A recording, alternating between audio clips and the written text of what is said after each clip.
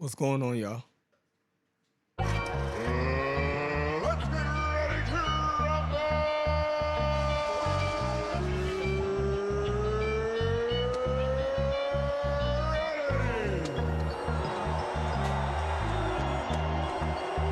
For the thousands in attendance and the millions watching around the world.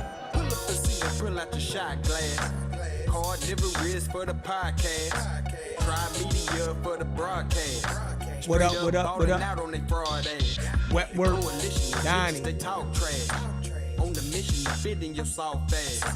Rolling green and clubbing this golf class. Loaded lust couldn't say they lost ass. The conscious community streets is all sad. Niggas be thinking they heat, they all last. Be conscious of all the sand in the hourglass. Be humble when be prepared when the power pass. Old and young niggas, we all clash. Ideology different, we move the ball fast. Yeah, these chickens is out of season, we haul ass. There's a reason we undefeated, it's all fast. Pull up a seat and pull out a shot glass. Carnivorous for the podcast. Try media for the broadcast. Straight up ballin' out on they fraud ass. Pull up a seat and pull out a shot glass. Carnivorous for the podcast. Try media for the broadcast. Straight up ballin' out on they fraud ass. Yeah. That's that Hampton right there, y'all. That's that DQ Hampton. What's going on, everybody? What is going on? We had a show yesterday. I do everything with this. Every decision I make, Hold on. it's Yeah, we had a show last night, man. I went back and listened to it, man. Y'all are still y'all. Everybody is still fire. I love all of the arguments, the conversation, everything. But yeah, so I downloaded a new game, Mafia. I never played this old school Mafia. I played one of the latest Mafias. A couple generation systems ago. It was one with the black guy from New Orleans. That was fire. I always seen this old Italian Mafia game that I said I would like to get into. I like the dialogue, the clothing, everything that comes along with it. So I said maybe I'll play that while, we cut it up and have some conversation, right?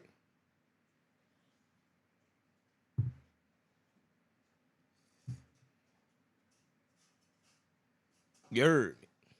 But what's going on with y'all? What's the title of this show? The title of this show is, I think, something about the Pseudo Killas is off the hook or out of control. The Pseudo Killas is out of control, right? Now, I'm just not making stuff up or want to talk about the Pseudo Killas, right?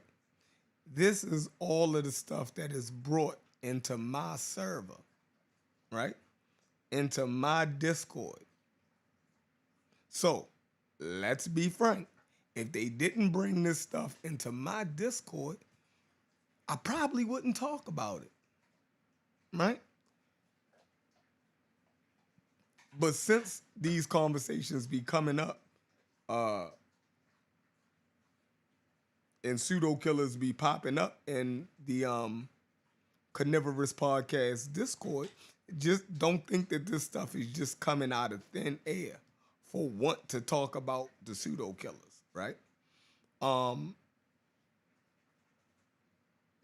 been staying away from these conversations for the most part.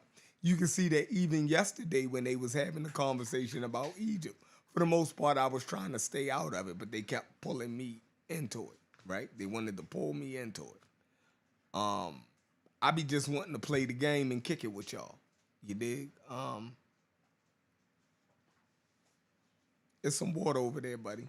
Go get some water. That's right. Good job. It's fresh. All right. So, yeah, they brought a lot of this stuff up in the Discord. So it prompted me, you know, to want to go in and talk about it a little bit. Talk about how much the pseudo killers is reckless and out of control. It's time for leadership to rein them back in. All right, it's time for leadership to rein them back in. It's time for Unc to say down, down pseudo killers. You know how you gotta do my dog when he getting excited? I say, Nubis, down, buddy. Down. Heel. See that? He ain't listening. But this goddamn dog. You wanna go back outside? Come on. Hold on.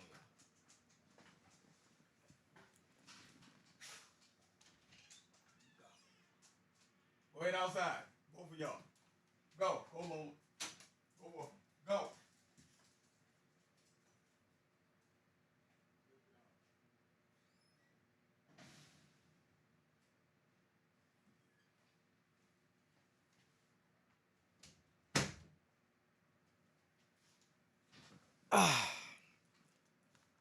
My bad.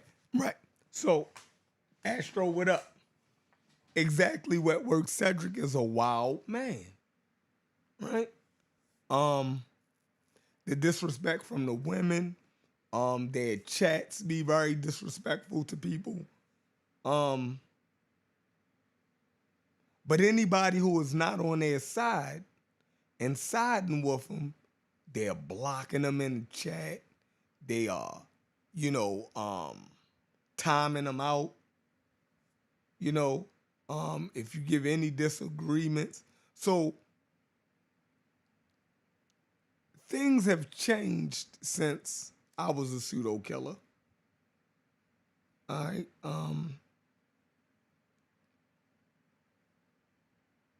New people then came along. You dig?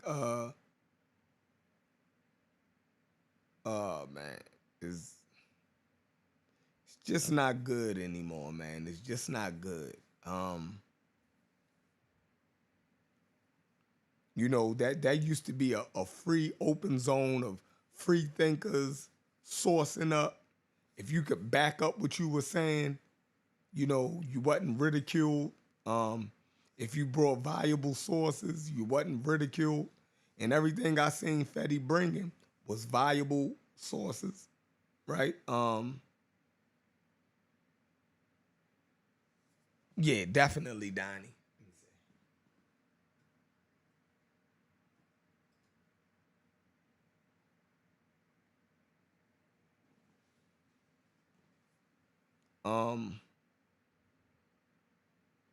Yeah, it's crazy.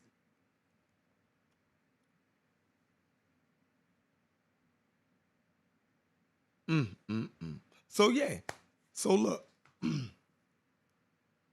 like I said, I wouldn't be having this. I wouldn't be. You said, Chef, why don't you play The Witcher 3? I can download that. I can download The Witcher. We'll probably try to get to that this weekend. Peace, Shakira.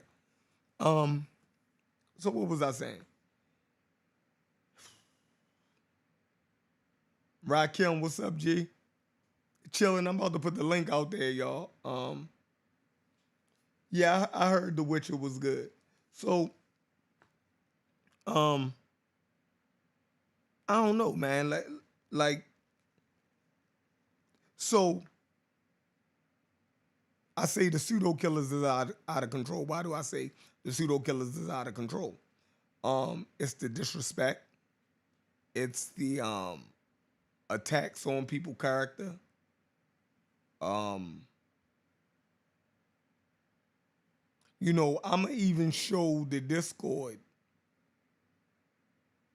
and show y'all how PK members go in on people, right? The young brother Fetty never, what I seen, disrespected Cedric at all. Cedric constantly this morning calling him out his name. saying that the young man was effeminate, calling the young man a female dog over and over, just because the young man said he has a disagreement and want to discuss his disagreements with brother Unc. Cedric is completely disrespecting the young man. I've never seen anything like this.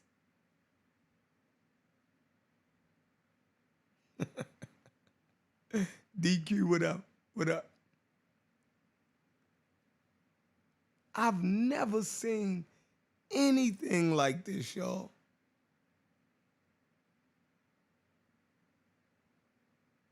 Never.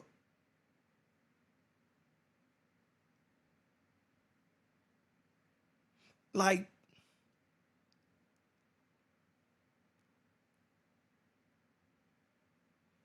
do they not see that we're all learning here?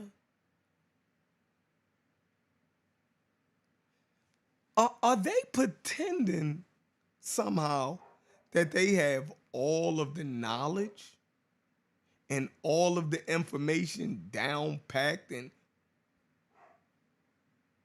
if Fetty is bringing the same sources that Unc is bringing, and Unc is saying he agrees with the sources that Fetty is putting forth, why the fuck then is Cedric and Juju and them attacking and slandering the brother?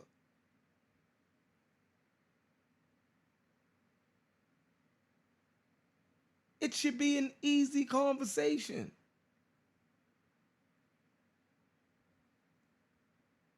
What am I missing? So let's go at it. I wanted to play the game a little bit, but I get to it when I bring and Cedric is always welcome to come on the panel if he disagrees with anything that I'm saying or putting forth. All right, y'all see this? This is the server. This is the Carnivorous Podcast Discord server. All right. Now, this is where it started today. 8:04, right?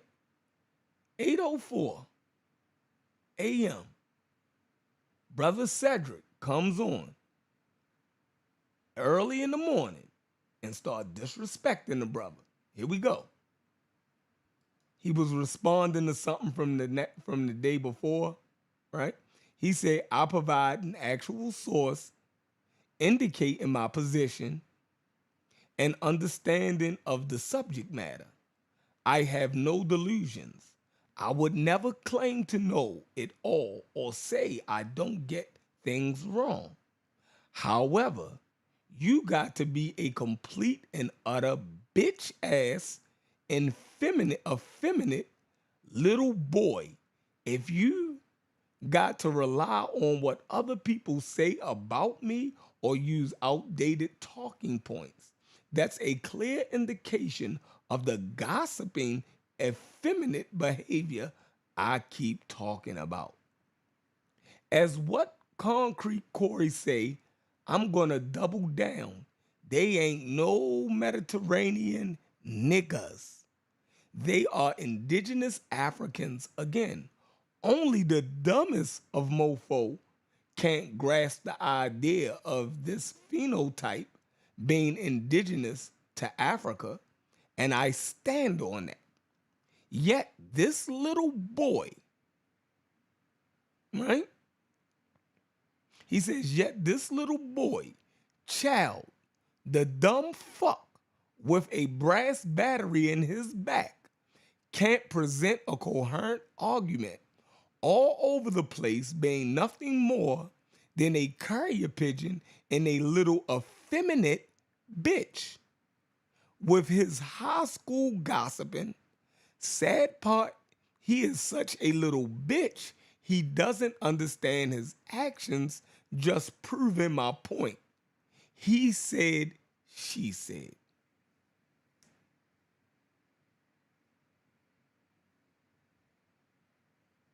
Called the young man a bitch about 5 times. Calling him effeminate, meaning he's female acting. Look how crazy this is.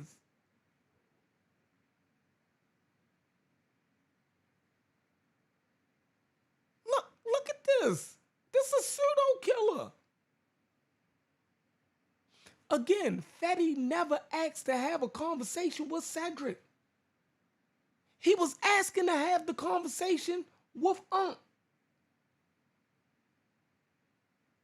So why is this man that's old enough to be Fetty's father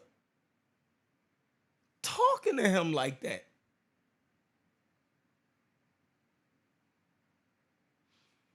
He's old enough to be Fetty's father, and he's talking to the young brother like that.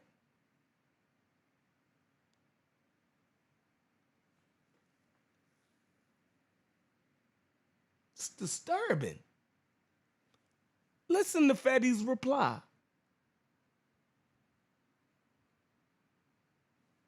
Hold on. Listen to Fetty's reply. Fetty says, simple logic. How in the hell are Green Saharans the foundational ancestors of North Africans like Proto-Berbers and Proto-Egyptian speakers like Unc says? If they have origins somewhere else at an older time period, he is making it seem like the ancestors of Berbers and Egyptians started in the Green Sahara and migrated north and eventually into Egypt and the Levant. Laugh out loud.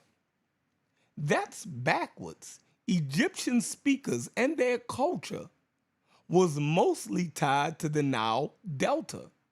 Nobody is arguing that Berbers and Chadic speakers later migrated into the Green Sahara or not.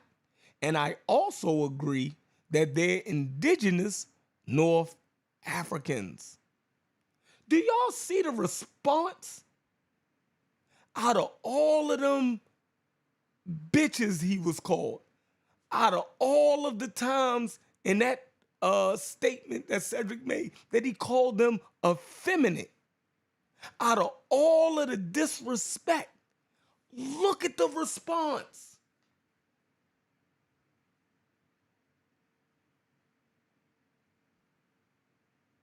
Look at the response. Listen, man, I'm reading this shit and I'm like, wow, what is going on here? Just look at, who wouldn't want to have a conversation with this little brother? Who wouldn't want to engage in a respectful conversation with this brother? Look at exactly. He ignored all of the disrespect and stuck to the information. And again, still not addressing Cedric. He's saying, this is a conversation I would like to have with Unc. He's still talking about Unc's position.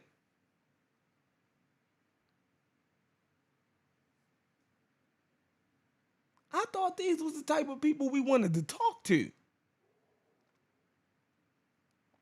I thought this was the level of conversation we wanted to have with respectful people.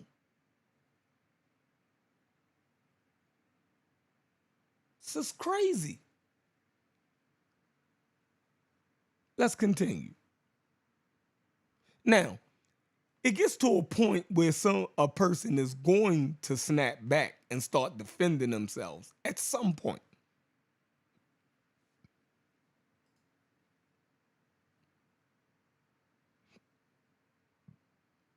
All right. He continues.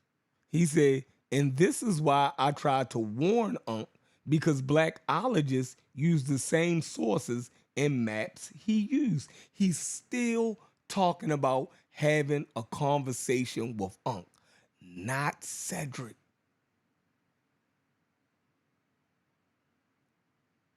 Y'all see this? He continues. The gig is up.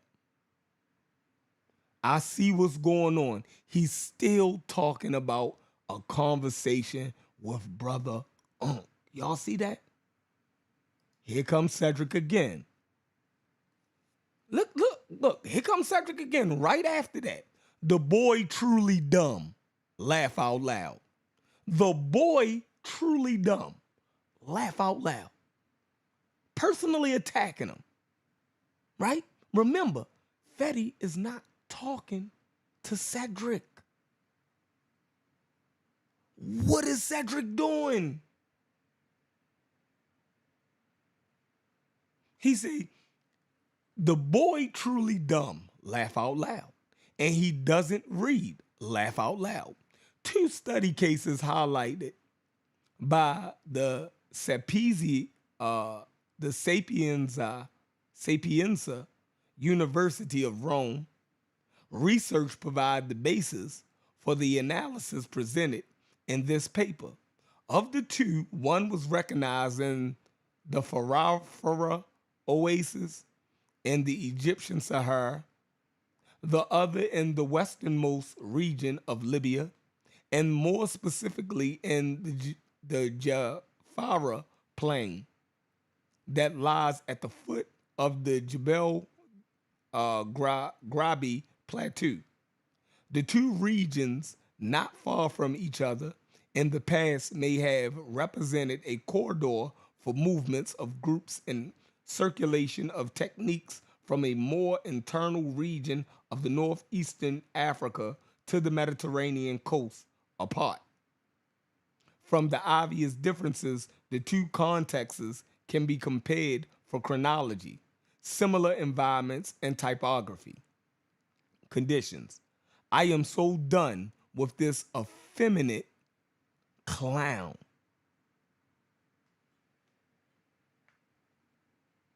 Look at the disrespect. If that was your response, why the disrespect? Fetty continues. Listen, he say, here's a video of a pseudo trying to use the green Saharan. They came from the South model too. Still not responding to the disrespect. All right? And it just keeps going on and on and on. Look at this. Fetty. That's why Unc was doing presentations with Smash and Reggie less than 2 years ago. He's still talking about having a conversation with Unc. This is Cedric. What is the Green Sahara? Laugh out loud. Boy don't read. A real dummy. He finally responds to Cedric after all of the slander. Listen to this. Fetty, you've yet to name a specific language speakers. Why you gotta slander so much? It's the morning, fam. Listen to how he's responding to all of that Cedric is doing and saying against him. He said, you've yet to name a specific language speaker. Why you gotta slander so much? It's the morning, fam. He called them fam. After all of the bitches and effeminates and child and dumb boy, he called Cedric family. He said, why you gotta slander so much, fam?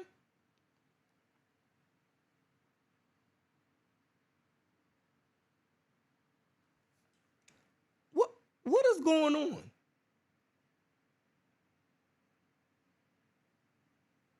Do y'all see this?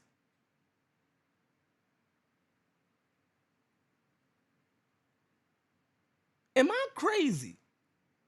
I was reading this shit and I'm like, what? I mean, and this went on for hours.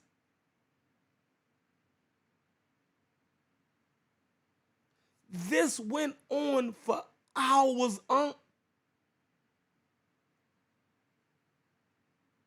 Cedric, bitch this and bitch that and dummy and effeminate little boy, pussy and all because the young brother has a disagreement with Unc the God Killer? Hell, 50% of the people on the internet have disagreements with Unc the God Killer.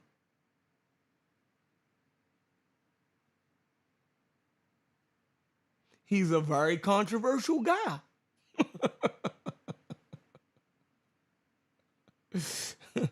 Unc's a very controversial guy. Right?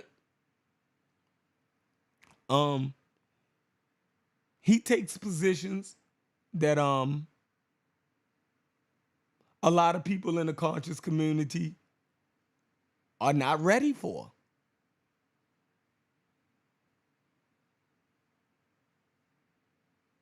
But this was all morning, y'all. This was all morning. It was crazy.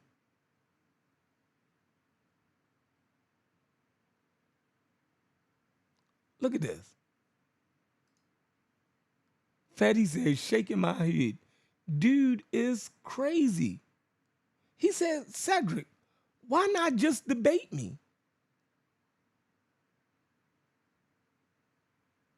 Why not just debate me?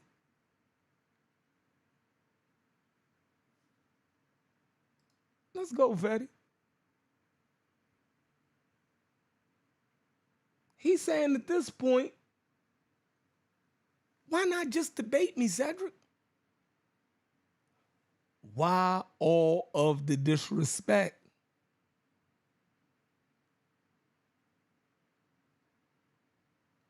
Who sent you? Who sent you to attack this young man like this?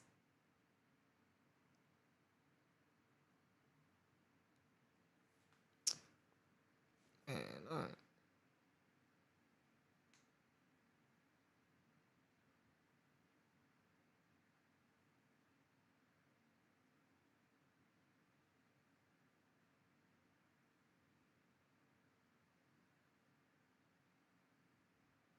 Look.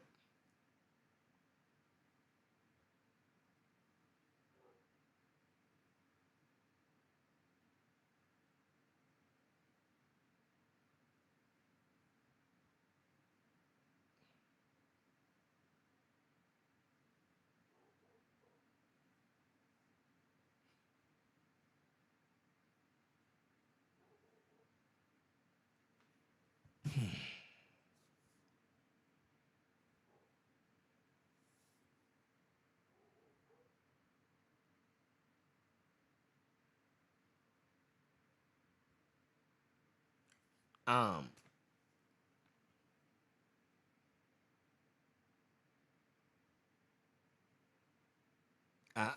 I don't get it, right? Listen.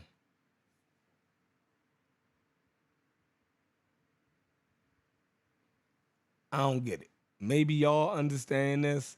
I don't. This went on for hours.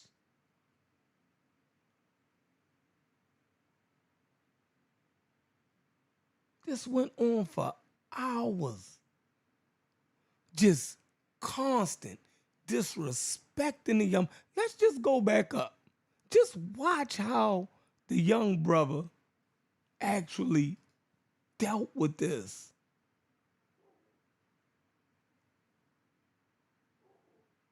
Look at this. This early in the morning. We're going to read this again because there's new people in the building. The pseudo killers need to tighten up. Is this a representative of the pseudo killers?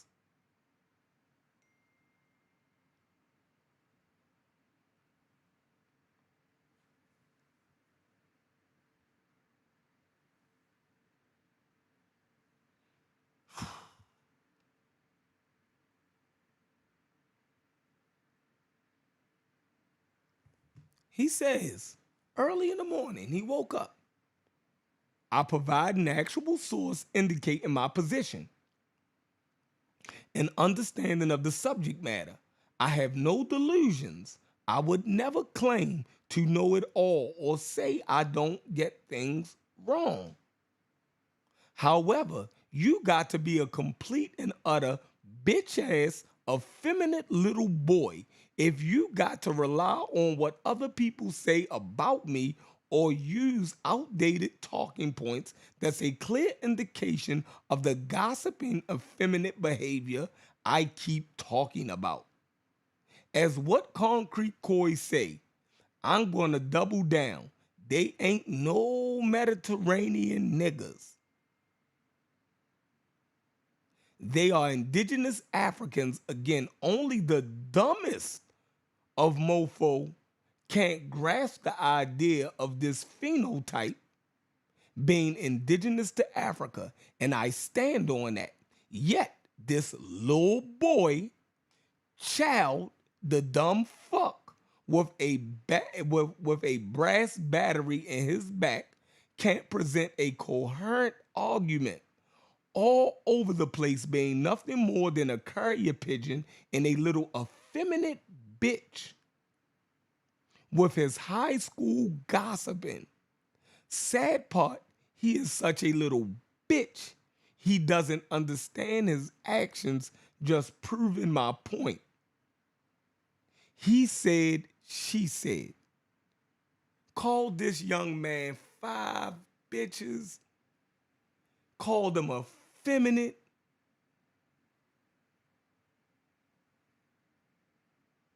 What in the hell? Because the young brother said he disagrees with Unc, the God killer, Bobby Banger, and he wanted to have a one-on-one conversation about his disagreement with Unc. Cedric goes crazy on him.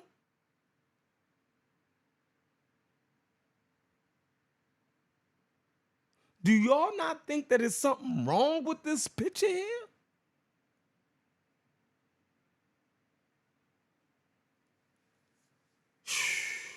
This was early this morning, Tuck. What's up? Paragon, what's going on? Dash Herb, what's up?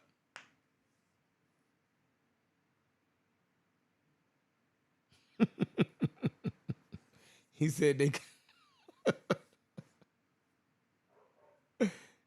they gotta put Cedric on a goddamn injured reserve.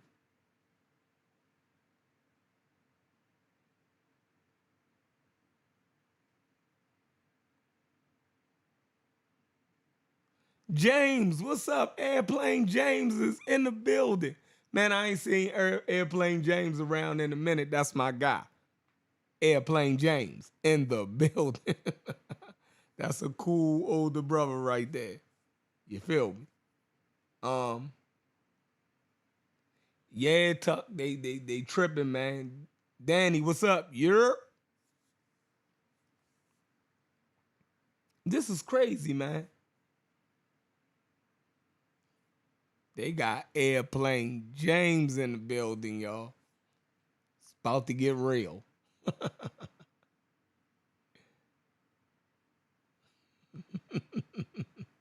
He called him Canadian James. Man, it's crazy. That's my guy.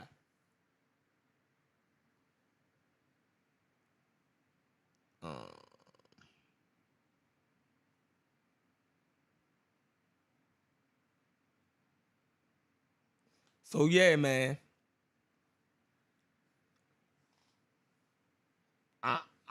I don't know. I don't know.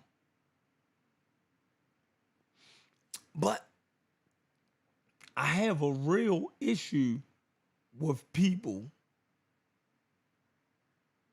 that I see who have pics, right?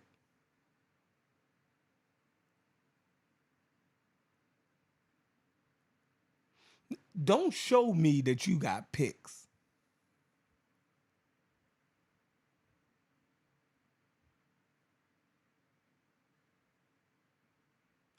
Y'all know the saying, Unc gives, any man can get it.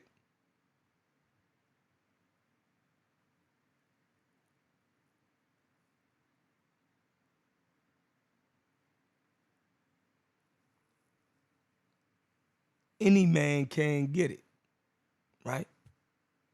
When you say that, and then I see you got pics,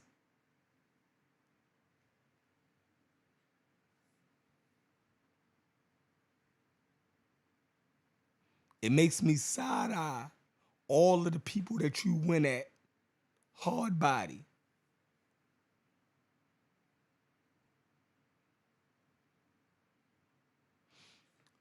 Brother Cedric, I seen Sinetta call you a bitch.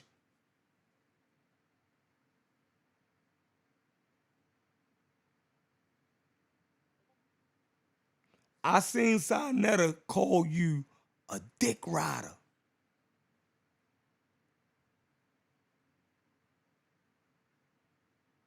And you laughed it off. You said, "Sir,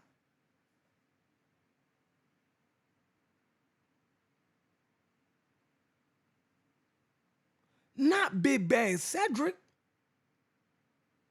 So why talk to Fatty like this?" Listen, when I left the Pseudo Killers, Cedric in the back chat talked to me like I was a dog. I never did nothing to Cedric.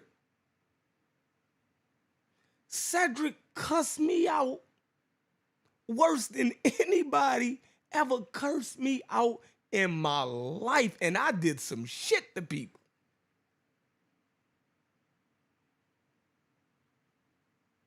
When I left the Pseudo Killers, man, Cedric cussed me out for Unc like a dog.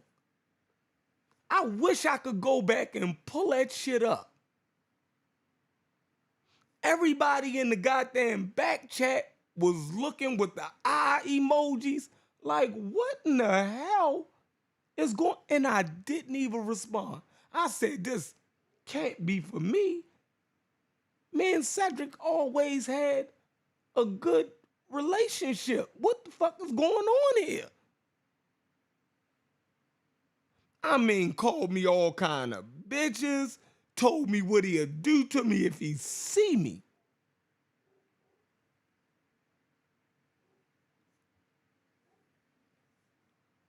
It was crazy.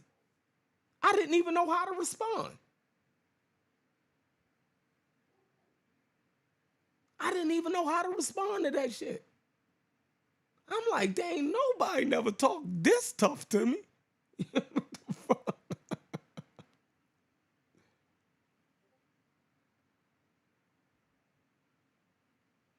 I'm like, nobody ever talked this tough to me in my life. I mean, this was some badass. I mean, y'all, I wish one day I'm gonna try to go back. It's too far gone.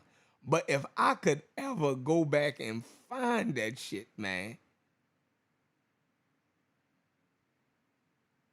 I'm looking at my phone like, man, my girl and caught me cheating and then cursed me out like Cedric cursed me out. Do y'all understand that? When I left the pseudo, this man cursed me out called me everything but a child of God.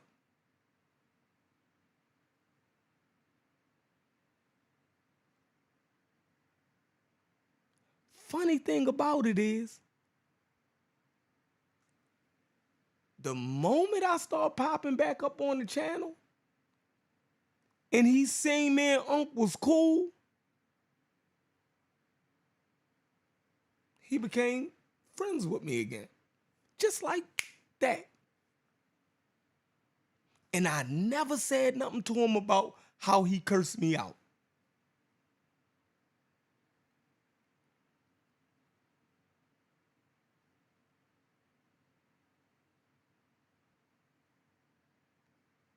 Said nothing. Just went right back on talking to him.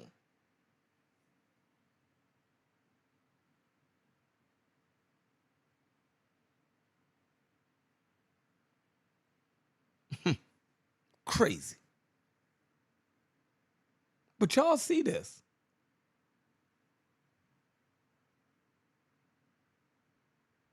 Y'all see how the pseudo killers act. Y'all see this.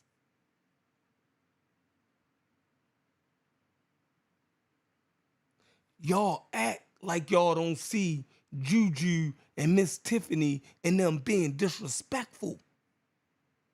Y'all act like y'all don't see that shit. That's the crazy part about it.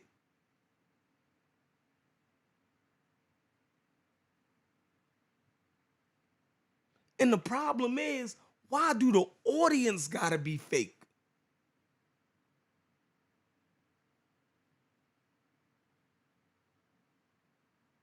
Why do the audience gotta be fake?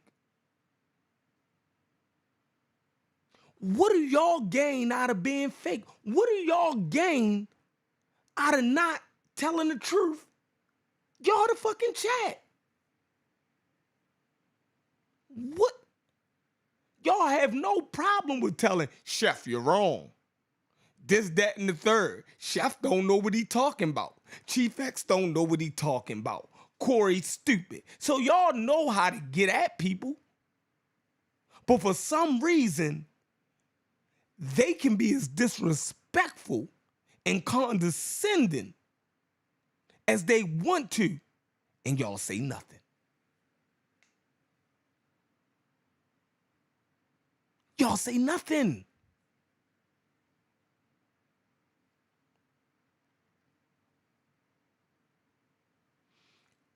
I don't look at the people who disrespect people the worst way.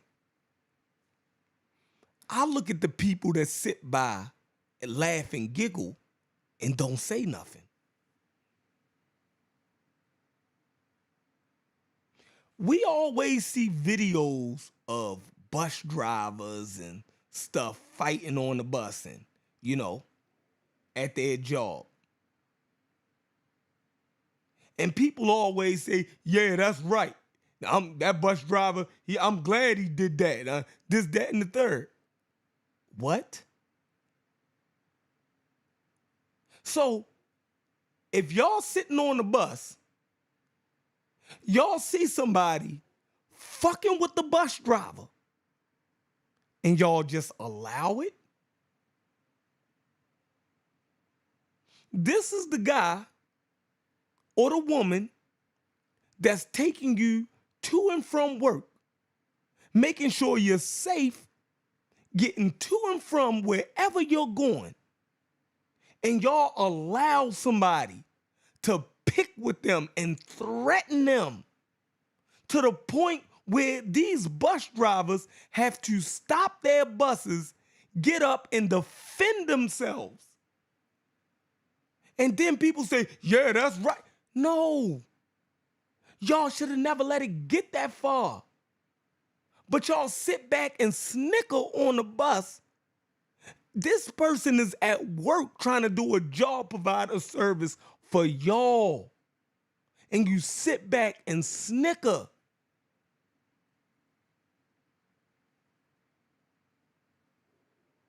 This world is out of fucking control. So I blame these chats. I blame these fanboys who only call out one side.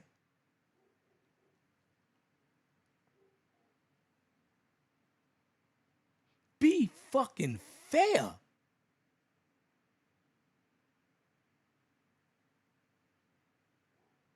Be fucking fair. If y'all not gonna be fair, don't even come over this motherfucker.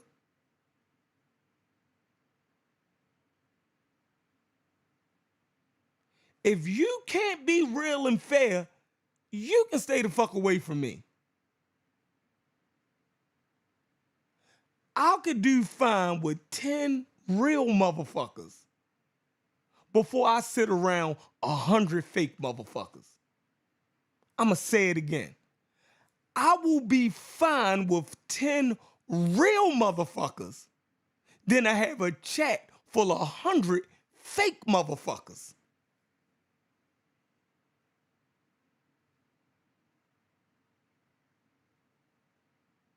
Fuck y'all.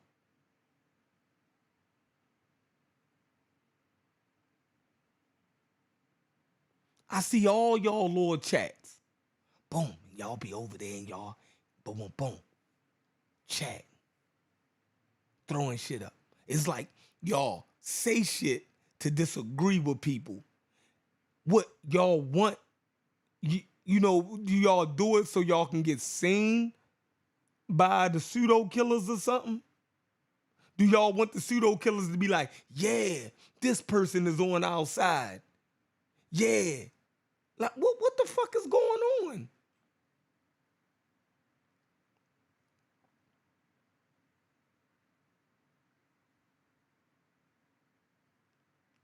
What is going on?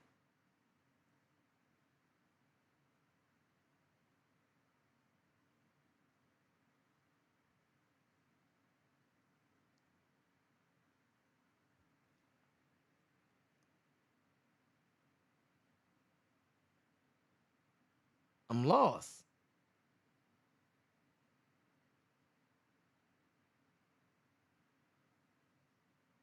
I'm lost. Don't nobody say, man, that's disrespectful.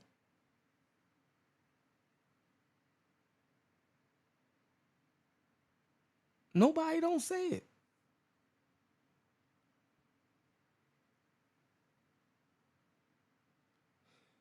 Y'all sit there and say, Chef, you take Chief X side. No, I don't. Y'all be mad that I'm not going along with the bullying.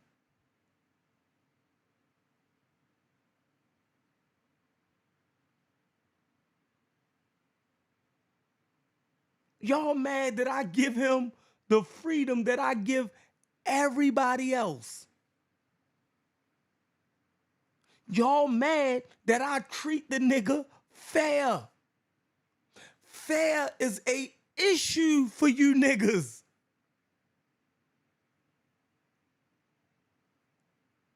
I disagree with Pan-African James, but I treat the nigga fair.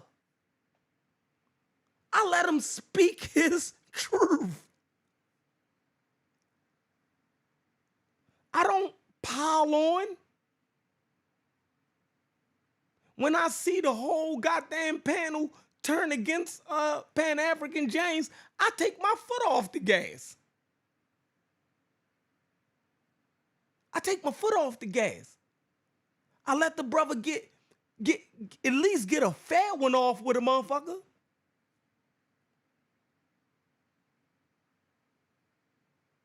Cause I'm not with the bullying.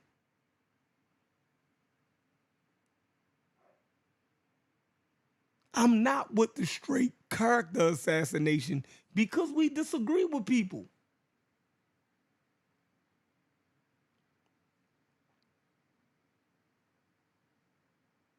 I'm not with that.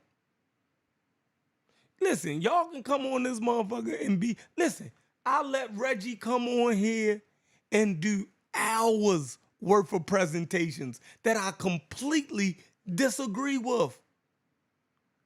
I don't sit up there and call Reggie dumb and anything. I don't berate him. I don't try to belittle him just because I totally disagree with his positions.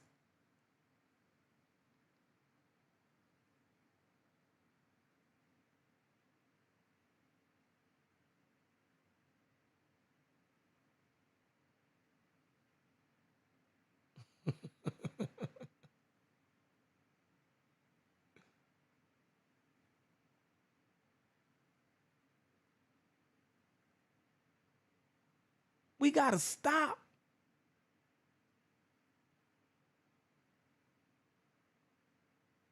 We got to stop. If this all that we want around us is people that agree. Listen, I never want to be in a circle full of yes men. That shit is dangerous.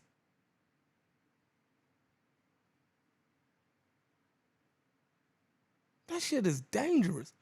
Imagine being around a group of people that you think is your friends and they won't tell you that your breath smell like shit.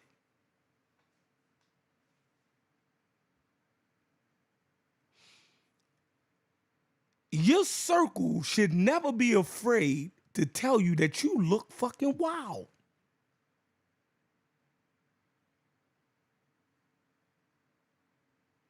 I would never want to be around a group of people who I call my friends, my associates, who won't tell me my breath smell like shit and allow me to go all in women's face and be all.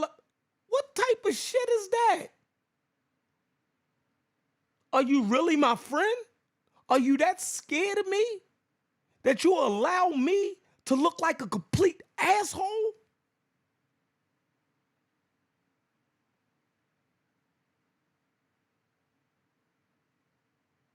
So, brother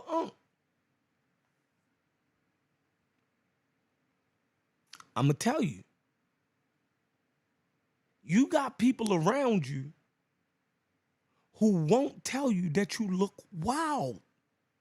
Now, I don't know how you're going to take what I just said. But from my observation, you have people around you who won't tell you you look wild.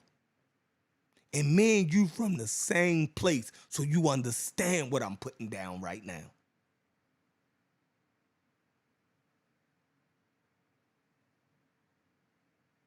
I'm telling you, that's crazy.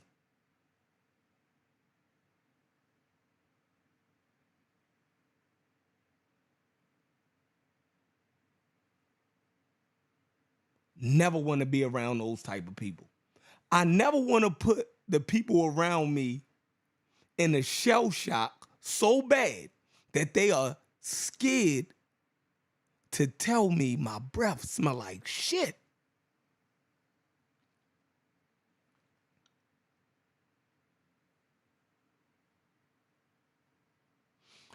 One of the most disturbing things that we got a chance to witness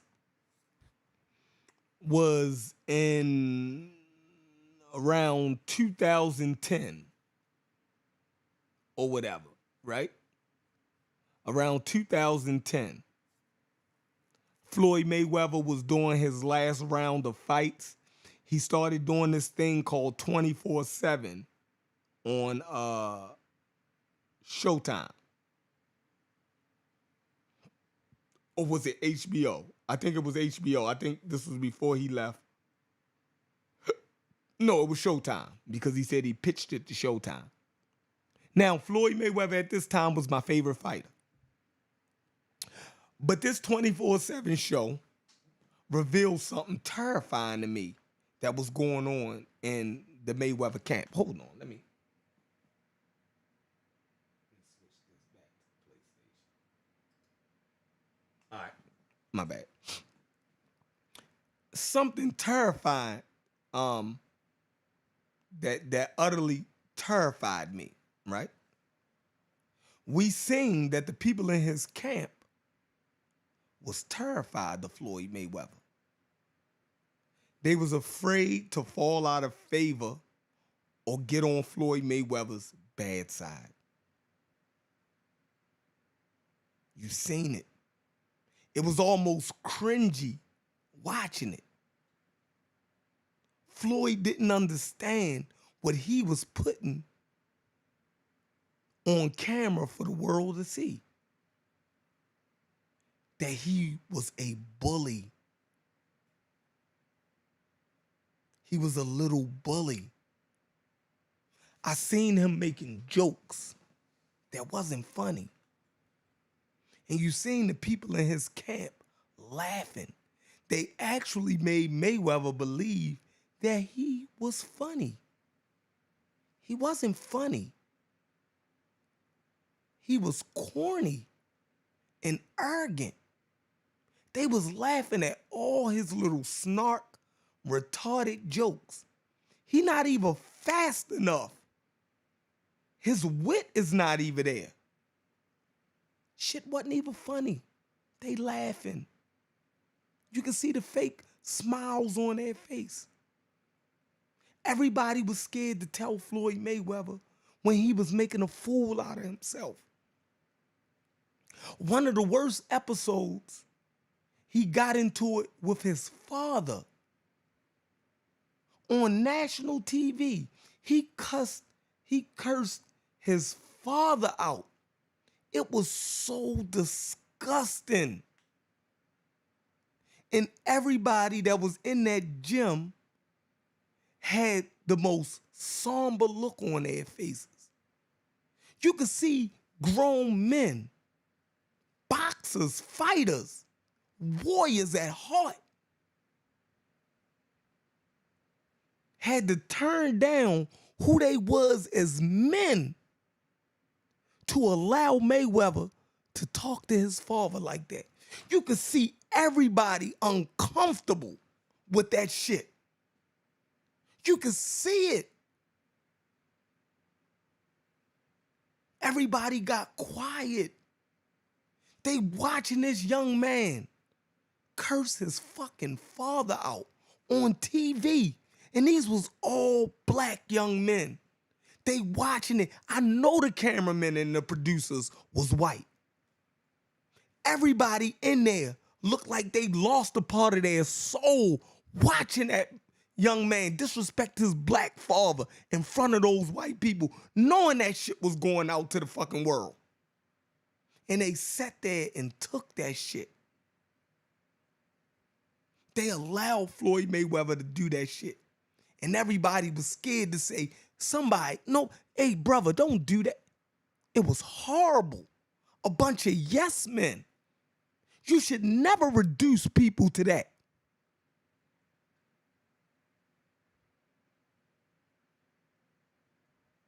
You should never reduce your friends to yes men. If I can't keep it real, It's good for the business and my boys. But Morella, he's a hothead. You know? if I can't keep it real with you, I shouldn't be around you. If I'm scared to tell you the truth, then I shouldn't be around you.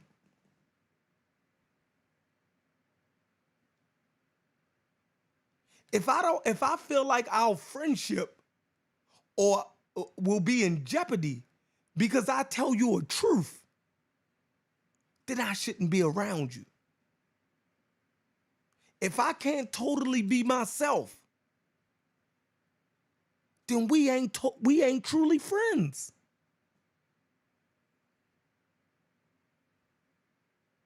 My friends know exactly who I am. And when I'm too much of me, they tell me.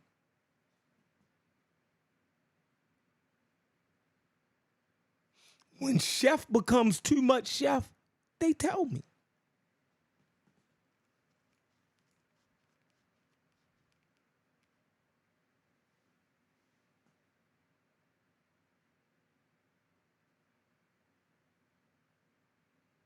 Floyd Mayweather disrespected his father. Told his father he will whip his ass. His old sick father. Floyd Mayweather Sr. sick. He got sarcoidosis. He got a breathing problem and everything. It's a lung condition. He told his father, I'll whip your ass and you wasn't shit. He told his father that his Phoebe in front of all of them people in the gym, he embarrassed his own father, told his father he wasn't shit as a fighter. Are you serious? Man, everybody in that gym knew that that shit was wrong. A bunch of yes men. They sat there, heads down. They knew Floyd Mayweather was wrong.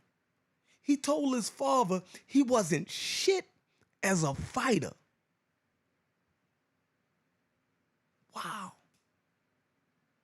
Your father. Now,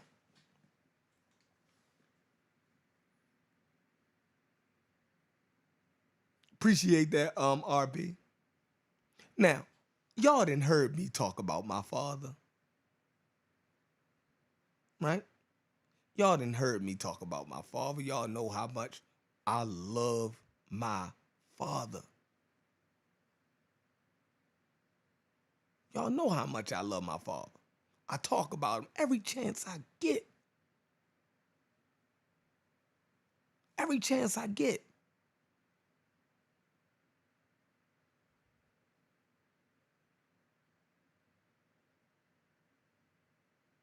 Man, I miss my father so much. And every time I think about that incident that Floyd Mayweather had with his father, like, yo, how could you do that? Yo, that's your pops.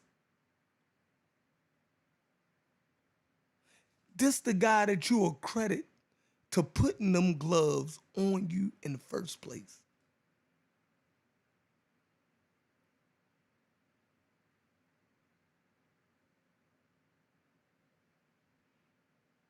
Talk to your father like that. Tell your father that he wasn't shit when he was the one that taught you how to box.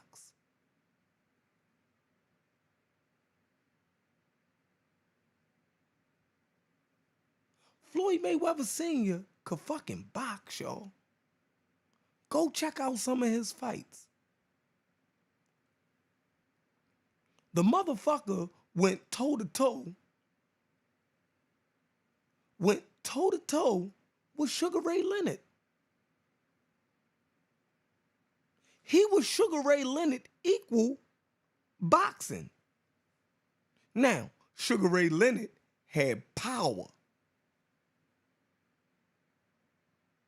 So Sugar Ray Leonard, when he got tired of boxing Floyd Mayweather, he decided, I'm about to go in here and just knock this motherfucker out. Right? But you can see that Floyd Mayweather Sr. had them fucking skills, right? He had the shoulder roll, right? You know the shoulder roll Floyd got, right? He would shoot that slick ass right hand down the middle, right? Yeah, Sugar Ray Leonard battered him, but for those first 6 rounds, until Sugar Ray Leonard realized that I'm gonna have to go in here and knock this motherfucker out because this motherfucker can really fucking box. I'm gonna have to go in here and lay some level on this motherfucker because he's making this boxing game, you know, he could hang with me boxing. You feel me? But yeah.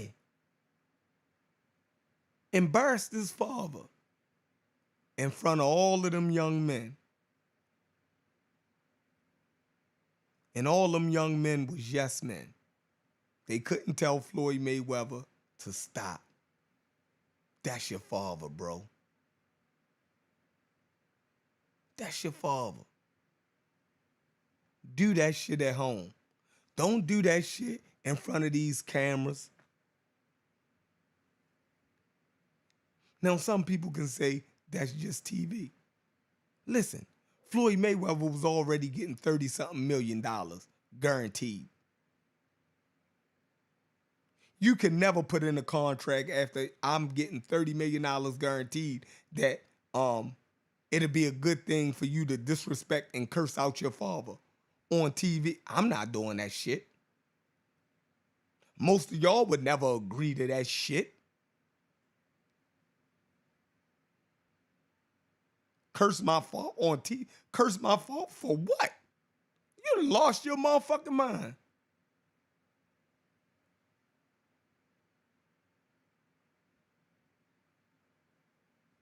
You done lost your motherfucking mind.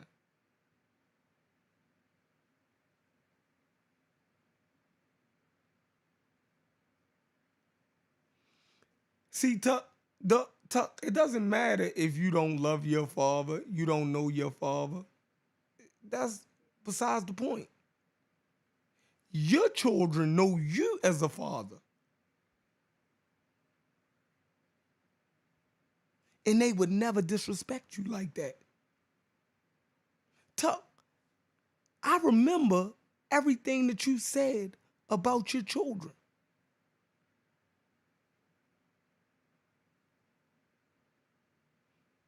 I know that you take your daughter to the goddamn flipping class. I've seen you in there dropping your daughter off at the goddamn gymnastic spot. So you're actively engaged. So it don't matter if you don't know your father, you understand the respect that a father should garner.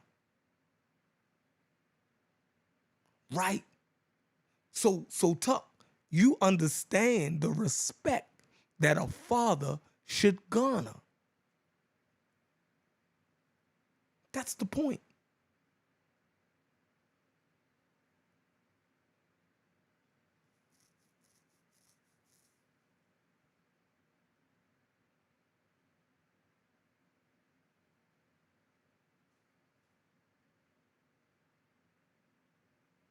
Listen, Floyd Mayweather Sr. went to jail, right? Was separated from his son because he went to jail. Maybe I'm from the hood. Maybe I got a whole different perspective than y'all. So I'm going to just leave it alone. I'm going to just leave it alone because this is a touchy subject. You dig what I'm saying? I'm going to say this. Our parents have lives also. Our parents' lives don't stop because we are born.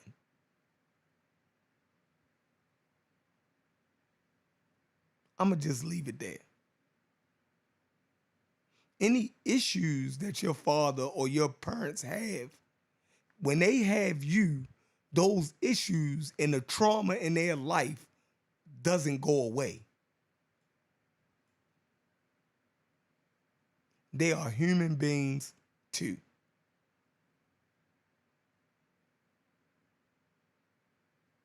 They are human beings also.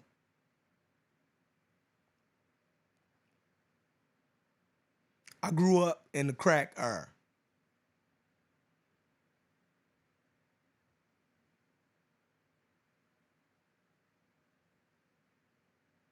And I remember having friends whose parents got high, was junkies.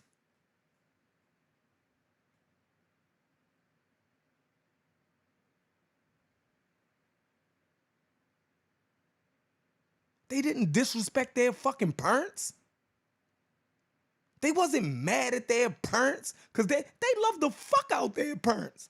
And if their parent came up to school and somebody made a joke about their parent being an addict, they will whoop your ass because they love the fuck out of their mother.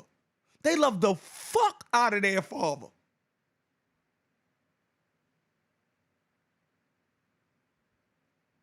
They understood. How did these little kids understand at an early age that my parent has a sickness, that my parent has an issue? I wish my parent didn't have that. But they do. But I love them. Listen. Oh, man. This is crazy. This little guy named Lord G, right? I used to cut his hair. Lord G passed away right now. I mean, he's passed away now.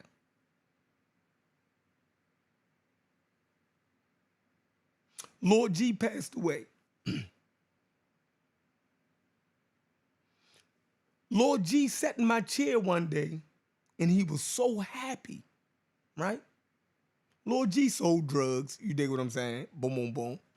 You know, a little street dude was making his little money, drove his little Acura. You know what I mean? All right. We knew what Lord G was doing. So Lord G sits in my chair, right? Serious dude, right? Don't really got too much jokes. Don't boom, boom, boom. So this day he's sat in my chair and he's super happy. So I'm like, Lord G, what's up, G? Why you so happy today, right? Lord G, like, yo, my mother just came home from rehab, yo. Man, my mother look good. You feel me? He like, yo, my mother look good, yo. She just came home from rehab, yo. She look good. You know what I mean? That's how I remember my mother, right? And he's bigging up his mother, right?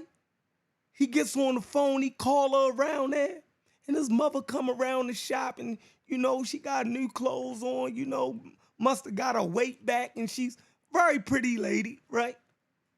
So his mother coming in, we like, yeah, dang, yo, you got a nice looking mother. All right, cool, boom, boom, boom. Yeah, that's what's up, right? So 2 weeks later, 2 weeks passed, right? Now, here in Baltimore, guys get their hair cut every week, right? So next week he came, he's still happy. Second week he came back. He kind of depressed. He got a mug on his face. So I'm like, damn, Lord G, what's going on now? He like, man, my grandmother, man. Man, I gotta get my mother out of there, man. Cause his grandmother get high. He come from a family full of generations of addicts, right? So he like, man, I gotta get my mother out my grandmother's house, man. My mother gonna start getting high again if she don't get out my grandmother's house, right? And he was like, man, I only got a 2-bedroom apartment, right? And he like, you know, me and my baby mother, and you know, I got my 2 kids, my 2 sons share a room. I gotta get a bigger place, right? So now he was asking me, yo, you know anybody who got, you know, a single family house for rent or something that I can run? He was like, I gotta get my mother out of my grandmother's house, right? Because she gonna end up relapsing by being my grandmother bringing drugs in the house. You know what I mean? My mother ain't strong enough to be around that type of shit. You dig what I'm saying? And he's telling me how when he was younger, right? He's telling me how, you know, how he used to come in the house and from school, like in middle school, and see his mother OD'd on the living room floor. And he's telling me about how he comes in the house one day from school as a little boy and see his mother OD'd on the living room floor, and he think his mother is dead. This is a little kid. And he's telling me how he had to save his mother's life. And he loved his mother, right? So when people talk, parents should have stopped their life, right? Or their trauma, because you should be grateful that they gave you life in the first place. Because they could have aborted your ass.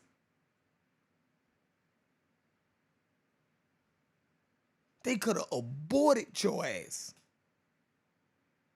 They had you with all of their issues, and they still loved you as best as they could. Getting high is a sickness. I don't know why we don't believe that shit. Look it up. Getting high is a sickness. Addicts are sick. I don't know why the black community is so fucking pseudo. We are so fucking pseudo.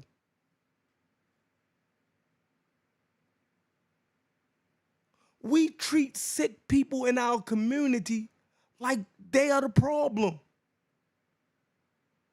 No, they are not the problem. The drug dealer is the problem in our community, not the sick people. The one that is profiting off of the sickness is the fucking problem. The one that is perpetuating sickness in our community is the problem. We're so fucking pseudo.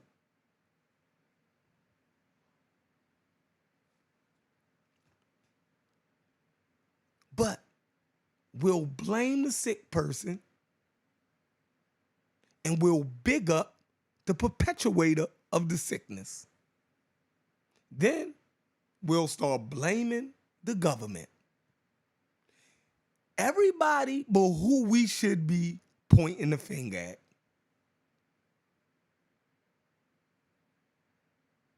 We are in love with the criminal element in our communities. We are in love with them. We will blame everybody but them.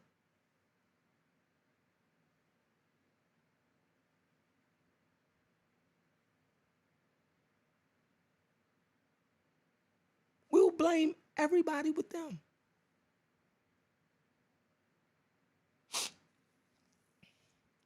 I grew up in the crack era. Think about it. So I remember when a homeboy mother would get off of drugs.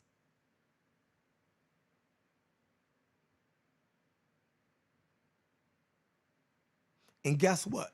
They'd say, look, yo, my mother clean, yo. Yo, if she come around here and ask for something, nobody don't give a shit, yo.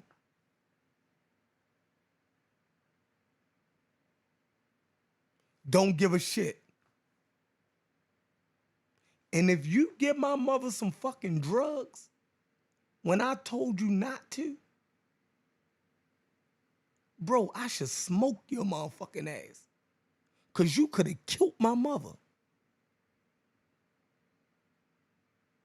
See, when you think about it from that angle, now you see it. Now you can see it. The person that sold your family member them drugs that made them OD is responsible.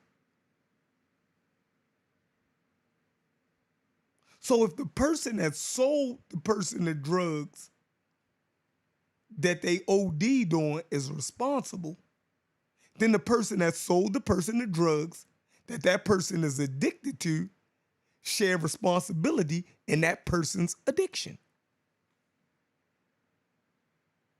You see how that go together?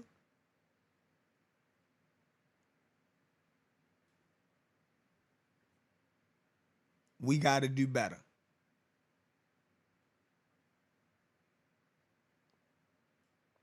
We have to do better.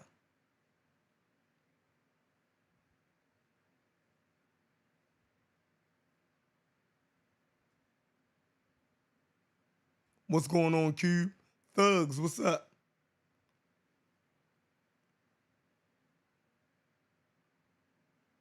Exactly, thugs.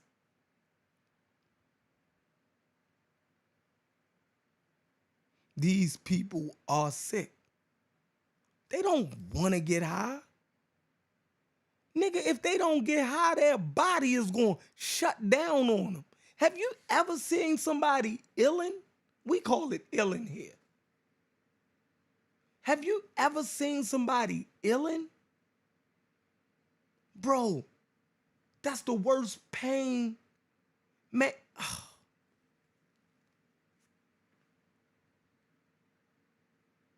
man, they take drugs, they scared they are gonna fucking die.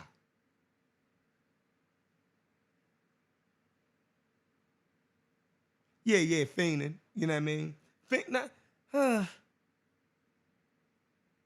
Yeah, we call it fiend, but fiending is not really what we have the word fiending, right?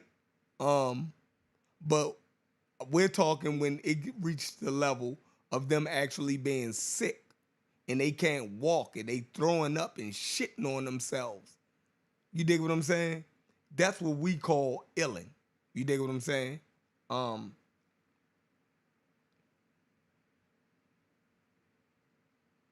Talk to an addict. They'll tell you, man, I take this shit so I don't get sick. At that point, they're chemically dependent. Their body is on it. Oh man, I ain't.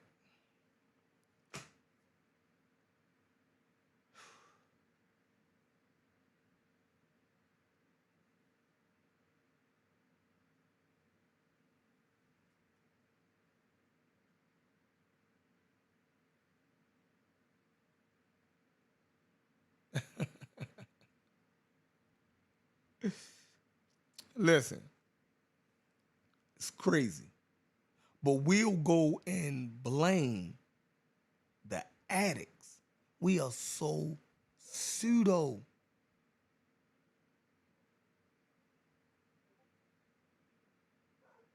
Y'all get that?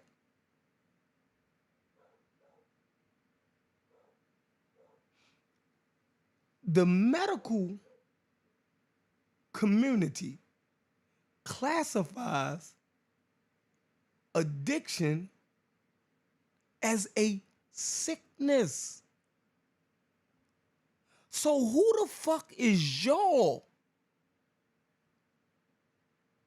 with no medical degrees at all to go and blame the sick person?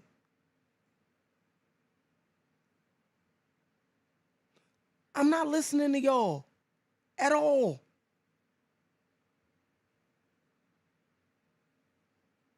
You are chemically dependent. There's receptors that is calling for that.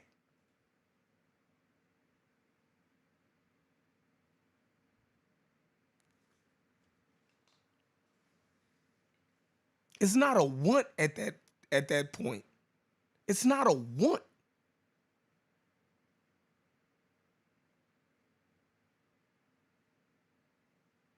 It's not a want, y'all.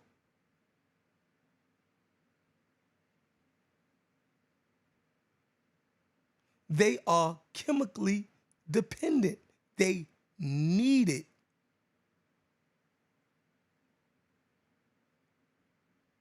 Listen, if I was to take a heroin addict to the hospital right now, if I was to take a heroin addict to the hospital right now, they will be admitted into the hospital for drug sickness. Do y'all get that? They will have to hook them up with IVs. They will have to give them other drugs to wean them off of it. They are sick. They will have to give them fluids. They will have to keep them completely hydrated. All of these things. These people are sick. And if a person says, I want to go cold turkey, right? We call it going cold turkey. When you don't take no drugs, no IVs or nothing to get all of the drugs out of your system. We call that here, we call it cold turkey. When somebody say I'm gonna go cold turkey. If you take a person to the doctors, right to the emergency room, and say this person want to get off drugs, but they want to go cold turkey, the doctors in the ER is going to advise against it. Because this person can die. They can shut their body down by going cold turkey.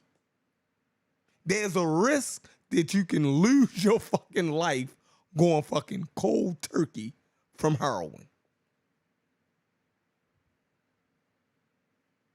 These people are sick.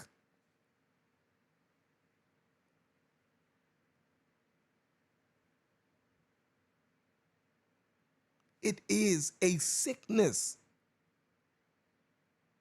Y'all can never convince me to blame addicts. I take it a step further.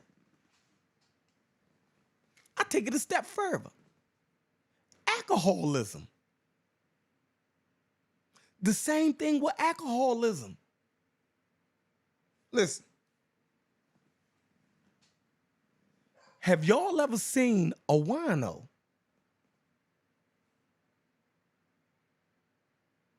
Think about it. A wino get the shakes if they don't get a drink. You'll see them lined up at the bar early in the morning for the bar to open. They got to take a drink when they put their feet on the ground. Soon as they wake up, they got to take a fucking drink or they'll be sick.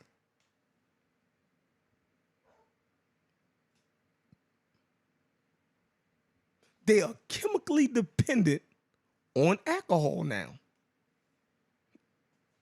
If they try to go cold turkey, they'll be sick as a dog. And guess what?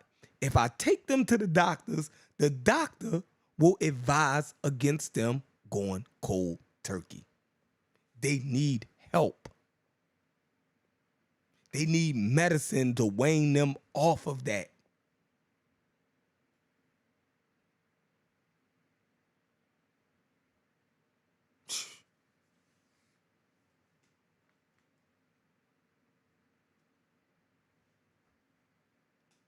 Y'all don't get it. So the moment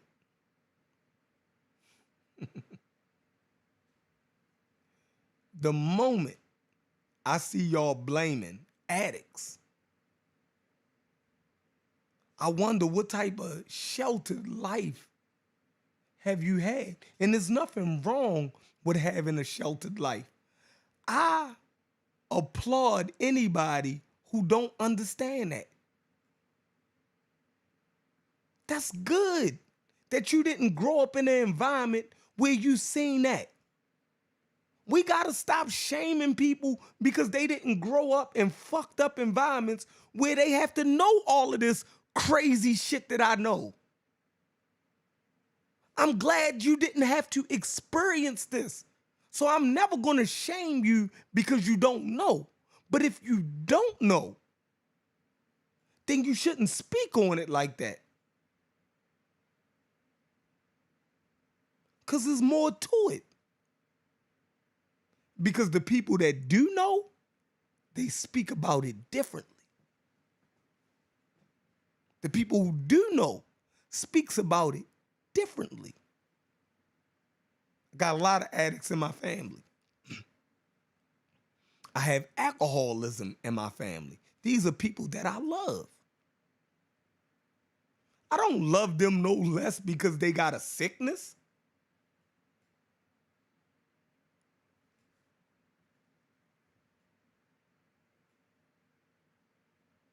Love them to death.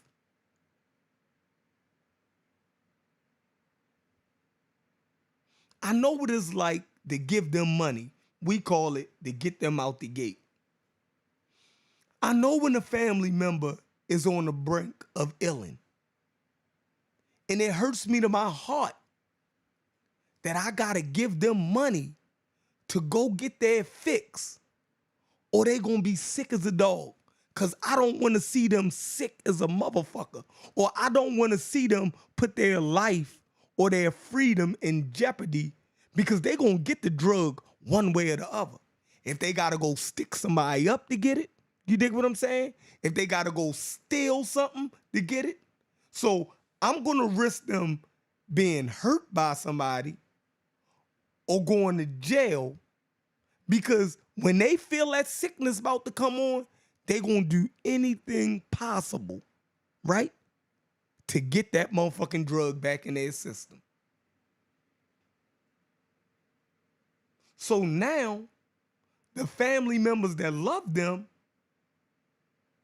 we got a choice to make. We got a choice to make. Either we give them that money so they can get it, or we risk them going out there getting themselves hurt to get it, because they gonna get it. They ain't not gonna get it. They're chemically dependent at this point. Sometimes they come to you, man, nephew, look, I ain't gonna ask you, man. Sometimes they come by my barbershop, right? And the barbers in there, they already know. Yo, here comes such and such. They start laughing. They see him walk by the window. You dig what I'm saying? And it's so, I'm, so well respected, which is a good thing and a bad thing, that they could come by the barbershop. If I'm not there, one of the other barbers or somebody in the shop will give my family members some money, because they know I would. And they know why I'm giving it to them.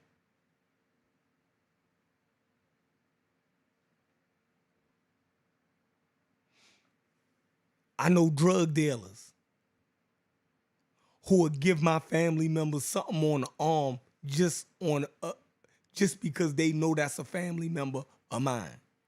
They be like, yo, I took care of them for you, yo.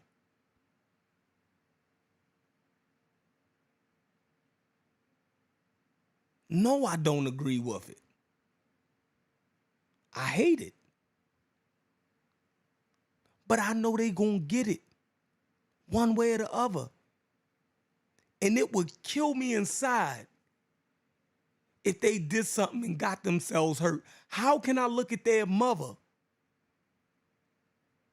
and when their son or daughter came to me for fucking help, and I was being an asshole and said no, and they went out there and got themselves hurt or killed?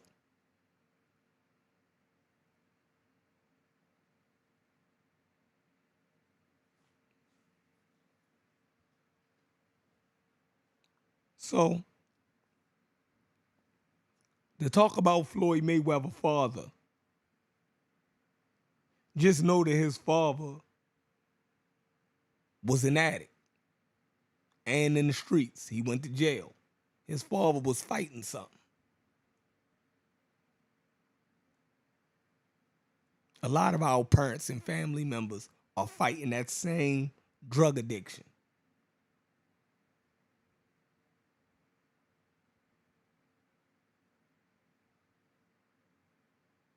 All right?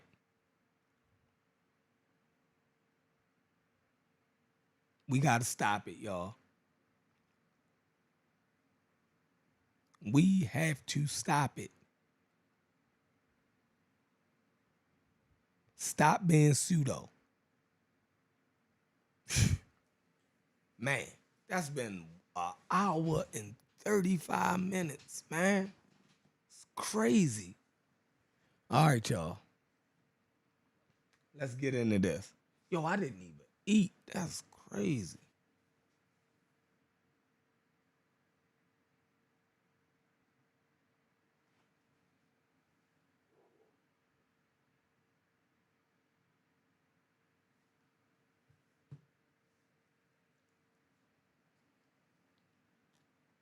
He said you can't stop the CIA. All right, let's get into this, y'all. What's going on with y'all? Anybody want to jump on the panel? Let's see what's going on. All right, I just started this game called Mafia, the definitive edition. All right. And what's going on? I just hooked up with the Don, right? They bringing me into the family. I just hooked up with the Don. I started off as a cab driver. All right, so just the move. I started off as a cab driver, right? And you know, some gangsters was got into a car crash. They was running from another family, and they was having a shootout. So they jumped in my cab. This is how I hooked up with them. And they were so impressed with my driving skills, I got away. They told me to come holler at the Don. You dig what I'm saying? So they giving me work now. You know what I mean? I did a couple jobs for them on the side. Now they want to bring me in. All right. So now I'm finally sitting down at the table with the Don.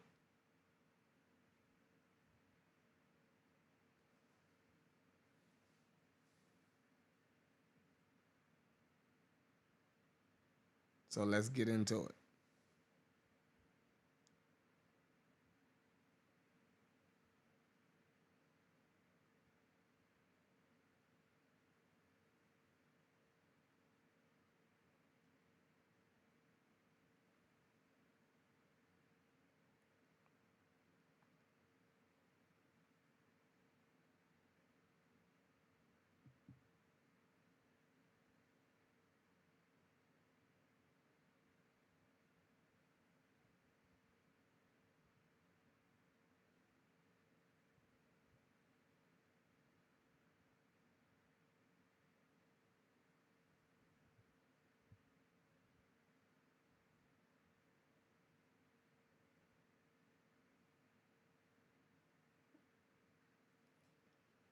All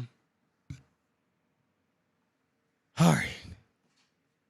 So let's see. And then I'm I think this the remake. Q. I think this the remake. All that anger burns out the brain. And when he gets mad, he gets stupid. You got nothing like that to worry about with Tommy here. He was aces the whole way, boss. I'm glad to hear it. I got a growing business here. We could use a guy like you to help out around the bar. Maybe run some errands, make sure the bills get paid on time. You up for that? Oh, it'd be an honor, sir. Good. Good. Now, Polly and Sam have already vouched for you.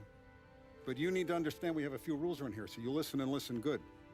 First, no cursing on the premises. There's a million words out there. And the man who needs to resort to fuck this and fuck that is just ignorant or lazy. Okay. Second, we don't deal in the hard stuff. I don't want any dope fiends in this neighborhood. We'll let Morella poison his own people if that's what he wants. Finally, stay out of trouble with the cops. We only have a few on the payroll. And if you cross the line, the rest will come after you. You understand? Yes, Mr. Salieri. Then I'm going to only ask you for one more thing, Tommy. I don't keep Paulie and Sam around just because they're strong. A lot of guys out there bigger and tougher than these two. And I don't keep Frank on a payroll because he's smart. Though he is an artist with the numbers. All these guys in this room, they're here because they have the only thing that matters to me. The only thing that should matter to any of us. You know what that is, Tommy?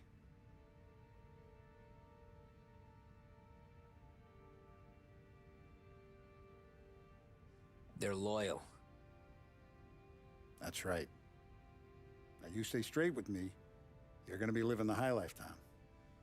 But you abuse my trust. Don Salieri, you won't ever need to worry about me. Okay, then. Welcome to the family.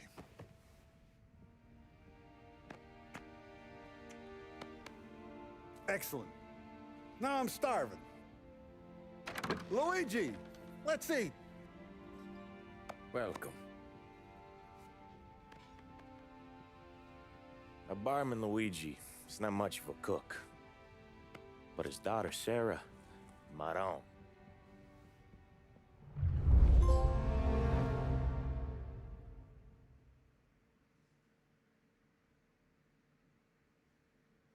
All right. So what the hell I gotta do now? Those first days in Salieri's bar were slow.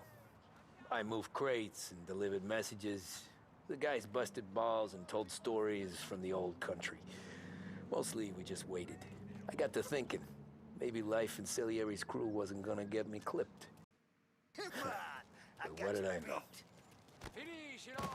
You, Tommy? Come on, there's steel gas in Yeah. your tank. Get him back. Boss is waiting for you. Thanks. Ignora quell'idiota. Arrenditi. Ah, potrai combattere ancora.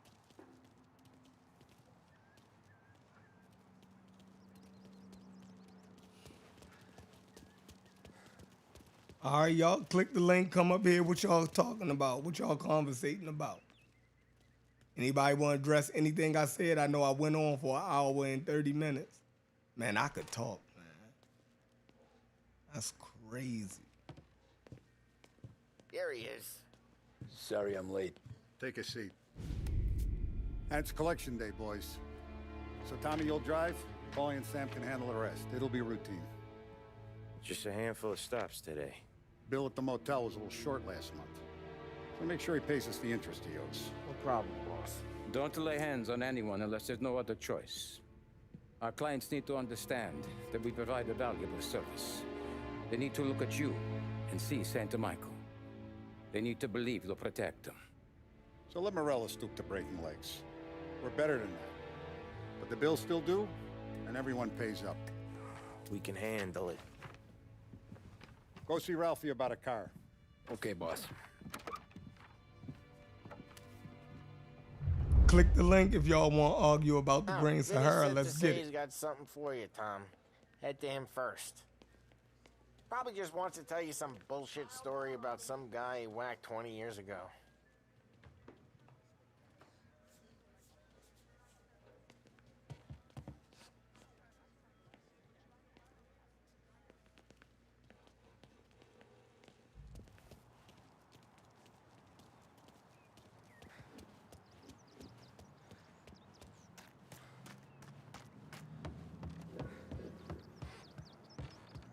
I'm going to pick up some guns, y'all. Hey, just the guy. I saw this, and I thought of you. Man, this little ass 38. The hell? You ever carried a rat? Shot him at the fair a couple of times. Right. That don't count. Pointed at the target over there.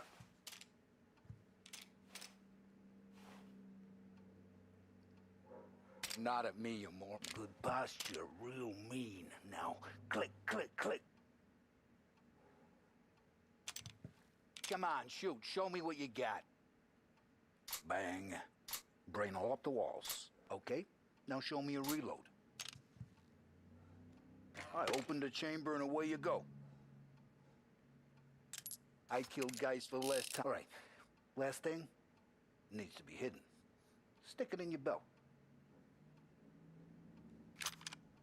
Good to go. And when shooting starts, get behind something and don't shit yourself. Thanks, Vincenzo. I appreciate it. Hey, the Frank and the boss, Vincenzo. To you, it's Finny.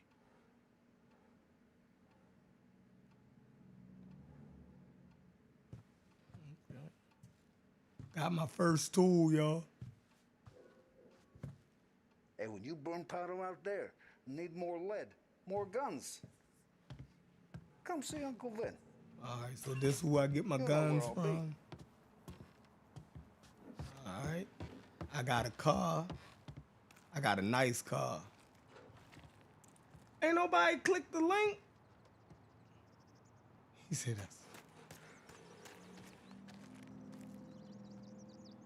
Look, you guys need to be careful today, okay? I spoke to Biff. He said Morello's still bent since he lost the cars. What's losing some motors to him? He's got at least 5 garages. You know how to get into one of these, Tommy? Elbow goes through.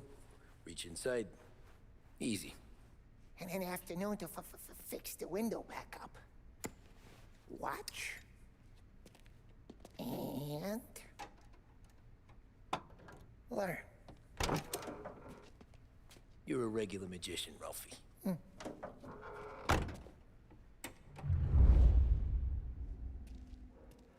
I hold Come on, to pick a Tommy. card. Show me what you can do.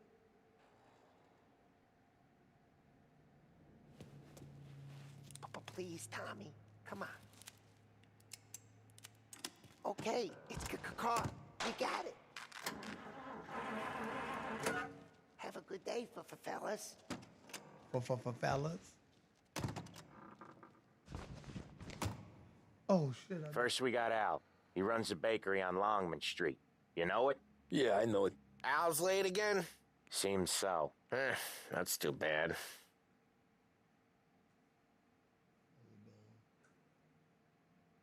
me let my man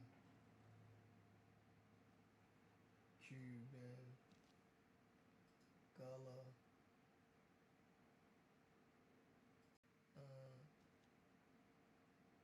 boom.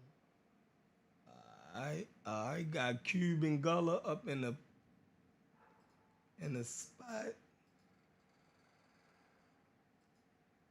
Q.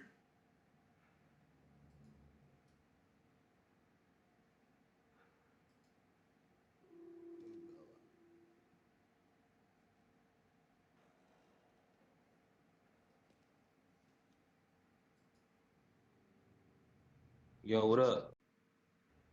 What up, Gullah? Chill. Mafia. That's one of my favorite series. I like part 2 and I like part 3 out of all of them. You play a brother on part 3. You part of the Creole in New Orleans. Yeah, that's dope. That's dope. Yeah, I played that one. And on part 2, you do a mission. On part 2, you do a mission, a little side mission where you got to do an assassination, and you assassinate an older version of the main character from this one. Oh shit. Yeah, I Like played part 3. It's dope. Yeah. On part 2, you gotta assassinate the main character from part 1. He an old man and shit on there. Cause part 2 take place in the 50s. See, you know what I thought they was gonna do? Hey, y'all can hear me all right? Yeah, you Gucci. All right. What I thought they was gonna do is I thought, because they remade part 1, I thought they was gonna remake part 2 and part 3. Because I played a little bit of part 3, but the graphics just wasn't there. So I couldn't do it. I couldn't do it. Because part 3 was originally, I want to say like a PS3 game, I think, originally. And yeah, I played like the first hour and a half. I think when you first come in, like you gotta rob a bank or some shit like that. Two is PlayStation 3, but the third one came out on 4. It just came out early on 4. You sure the one with the black man you talking about? Yeah, it came out on 4. It probably when 4 came out. I think it was on both. Yeah, it was in that middle part to where they put it on 3 and 4, so Yeah, they 3 can't just so they don't focus on the graphics of the new generation. I was just like, nah. The game was good though. The game was good. Listen, man, it was a good game. But I'm telling you, I'm telling you, you first start off. Am I right? When you first start off, you rob the bank. Yeah. Like I played it. I was like, damn, this is dope. And I was like, I'm just gonna wait. To choose the end, they got alternate endings and shit. Yeah, I said I was just gonna wait till they come out with remake part 3, because they remade this like 4 years ago. I remember playing this on my channel like 4 years ago. So I thought they was gonna remake part 2 then part 3, but they never did. But just follow my lead.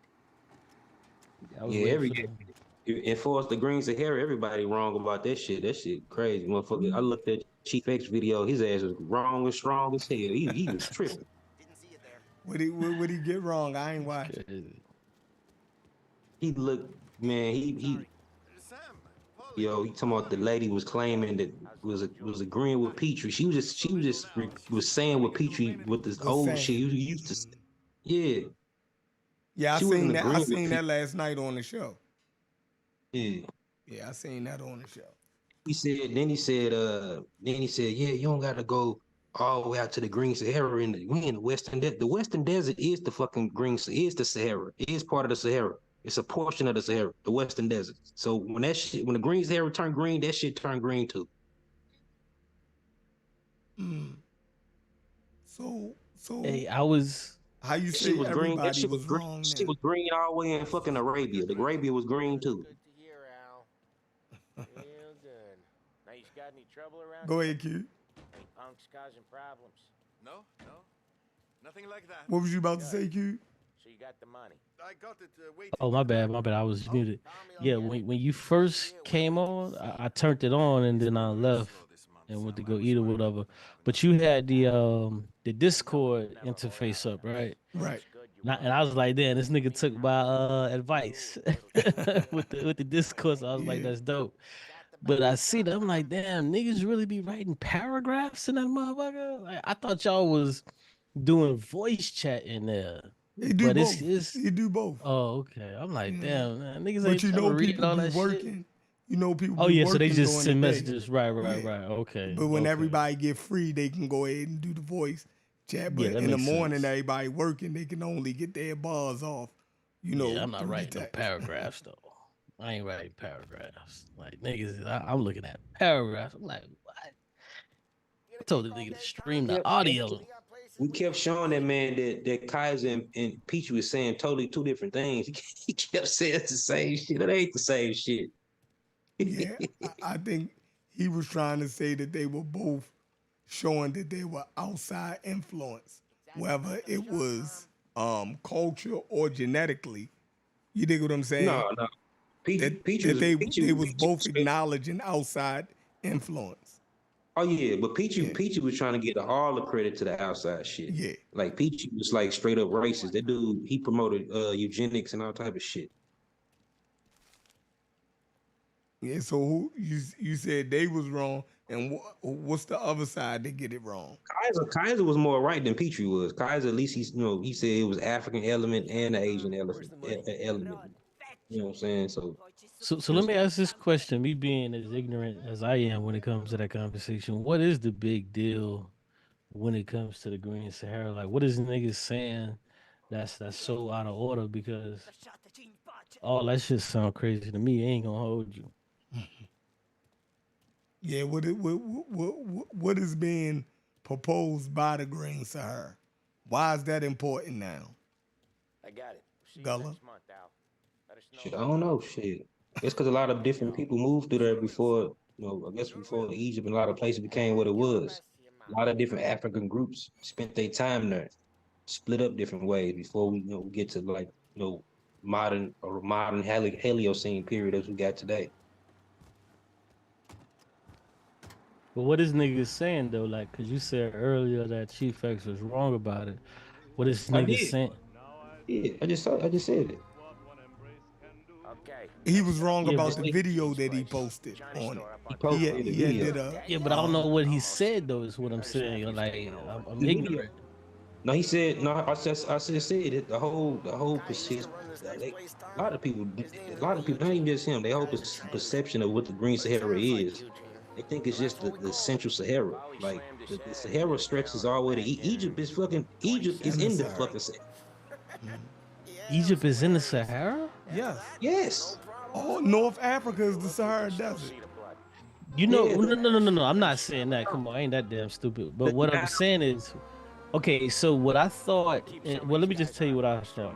So what I thought was that there was a period of time, whereas the Sahara was bountiful and green. Yeah. But what I didn't think that the entirety of the Sahara was green. I thought there was always a portion that was desert. But what you guys are saying now is that the entirety of it was green. It ain't even just green. It had different ecosystems. Like Yeah. Well, we just kind of just talking. But yeah.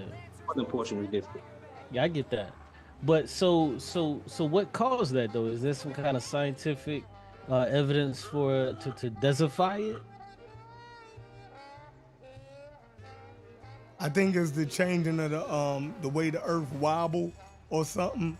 And then the changing of the monsoon rains has something to do with it because of the tilt of the earth and the way it wobble, that the Sahara changes back and forth like every 15,000 years or something. Is that correct? It's every 40,000 Every years. 40,000, okay.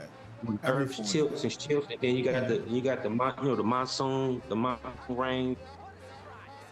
So what you're saying is eventually the Sahara will become green again if it's every Yes. 40,000 years. Okay, Yeah. understood. We still in the Heliocene right now, yo. We still in the warming phase of ice age. Yeah, I would agree with that. I would definitely agree with that. But I don't study that per se, but that does make sense though. But yeah, that's interesting.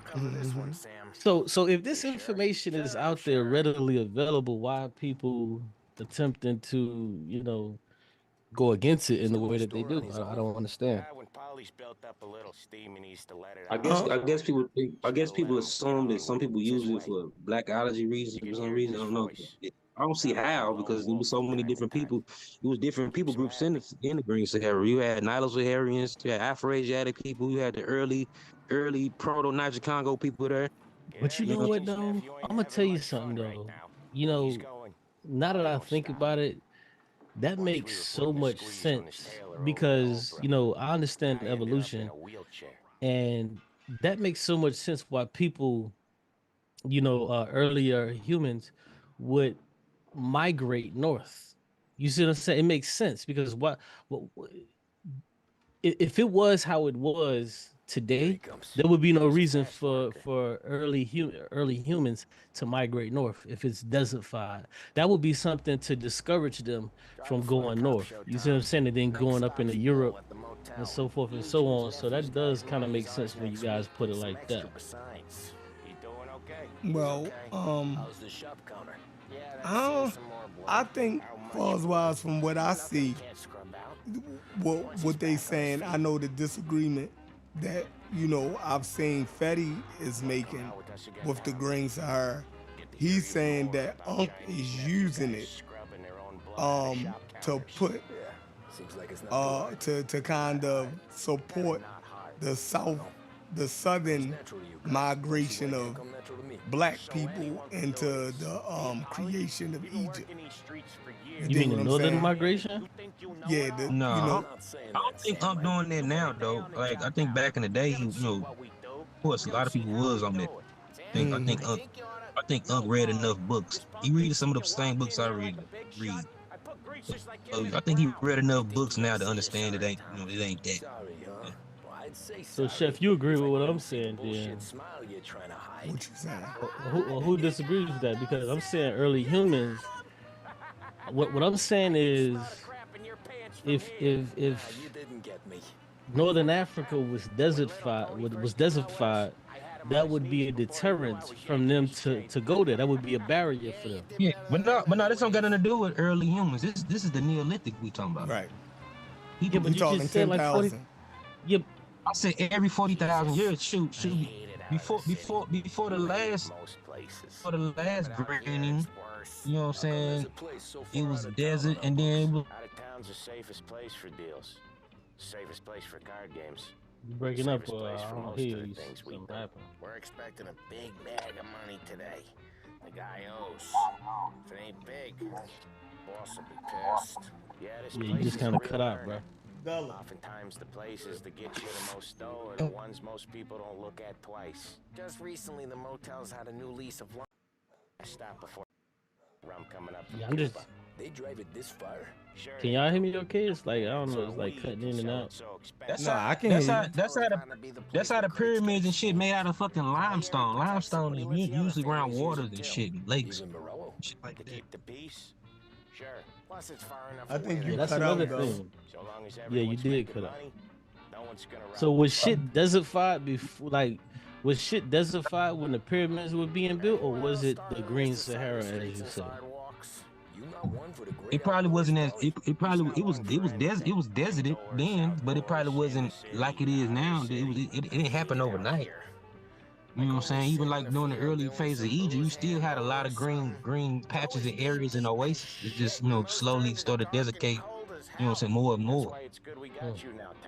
But it wasn't it wasn't fully green like during the building of the pyramid, but you had more green areas than you did like later on, you know what I'm saying, as time went on. Yeah, I would think that 3,000 years, if it's slowly denigrated, that you would have patches of green land 3,000 years ago. Versus, Oases, yeah, you still have oases You now. even had seasonal lakes, seasonal rivers, like even like what they call the Wadi Hawar or the Yellow Nile. Before it became completely dried out, it would start to dry out only seasonally. Cause you still had a few of them rains still coming in till the monsoon completely stopped. You know what I'm saying? Yo, what's up, y'all? How y'all doing? yeah, what up, Street what up, what up, Sufi, what up, what's bro? up?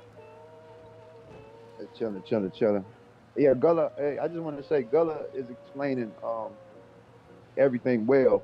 I think people misunderstand the Green Sahara, and when people think about the Green Sahara, they only think about black people, and don't even understand what's going on in this area. A large layer of people in the Sahara, and I'm not even talking. People don't understand the range of the Sahara.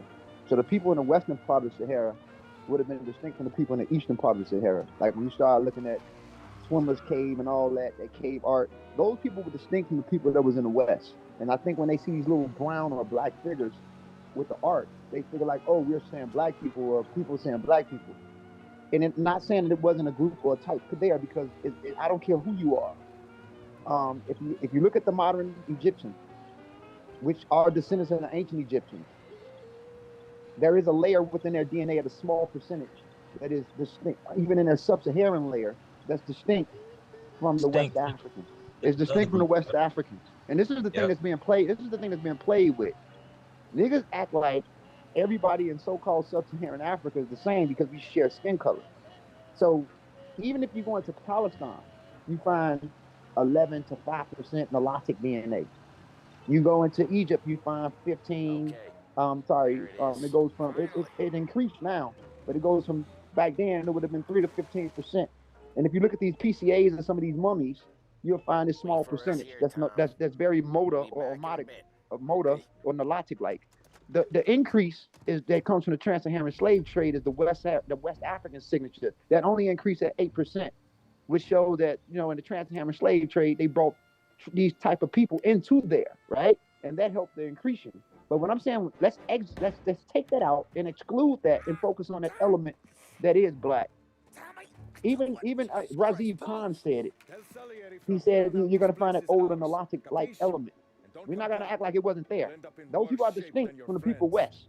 But a larger layer of their DNA is mainly Eurasian, and Eurasian has been back migrating into that continent for a very long time. When we say 23,000 years, that's just the start. They didn't stop because after 23,000 years, you also have another layer of them coming in around 12 to 10,000 years ago from that Neolithic Levant phase, right? And in that phase, that starts around 12,000 before the Chalcolithic phase, ending at 6,000 or 6,000 years ago, and the Chalcolithic, which is the Carpet phase. So you still have Levantine populations who are going backwards and forward, and even some of the people in the Levant at this time were partly North African, but they wasn't single-handedly partly North African like a black population. These North Africans that leaked out was already mixed because Zuzana already made their way into those zones thousands of years before they start to leak out. So we're not talking about that's why when you look at this other later PCA in 2020, when they looked at the Natufians were 60-something% Arabian-like, which is the basal Eurasian signature, 27-point-something% North African, and 6.8% Motor or Omotic. That 27 plus that 6.8% is letting you know that a layer of mixed North Africans integrated into the basal Eurasian or pre-Arabian populations that formed into the Natufians. Because the Mushibians mixed into the Cambrian groups. And I keep saying this over and over and over and over again. So when people think African, niggas is thinking black. We're not talking about no damn black Africans. Like, we're not even talking about West Africans. But we're saying that the elements that make up these people before they become who they are. You have a large amount of people mingling, fighting, having sex, whatever. You also have shifts in evolution that people disregard: parallel evolution, convergent evolution, So, adjustment so, that so becomes what you're distinct saying and is, drift. so what you're saying Mhm. is there wasn't a concentrated group that was just sitting around. Nah, You had people constantly on the move, moving around, back and yeah, forth. Yes, even when Goldie said the art, like we talking about the art, you had different types of art. You got different types of rock art that ain't even culturally the same. Like when you dealing with like the West Africans that was in the Central Sahara, that's the round head art. They call round head rock correct, art. You know what I'm saying? correct. Like some of the stuff that the Amaziques did was a little different.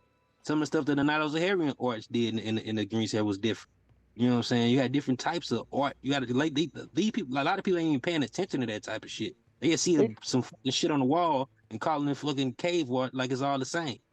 correct. And another thing, when you start to find Afro-Asiatic type people coming from, because here's the thing: if you look up articles and it talks about, we're going to talk about the western part of these people, right? There's two migrations coming from two directions. Around 6,500 to 7,000 years ago, or probably 5,500 years ago, you have Anatolian farmers crossing through Iberia, going into North Africa, breeding with those Ibero-Mauritian fragments, who are already highly admixed with an earlier Eurasian population. But they coming in, and this is when you start to find people with SLC2485, that mutation that's on chromosome 15 that's responsible for fairer skin, right? Not Hey, saying go. that not saying that the Ibero-Mauritians didn't have a range of lighter or intermediate brown skin, but they lack the mutation on chromosome 15 that makes it obvious where it can fully express itself in certain zones compared to sub equatorial zones, right? So these people start to come in, these fair skinned people with dark hair and dark eyes. They crossing through the other side of the Mediterranean. They coming into North Africa. They're finding refugium, the corded wear culture, as they call them, corded wear culture. Study those different farming groups that was up there that was crossing through Anatolia and the Aegean Sea and going into the northern Mediterranean before dispersing into the other side of Africa. When they go into there, they're meeting up with the fragmented Ibero-Mauritians, their integration into those people. The Ibero-Mauritians, or the modern Amazigh or Berber, he's a mixture. If you look at him on PCA at distance, he's 35% Ibero-Mauritian, 40 to 20% Anatolian farmer, and other shit that adjusted into what he is. So that would never be knocked out of him. So when people say that they're not Aboriginal because they look a certain way, them people have been there a long, long ass time, right? But Hey, here's let me the ask thing. you about that, Gozy. Yes, sir. That's the point I want to ask you about. Peace to you, by the way. Hey, what's up, Corey? How you doing, brother? All good, all good. So the Ibero-Mauritians, because I want people to understand, like, because I know what you're saying, but the people got to be able to picture this in their mind. So the Ibero-Mauritians are the descendants of those Zupzanas that you spoke of earlier, right? Yes. Well, even now, shoot, it's a debate about which one is older or not. But yeah, most likely they do. You know, so they are the descendants of the Uzana. Yeah, so they basically, like I said, these same type of people. I just want people to know, because the Zupzana, I think it goes back, it's got a later date than the Ibero-Mauritians, as far as the way I understand. Hold on. They do. Or I mean, the earlier date. I'm sorry. No. They have an earlier date than the Ibero-Mauritians in Africa, and I'll explain why. The Zuzana, when you go to the area of the Zuzana caves in the Lesser Caucasus, that's older than the Ibero-Mauritians. But here's the trick. This is what people got to understand. These people in the Zuzana areas were a mixture between a group of people that crossed. Remember, the basal Eurasians that dispersed, that split from other mainland Eurasians, they dodged Neanderthal signals. So they found refugium merging through the Arabian Peninsula instead of going north. So you start to find more of Eurasians start to mix with Neanderthals in certain parts of Israel, Galilee, another area that starts with an M. But the people that went south, they already went through a genetic drift. So Eurasians were not African at this time. They went through a genetic drift because, remember, they leave out and they become something over there in the Levant called they leave out through the Sinai, and in Levant they become the Emirates cultures, and then you get the Argagetians and the Levantine Argagetians, and then they become the Carians much later. So they go through a whole lot of phases. So a group of them that peeled off from mainland Eurasians After the genetic drift, when they become distinct, this is around 40,000 to 50,000 years ago, right? They find refugium in the Arabian Peninsula. Some of the other Eurasians is mixing with Neanderthals around when you find the first case successful 50,000 years ago. Now, we're not talking about the earlier out of Africa population that left out 200,000 to 100,000 years ago, and they giving Neanderthals Y chromosomes. Those motherfuckers, those people that left first was like Jabella Hood type Homo sapiens, the earlier phase of Homo sapiens. They left out first, but that wasn't successful. The successful out of Africa migration is what we're dealing with. That starts between 100,000 to 50,000 years ago. So you find the first hybrid case of a Homo sapien and a Homo neanderthalis humans that breed around 50,000 years ago in Moya Cave in Israel. Moya Cave, that's what they call it. But a few of these people that went through this bottleneck drift and dodged that, so they stayed south. So it went stretched between Western Arabia, all the way through Iran. So in the eastern part of Iran, this Natufian hunter-gatherer or pre-Arabian hunter-gatherer signature, it was already independent and single, right? Before they even started dealing with agriculture. So the population that went east, right? I'm not even going to follow the phylogenetic tree. Anything that comes out the end, but I'm going to use it. Anything that comes from mtDNA in directly without coming from R is what's labeled as basal Eurasian that's split at base, right? So these motherfuckers that went east, that migrated near Iran, they go into the, which is next to the Lesser Caucasus. They go further north, and they're meeting with Villabrana type people. I'm sorry, Villabrana type people, which is called epigravitational hunter-gatherers. The epigravitatians, who are these West Asian hunters, also diverge from West Asian or Eurasian populations going at 26,000 years. So Zuzana, outside of Africa, older than what went into Africa, because a lot of those mutations already happened and fused outside of the continent. These people back migrated in, but here's the thing: they were already who did they diverge from? People not following that. These people diverged from Assyrian people anyway, but they diverged from populations of Eastern Assyrians who left out of Africa 80,000 years before. So when they crossed through Italy, possibly, because the closest thing to them are Italian or pre-Italian type people, which is Villabrana. When they crossed through Italy and went into two different directions and went into the Maghreb, they're meeting up with their older Assyrian cousins. Well, hold on. I hate to cut your wisdom, but I just want to follow you. So it kind of sounds like what you're saying. Some of these same people that they're saying that are original are not original due to back migrations because they came back. Is that what you're saying?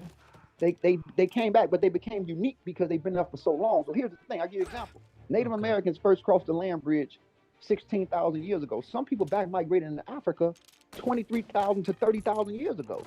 But 23,000 to them. So that means that they went through so here's the thing. Would I say because Native Americans crossed through the land bridge, because of their basal ancestral lineage crossed from Siberia, are we going to call Native Americans Siberians?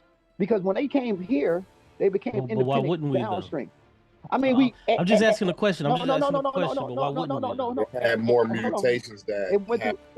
But my question. Go ahead. Hold on, I'm going to explain. It went through drift.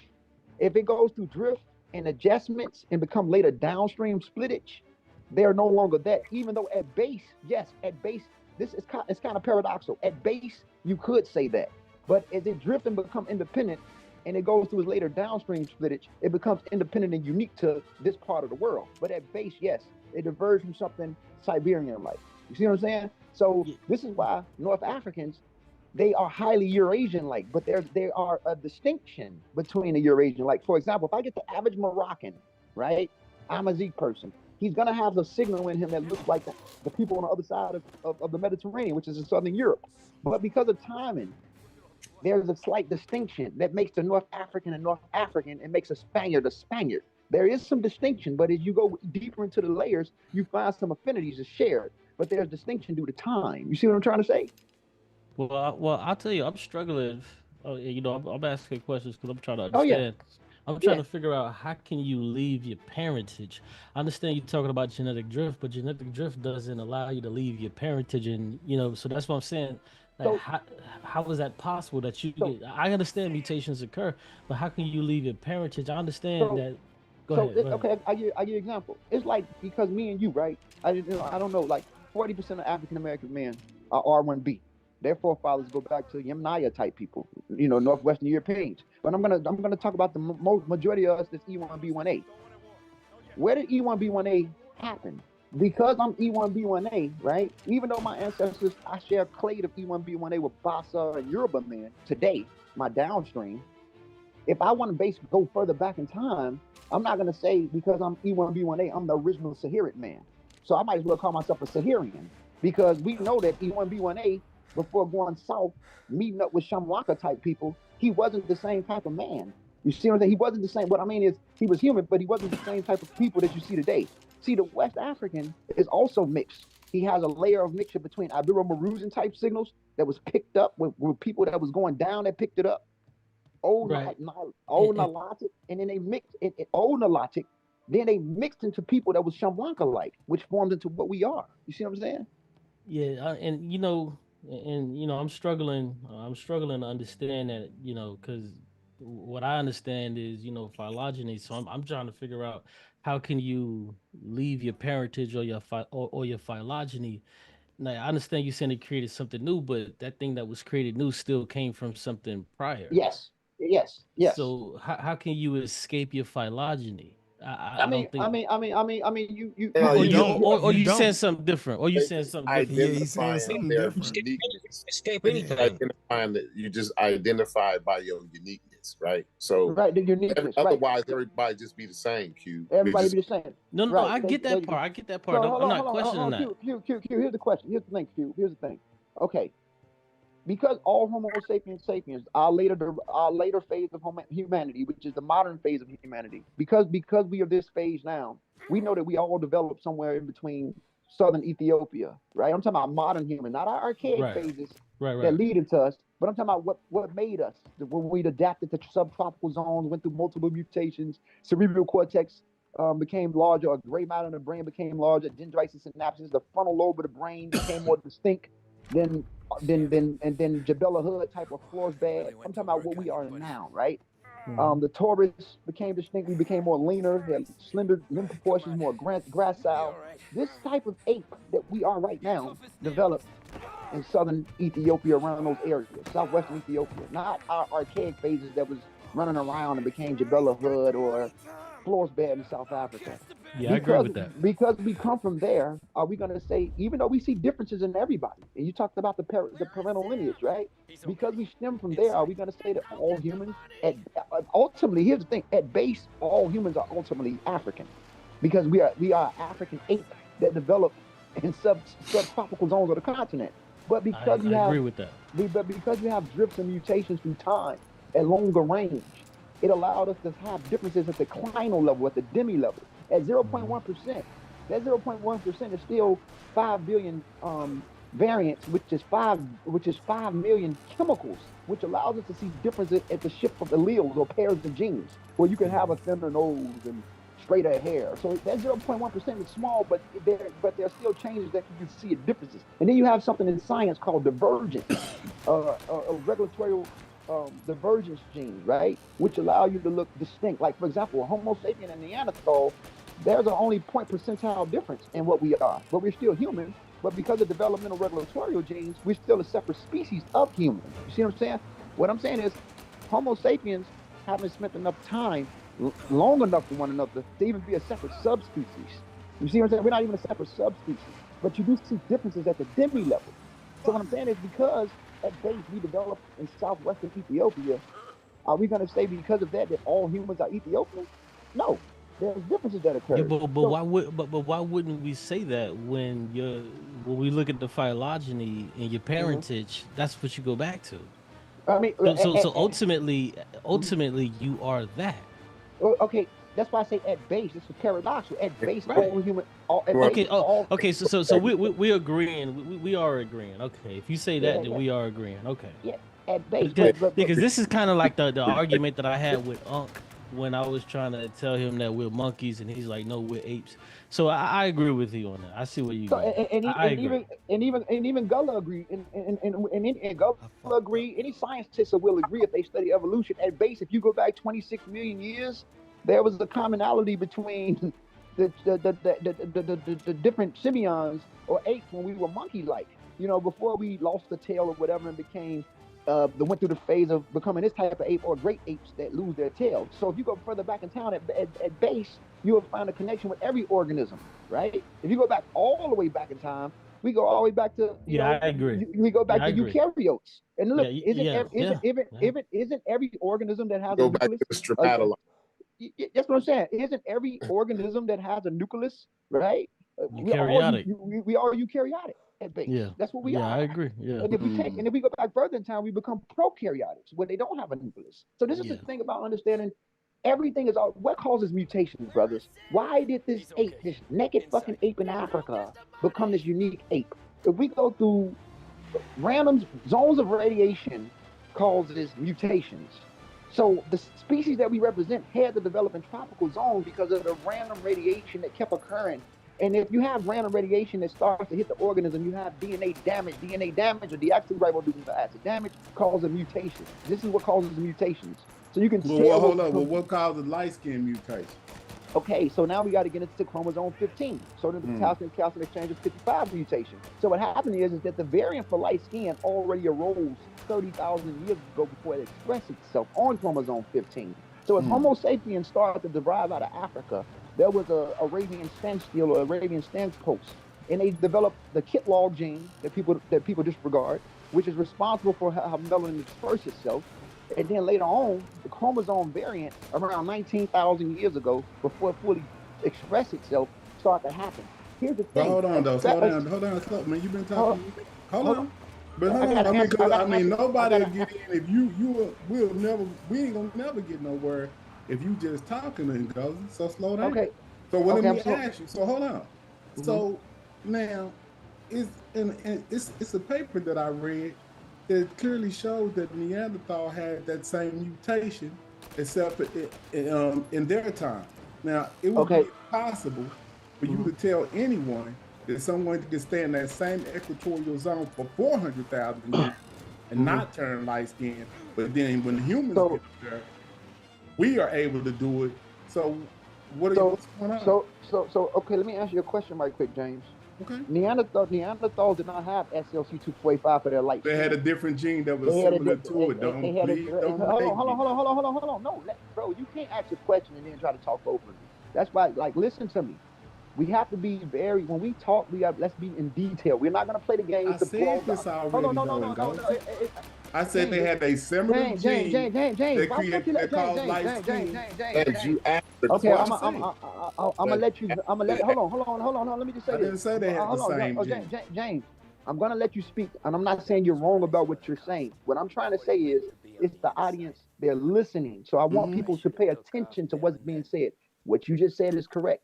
They had another light skin variant or gene that's responsible for their light skin, right? Neanderthals were not doing good.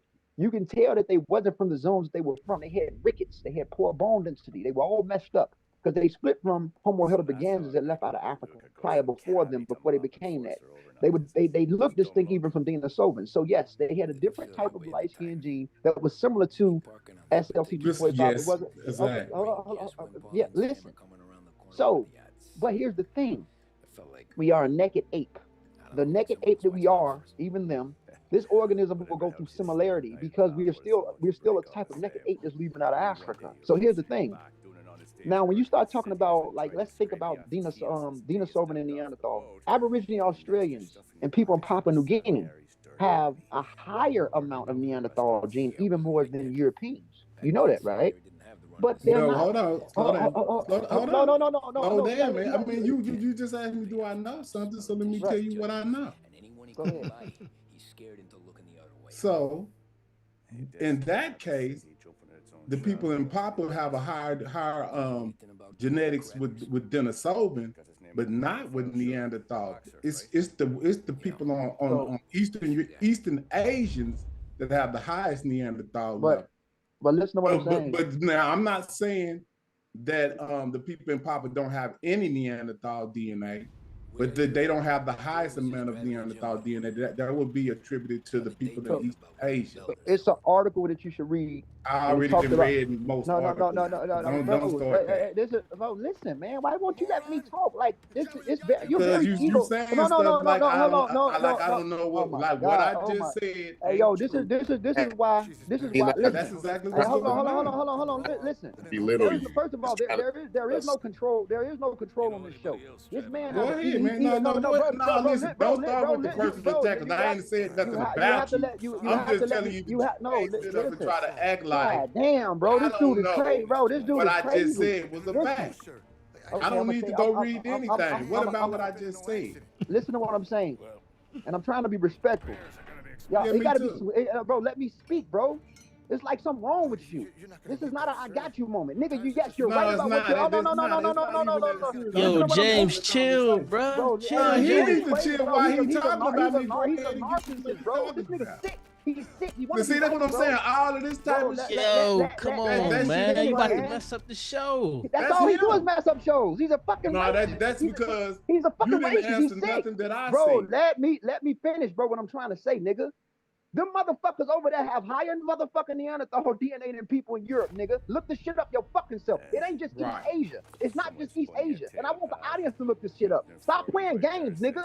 And guess what? They're So not you fair saying skinned. Eastern Eurasians don't have the highest amount of Neanderthal? I'm gonna say it again. The people that I just spoke of, the people in Papua New Guinea and Australia, they have a higher amount of that shit in them than people in Europe.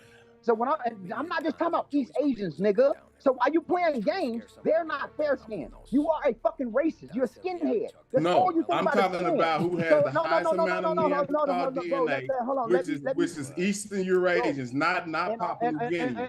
Papua New Guineans have the highest amount of Denisovan DNA, not Neanderthal. But go ahead. I'm gonna say it again. Yo, Gozy, just let him get 30 seconds and let him get it out, bro. Just let him get his 30, bro. Just let him get 30 seconds and get it out. Saying stuff like, Yo, James, just get it out, bro. Listen, don't No, listen. Just get it Q. out, bro. No, listen, bro. Listen, just get it out. Like you It's cool. nothing to really get out. I just hate when. So why you interrupting him then? Why I'm interrupting him because he's sitting up saying what I said when I didn't say that. But let him listen. He never said that. No. When you're talking about an for you to individual, James, you don't sit up and let you gotta somebody let say somebody something about James, you that that's James, not true.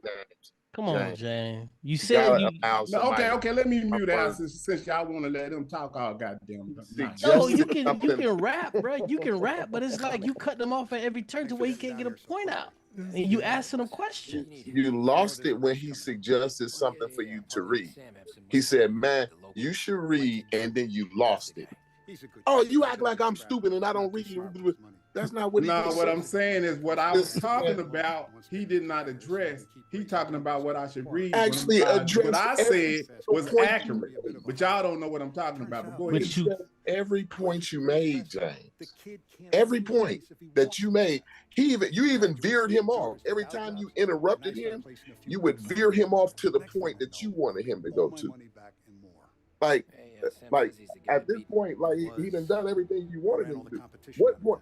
Now tell me exactly what point did he not answer? Go ahead. And he's got a car faster than our boys. So we can clear it up because I want him to be clear. I want you to be clear. I'm trying to learn where your point, where you stand at, and where Ngozi stand at. We would be getting somewhere. Because you might be right. Conversation. I am right. But anyway, go ahead. So if you're right, go ahead and get your 30 seconds, get it out, and let the brother respond. And then if you feel he's making an incorrect, I already did that. Only thing I did was correct. All right, go ahead and go, bro. Go ahead and go. I ain't gonna say nothing else. By saying that Denisovans have the Papua New Guineans have the highest amount of Denisovan DNA. They do not have the highest amount of Neanderthal DNA. It's archaic. Hold on. Archaic. It is attributed to the East Asian. That is what I said. And then that's all I had to say. Fine, they got more Neanderthal and they archaic human the fuck away, right? Ain't no motherfucker more archaic human than them niggas. Fine, James. Now what? 9 goes to you go. Okay, so anyway, I appreciate you, brothers. So here's the thing. So it's an article. Matter of fact, I can post it. It talks about how people in Papua New Guinea and Aboriginal Australians, they have the highest percentage, just not East Asians. And it's still higher than Europeans. And I also have an article that says that that's not responsible for modern Homo sapiens skin color. They're mixing with Neanderthals. That's kind of stupid, especially when they have a difference in their light skin mutation. Neanderthals did not have SLC2485. We have a whole nother SLC24, a whole nother light skin variant than Neanderthals did. So mixing with Neanderthals does not make us fair skinned. That's very ignorant because even the Dudzana that back migrated 23 to 30,000 years ago were not light skinned.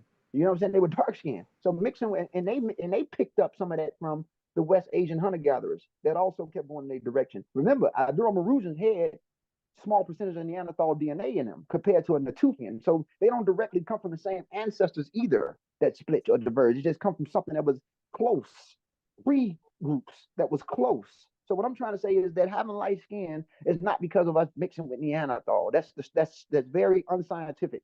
And what I'm saying is that people in Papua New Guinea, people in East Asia, they still have a higher percentage of Neanderthal than white-skinned people in Europe. That's what he's not trying to understand. That's what he's trying to play the game. Mixing with Neanderthal don't make you white-skinned. That's kind of like, that's stupid. That never made us white-skinned because earlier Homo sapiens that you find who were mixed with Neanderthal, Kostiki man that was found in Russia, Villabrana man, none of these people were white-skinned 30,000, 40,000, and prior before that. So what some people are trying to do because you mix with Neanderthal, that makes you light-skinned. When Iberomaroosians weren't light-skinned. But they had pieces of Neanderthal DNA in them, even before the Anatolian farmers came in and brought even more to make it at the average rate that you find amongst non-Africans today. So all this trying to I got you moment stuff, let's talk about it properly. So let's ask the question then to James. Since you said that, let's ask the question. Do you feel that, James, do you feel what he's saying, that, what he's levying, saying, like, just because you have this white skin or whatever, like what you respond to that, brother? Like, let's not get into the craziness. Like, I think you brothers are both intelligent. I just want to learn. What I was alluding to and what I was pointing out is that Neanderthals have a light-skinned gene as well. And it would be preposterous to think that someone that was up there for 400,000 years plus wouldn't develop those same traits in that same equatorial zone as the African would in the southern and the tropical zone.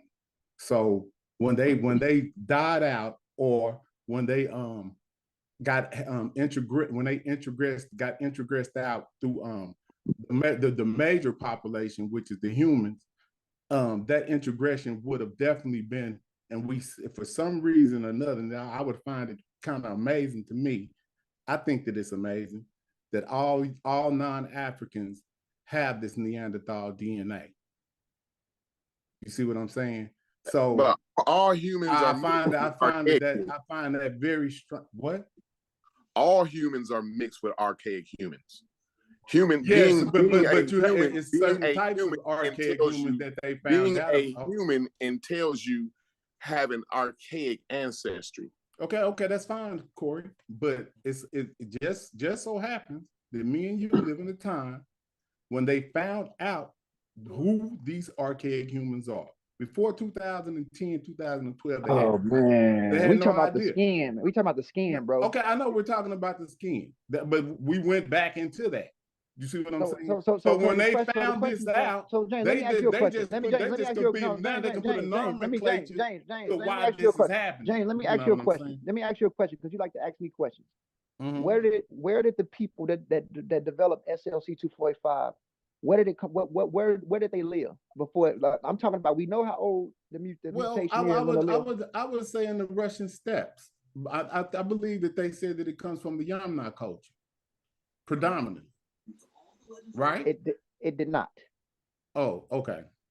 Okay, well, excuse me. Who did it come from? What culture are they saying attributed to from the Pontic steppe? What culture are they saying outside of the Yamna culture attributed to the spread of light skin? Even before, I'm talking about. Listen to what I'm saying, man. Go ahead. The Yamnaya started to disperse only 4,000 years ago, 4,500 to 5,000 years ago. That's the time estimate, right? The SLC2485 mutation was already spread by Anatolian farmers. Where's Anatolia? Ancient Turkey, the Middle East, the eastern part of the Middle East, right? Which is next to the Lesser Caucasus still. So what I'm saying is that it was already the variant already arose much but earlier. hold on, Listen, Ngozi. hold on. No, listen, man. You out of control. I'm out of control. You just said Yeah, only because the you're gonna Yamnaya. sit up and act like just it only just said was you a only- boom. Like everybody had it. That's a small amount Hey, of bro, people that had it. listen to what I'm saying. It has to spread. Hey, you guys just heard what I asked this brother, and he said Yamnaya. That's only 4,500 years that's ago. who's attributed to But for the whole genetic no, replacement of Europe. 4,500. That's 4,500 years ago, bro. That's 4,000. 5,000, 4,000. Yes, but listen, the Anatolian farmers had it before even the Yamnaya came. Remember, they wiped out the West Asian hunter-gatherers or the European hunter-gatherers that was there, like Cheddar Man and all them. They got wiped out by the Anatolian farmers who brought light-skinned genes. As they crossed through Anatolia, they go through the Aegean zone. About archaic humans and then talking about bro, listen. Yeah, bro, Cheddar, hold on, listen. Okay. Listen. James, you're not paying attention. Cheddar Man wasn't an archaic human. He was a modern Homo sapien. He was a Mesolithic. Hold on, man. Cut it out. That's Corey that said that. That wasn't me. No, I'm saying y'all said 4,500 years ago, and then y'all started talking about archaic humans. Did that. No. Okay. No, what I was saying, James, is I'm saying this is way after archaic. I'm talking about what I'm trying to say is that the Yamnaya were not responsible for spreading SLC 245. It was already spread from Anatolian farmers before them, before they even remember the Anatolian farmers. Let me just say this. What time period is that? What time period is that, brother? So the Anatolian farmers dispersed from the eastern Mediterranean probably around 8,000 years ago, and they're crossing through the Aegean Sea, and they're hitting all of Europe. And when they go into Europe, they're meeting up with the fragmented Mesolithic European hunter-gatherers who were dark with blue eyes. They wiped them out. They mixed with them and they wiped them out. Yamnaya come only 4,000 years ago and wiped them out. So the mutation was already, the variant was already there before even the Anatolian farmers and even before the Yamnaya, which is shared with people. Okay, check this out, Ngozi. Hold on. I gotta finish what I'm saying. Listen to what I'm trying to say. The first case where you see the mutation is in a zone called Substitute Cave. It's around 13,000 years ago. They know it based off molecular clock with estimation of when this mutation probably arose in probability. Based off it, the findings there. This is a Caucasus hunter-gatherer. Now here's the question: what makes up a Caucasus hunter-gatherer? Caucasus hunter-gatherer is a cross between Zuzana and Northern Eurasians. The same Northern Eurasians who was responsible for Native Americans, the same Northern Eurasians that was responsible for earlier European or earlier Cro-Magnons. These people, that's the Northern Eurasian population. Zuzana and Northern Eurasian creates Caucasus hunter-gatherer. So what I'm saying is that when you follow that, you can see that the case of this first mutation where it's found is in the Substitute Cave around 13,000 years ago. When you see fossils and they sequence it and they see this individual had SLC 245. This is before Anatolian farmers, and this is even before the Yamnaya. That's what I'm trying to say. Now, when it started to spread into Europe, the first time, it was from the Anatolian farmers. The Yamnaya also had it, but it wasn't because of their dominance that spread. It was already spreading in Europe. And those same Anatolian farmers also crossed into North Africa. Okay, I heard you. James, let me ask you, what do you think about the Green Sahara, James? Well, the Green Sahara was the Green Sahara in the time period that they said, and that's at the same time when Africans, like people that's indigenous to the continent, was in that particular. When you say African, you mean black, right? Yeah, like this picture that you drive, and you're looking pretty dapper too, my brother. Yeah, like you, right there. Like me, those like, type people. When you say African, you mean a biter Biafra, biter. No, I mean like that brother that I'm looking at on. That's that brother that's driving that. Yeah, that's what I'm talking about. That nigga's a biter. That's a biter Biafra, biter Benin ass nigga. Right there. Yeah, okay. Whatever you want to. I'm gonna let you know that right now. He's a however you want to term it, Corey. Go ahead. However you want to term it. That's what was going on in the northern part. So these biter Benin, biter Biafra ass niggas was in the Green Sahara. That's what you telling me? Yes. That's what you would call an indigenous African, right? Oh, okay. Now, how do you know they're indigenous? Well, how would you know that they're indigenous to the continent? Because the people in Africa have the most diversity on the planet, right? They average probably it's like 116, I think it's S&Ps or whatever, however you want to term it. but non-Africans average about 60 something, which is what the North Africans have today.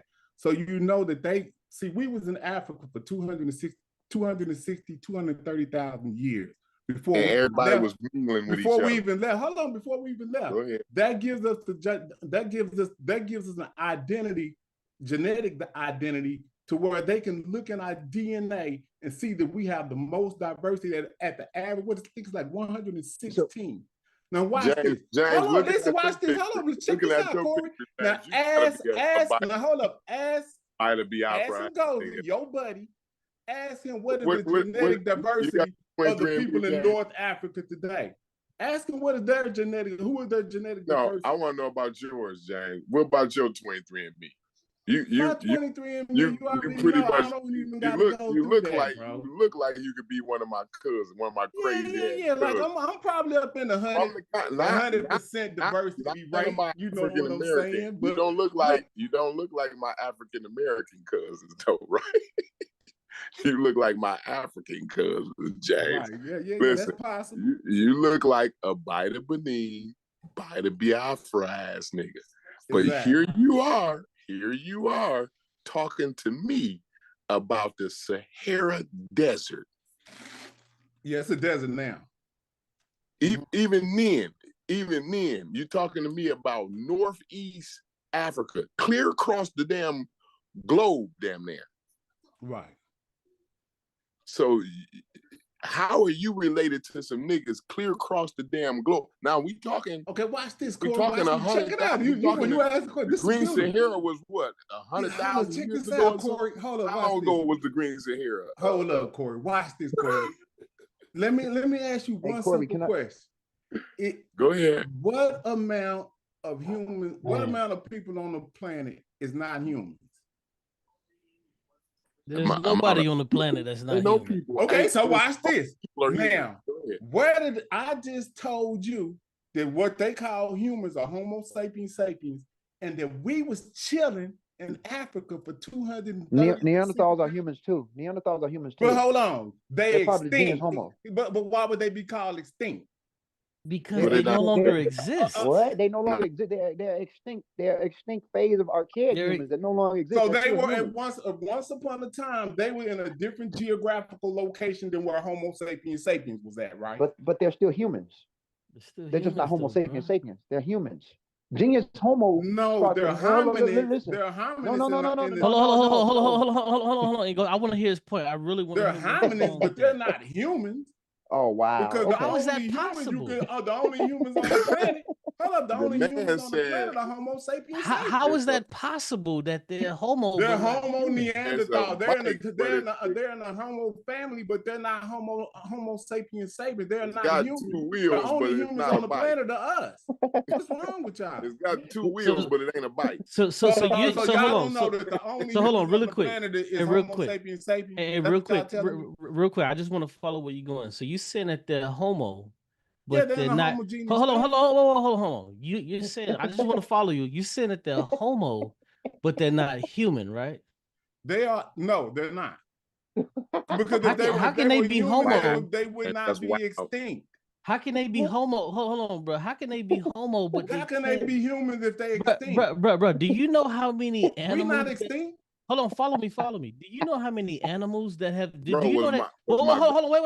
My grandmother human? Hold on, wait. Do you know how many species? Ain't no way she could be human if she did. What does being extinct mean? Hold on. Hey, Corey and James. Hey, look. So I know y'all finna be. You got a woolly mammoth and you got an elephant. Which one of them is extinct? Hey, James, you can have the show. Hey, listen, I want to say this. I got to get ready to go woolly to work. mammoth. I just wanted y'all to see his hand. I wanted y'all to see who y'all talking to. I wanted y'all to see who y'all talking to. That's all I wanted everybody to hear. I appreciate y'all. I appreciate y'all. All right, bro. Appreciate you, man. Yeah, peace. Yeah, I want to understand. Do you understand that woolly mammoths and elephants that we see today, they do come from the same species, the same parentage? Yes. Okay, so do you understand but one that? Of them had a genetic... But hold on. But the woolly mammoth is extinct, whereas the elephant is extant. You do agree with that, right? The elephant is still extant. What do you mean by extant?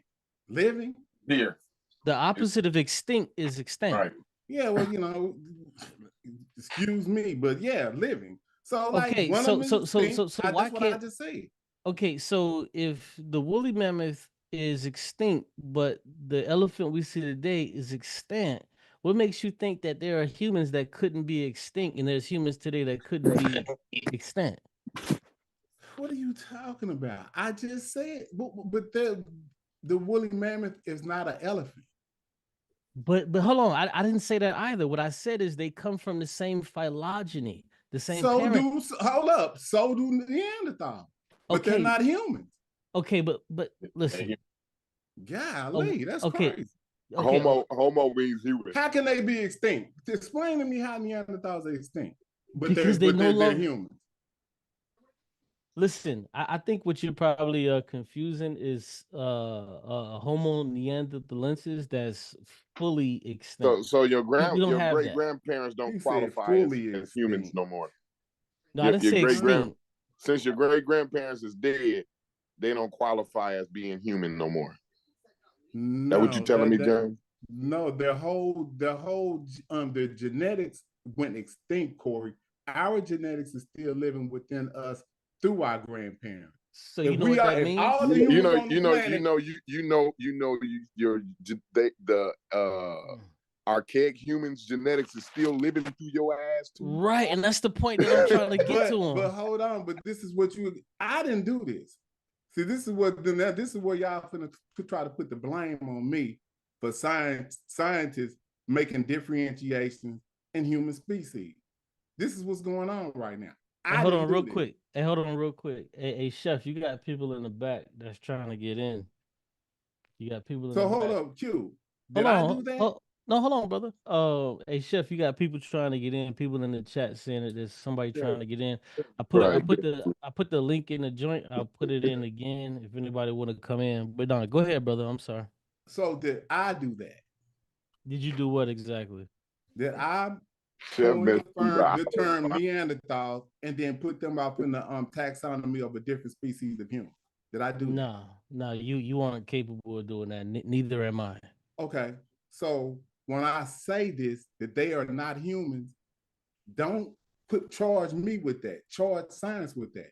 Okay. But science is saying that they are humans, they're just extinct, whereas there's humans that live today which are extinct. Okay. Forget it, man. Am I wrong? Yeah, because you have different they have a different taxonomy and naming so the name for some reason. But one of us is named the Homo sapiens sapiens, and we're extinct, if you want to put it like that. And one of them is named the Neanderthal, and they're extinct. Okay, but that's not the name of it. But hold on, but that's not the name. The scientific name is Homo neanderthalensis. Regardless of however you want to put you can't do regardless. I did not denounce that they were in the Homo family. What I said is that. But you are though, because you're saying they're not humans. They're extinct. Like, what part of the game is this? But listen, you are separating them from the human family. I didn't do that. Science did. No, but listen, hey, yo, this is crazy. The name of these Neanderthals that used to exist, their scientific name is Homo neanderthalensis. What you're saying is that they're no longer human because they no longer exist. And what I'm telling you is there's also the elephant family that had the woolly mammoth, and they also have the elephants that we have today. The woolly mammoths no longer exist today. They are extinct. But the elephants that we have today, they are extant. So much so, listen, so much so that we have the ability to recreate the woolly mammoth. Yeah, Neanderthals are humans, man. I don't know what the fuck James talking about. It's crazy. Okay, well, prove it then, Gullah. Go ahead. Hold on. This is how you prove it. Hold on. This is how you prove it. You can make the way how you prove it is that their DNA that don't have nothing to do with it. Hold on. Listen. There y'all go. Hold on. The way how you you don't gotta do all that. It's simple. They in the homogeneous, nigga. No, you don't gotta do that. Human. You don't got to do that. Their blood still courses through people's veins today, which shows you that they existed. So you don't have to. So y'all saying that the Homo sapiens and Neanderthals are the same species. No, we're not saying. No, listen, Oh, brother. they're the Slow same down. species. Within the human genius, you had different types of humans. You fucking idiot, dog. Okay. Now I already said Indigenous. all this. I don't know why you getting all upset. You But retarded. now, okay. Bro, I'm tired of Q shit seems to shit be with the you, one bro. that's confused about how one of them Straight went up, extinct straight and one of them goofy, is still living. Bro. He's confused by that. No, but listen. Homo neanderthalensis Just still like your eyes, exists. like your cockeyed eyes confused. Nah, don't do that, bro. Don't do that because that's just gonna devolve into argument. We can't go there. Let's Yeah, not. we can't do I'm that. from St. Louis. I'm gonna go there. I'm gonna go all the way. Yeah, go there. I'm the worst one. But listen. I don't need to be saying nothing to nobody. But let's try to be better. Being from St. Louis make them hard. That's nah, crazy. come on. Let's do that. But the Roll your point I'm ass down trying to the make. steps. The fuck on, boy. But we have to go back to what Corey said because he tried to make it as plain and as elementary as possible. Just because your grandmother no longer exists, that ain't got nothing to do with what you're talking about. No, but it's That's simple. wild, though. ain't it? It's simple because just because your grandmother no longer exists and you do, doesn't mean that she never existed. So when you take the woolly mammoth, She ain't human no more. Everybody, grandmama ain't human no more, right? Because they don't exist here no more. Is the woolly mammoth Pan-African James? Is the woolly mammoth an elephant? What would be your retort to that? No, it's a woolly mammoth. It is an elephant, dog. This dude's stupid as fuck, Are bro. you for real, my nigga? No, Or you just playing? I'm not playing. So what is it? It had a mutative effect to cause it to have different things to help it survive in this environment. It's different types of elephants that went extinct. It went extinct and it's something that's live. You ever heard the term extinct and extant? You ever heard of that? Man, that don't have nothing to do with the fact. You do have to do with it, bro. So what are y'all telling me? So hold on, let me ask you this. So hold on. This will end it out right here. So is a lion a cheetah? No, but they all go back to the same place. Hold on, listen. No. Y'all wild as hell. No. Hold on. This is crazy as hell, bro. Y'all is something else. Let me say this, dog. A tiger is a lion. Ooh, dude, shut the fuck up. Because you so stupid, you don't know how to listen and learn something. You have to say a tiger and a lion is the same thing now. No, it's not. Yeah, that's they're what y'all saying. They're the same genius. Yeah, they both the same genius. Oh, let me say this. Hold on. They both in the Panthera family. Same way humans and Neanderthal are both in the Homo genius, which make them both humans. A tiger and a lion are both fucking Pantherias. A cheetah is not a But Panther. okay, now stop right there, girl. That's beautiful. Okay, now so we can stop right there. Now let me ask you. Is a tiger and a lion the same? Hold on. Let me answer this question because I think I may have a calmer head than the others. No, it's a tiger and a lion. So hear me out. Hold on. Hear me out, brother. I want to explain this. Two different species in the same genius, bro. Same way a human have a genius, and Neanderthal and Homo sapien is in that same genius. So let me try to explain this to you. What's crazy about this? Hold on, James. Let me explain it to you. How are you going to explain it to me? Because you asked the question from the beginning. Yeah, but the thing I said is one of them is extinct. That's beginning to be the go-to tactic. When you find out you was wrong. Oh, see, I've been saying that. No. This is exactly what I said. I said that they are both in the Homo family. But one of them is extinct. The short-nosed bird is extinct, so it's not a bird anymore. The short-nosed bird is not a fucking bird. A polar bear and a grizzly bear. The short-nosed bird. The short-nosed bird. It's extinct now. He ain't a bear no more. There are different types of bears, bro. Just like it's different types of humans. Just like it's different types of bears. No shit. That's what the fuck I've been saying the whole time. Y'all act like they the same. Y'all been hold up. So y'all ain't been saying they the same the whole time? No, they're not the exact same. They both humans. They're not the exact same. They was human. We said they were human. and I'm telling you that they're You not. said they wasn't human. Yes, We that's said what I'm they saying. were That's so that human. now y'all So how- prove to me that Neanderthals are human. Do Hold that. on, let me explain it to you. Let me explain it to you, brother. Our species are called Hey, Homo he just conceded, sapiens. y'all. This is what I'm asking. This is y'all the gotta challenge. go. Prove Listen, to me he this just challenge. conceded. They're Hold on, Homo Jay, our sapiens species- and our Y'all gotta Neanderthals. congratulate him on that. Neanderthals are humans. Do that. Hold on, our species is called Homo sapien.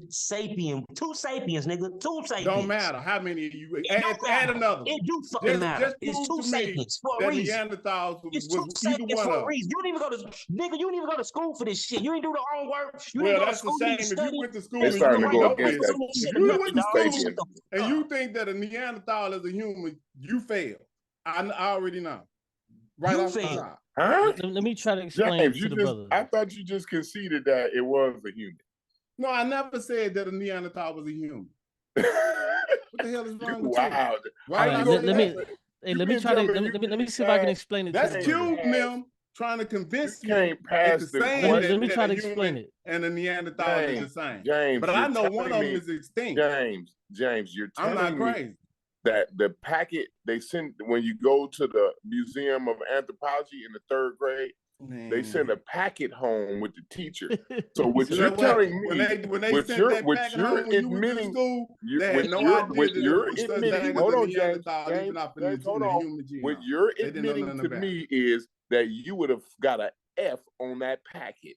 On the packet that the museum sent home. You would have failed that packet. So now y'all want to, so this when y'all want to start playing. See, when I start talking about pulling up some evidence, now y'all still talking. Ain't never pulled up no evidence to say your class didn't go to lunch with everybody else. Your class didn't go to lunch with everybody else. You went to lunch first. Hey, Gullah, I bet you won't pull up that Neanderthals as human. Hey, I bet you won't do James, that they shit. had you draw. I remember you I had bet to you draw won't a do it, Corey. line I bet to the body you plane. won't do it. Right? Y'all got You had plenty to of draw time while to y'all the over here talking and capping. Hold But on, hold up, y'all hold got on. plenty of time while y'all over here talking and capping to go over there and go pull up on Neanderthals human. Y'all want me to do it for y'all? Is that what y'all want me to do? No, aren't Neanderthals? Ain't Neanderthal called? No, y'all are saying that Neanderthals and humans are the same thing. I'm trying to Hey, figure out listen, which one of y'all this gonna guy, produce the that evidence. was the fun packet, like when you have fun, like coloring and shit. Yeah, right? Let me try to explain it to the brother. Humans. You were Let me try supposed to. to color. You were supposed to color I'm on trying to that figure that packet. out. James, Somebody please to tell me why they James, extinct. hey, listen, y'all, Cube, y'all arguing with somebody who didn't pass the packet that you colored on when you came from the museum. Now of see how natural it goes. when you did the field trip. Y'all don't remember the field trip to the Museum of Natural History? Yeah, I remember. And that. and when you got to school the next day, the teacher had a packet that related to the museum, right? Yeah, like it's stapled together. It's like 3 pages. I remember. Yeah, that's a packet. That's what they call a packet, right? I remember. You know what I'm saying? I go back to elementary school on these niggas. I don't go. This ain't Q. You cannot. Once a guy tells you that Neanderthal is not human, now you start thinking about Miss Pemberton's class. Tell me that. You start thinking about Miss Pemberton. So how the hell are we? Okay, well, hold on. Let me ask y'all So this. hold on. Let me try to explain it to Get in him. an argument with that guy. Are we Let me humans? try to explain it to the and let me brother. ask y'all this: Are we humans? Are we humans? Yes, we is. And it was different types that went. So We the only ones that's left. okay, now so we humans. Only ones that's left, So bro. if we humans, why it's we called not a bottleneck. extinct? It's Hold called on. a bottleneck, bro. Hold on. Let me try to explain it to why the we brother. not extinct, then? Hold on. Give me a second. Let me try to explain it Not to to you, be brother. extinct. It's called a bottleneck. You got shit that's living today. Who got? Hold on, bro. You don't know how to have a fucking conversation. Every time I'm trying to talk, you open your fucking mouth like a bitch. Calm down, homie. see how they get mad when they immature. Cause you a bitch ass nigga, dog. Yeah. Hold on. James, Hey, let me try to. Hey, hold on. Let me try to That's just explain how it. it go when you losing the argument. No, it's not. Hold on. Let me try to explain it you to the ain't brother. pulled up nothing about no damn Neanderthals being human. Hold on. You Let me ain't try to did explain it to that, you, brother. You ain't finna do it. And you Bro, know I you would on do here it. looking Please like a don't damn nobody dummy. do that. But go Please ahead. don't. Yeah, let Please me explain it to you, brother. Let me explain it to you. Yes, I'm explaining to you how I would explain it to my daughter. So this is how it works, bro. So what you're confusing is different species from an actual clade.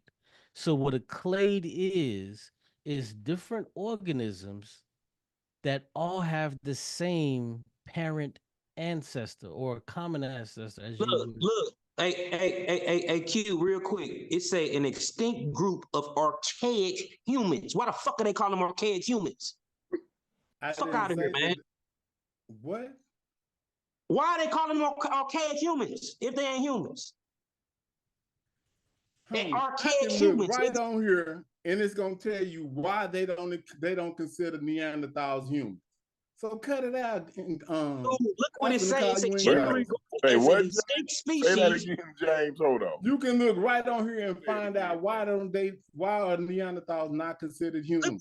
Look what it say. Look what it say, bro. It said an extinct group of archaic humans generally regarded as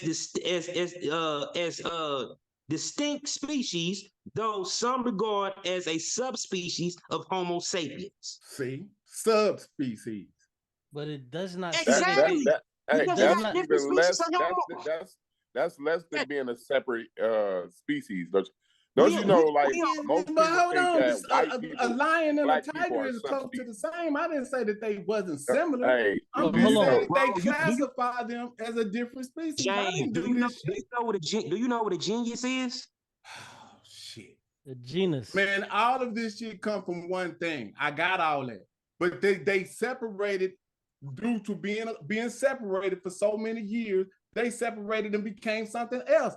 Don't get mad at me because of that. They weren't separated. Yes, they was. They turned into Neanderthals in the northern hemisphere. That's what happened. They were separated from Homo sapiens for 400,000 years, man. Cut it out. But it does. Listen. What's wrong with y'all? Listen. Even though you may be right that there was a separation, it does not mean they turned just like okay. Listen, so bro. Let me finish, this. bro. Let me finish, bro. Let me finish. So even though there was a separation, it does not mean that they are no longer they no longer have parentage from that species. We can see this. Hold on, just hear me out. We can see the same thing with crab. We can see the same thing with different lobsters and fish, that they are separated. Q, stop it. Do you know that until 2010, they didn't even know that they had any admixture with Neanderthal? They thought that it was totally extinct. But so stop that shit. But it isn't though. The name was wrong. So what? Right. Okay. So bam. So that's what I'm trying to get y'all to understand. Now that we have. Oh, so they wrong about the human. Okay, I got you now. You see what I'm saying? But hold on. They said that they was totally extinct. Now that they say that they are introgressed with all non-Africans at 1 to 4%. That is what you working. So what you're saying is you're working with old information and you don't want to let go. No, I'm not working with old information. That's why I just told you what the new science just said. But hold on. But what you're saying is you're saying that Neanderthals no longer exist. And what I'm telling you is Neanderthals still exist through He know that part. What he's saying is they already fucked up. So what makes you think they ain't fucking up now? That's what he's saying, basically. Because we can.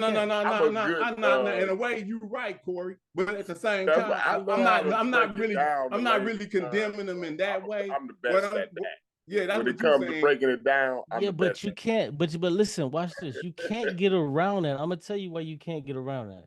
It's because what you have is you still have elephants today where the DNA of woolly mammoths still run through their veins, just like you and Ngozi was just going through it. Well, hold on, just hear me out, bro. Just let me finish. The same way that you and Ngozi was just going through it, saying that there are people that are still alive today that has Neanderthal DNA running through their veins right now. This is how these people exist. So they exist within humans today. So is a fully extant Neanderthal exist today? No, they do not.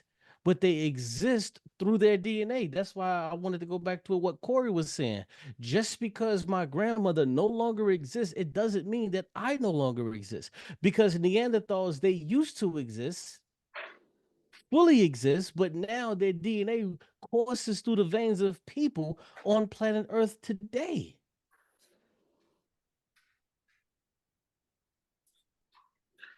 Does that make sense, like, at all, or do you just totally agree with it? I mean, totally disagree with it. I don't even know what you're talking about, bro. This shit is crazy. Like, what does Neanderthal DNA have to do? Because you said that Neanderthalensis is not human, and what I'm telling you is that you agree that the Neanderthalensis They are not humans. No, they hold are on. Listen, they're follow in me. they're in the I want you Homo to. family, but they are a different species of human. I didn't do this. I did Okay. not put them Well, then outside you the just there taxonomy. you go. Hold You on, but just- hold on, but hold I on, but bet hold you on, we hold put on, up hold the on, hold on, hold on, hold taxonomy. on. We can Hold put on, up the hold on, hold on. taxonomy of humans Hold on. again. Hold on, but it and it's doesn't gonna work show that you way. But hold on, brother. Just hold on. It doesn't work that way. Well, It doesn't. let me quit talking to you. I just pulled this up, man, Hold on, because it just seems like you don't. well, why you seem pulling like it up? I'm Can I just. speak? Well, why you Go pulling ahead. it up? All right. So you and Gozi were just saying that the Neanderthal DNA still courses through the veins of people today. Can we agree on that? Yes. Okay. Yeah. So okay, But let me hold just say, on. hold Okay, on. go ahead. Not Go ahead. all people. Let me just I never say. said all people. I said some people who are still living today. Okay. Okay. So now, can two different species mate? Well, yes. Which species that are so different that they cannot mate? Give me one. You probably would say a chimpanzee and a human couldn't mate. No, but we're not the same species. You literally So just hold said on. it. So what are you saying? I'm saying what you talking about in a just said is that parameter? we're. What you putting a parameter on it or something? But there has to be parameters. The No, parameters. so you asked me first. You said which two different species can mate. So then I gave you an example of those that No. I said, yeah, can mate and procreate, which can procreate and create viable species. Which two species? Well, you have the same phenomena in all types of situations in nature. Now, we'll just use the liger for an example. I said viable, brother. I said offspring. viable. Okay, but listen, if you were astute to what I'm trying to tell you, even when they start to interbreed with the Neanderthal, the female was not viable for offspring. That's why you don't see the females mtDNA off. So we can't use that. So we can't use that because I said viable, brother. But you're talking about the same thing. They had a problem with in their procreation when they were mixing as well, even though they're not the same species, they procreated with each other. So we're going to talk about this particular thing. Who are you talking about? The Neanderthals and the humans, just like the tiger and the liger. But at the same, watch this, or a horse and a donkey. It's going to be the same. They're going to have the same problem. You saying the Neanderthal and human didn't have viable offspring? One of them didn't. No. Okay. One of them didn't. They wasn't able to have viable offspring. Okay. I don't know. Don't pin me down on which one it was. The male. I think it was the woman, but it was one of them that could not. So that lets you know that. But that's just due to separation. But they had not been separated. But hold on, freeze right there. You just said it. That is due to separation. It's from. But it was the long. Hold on, stop. You cut me off.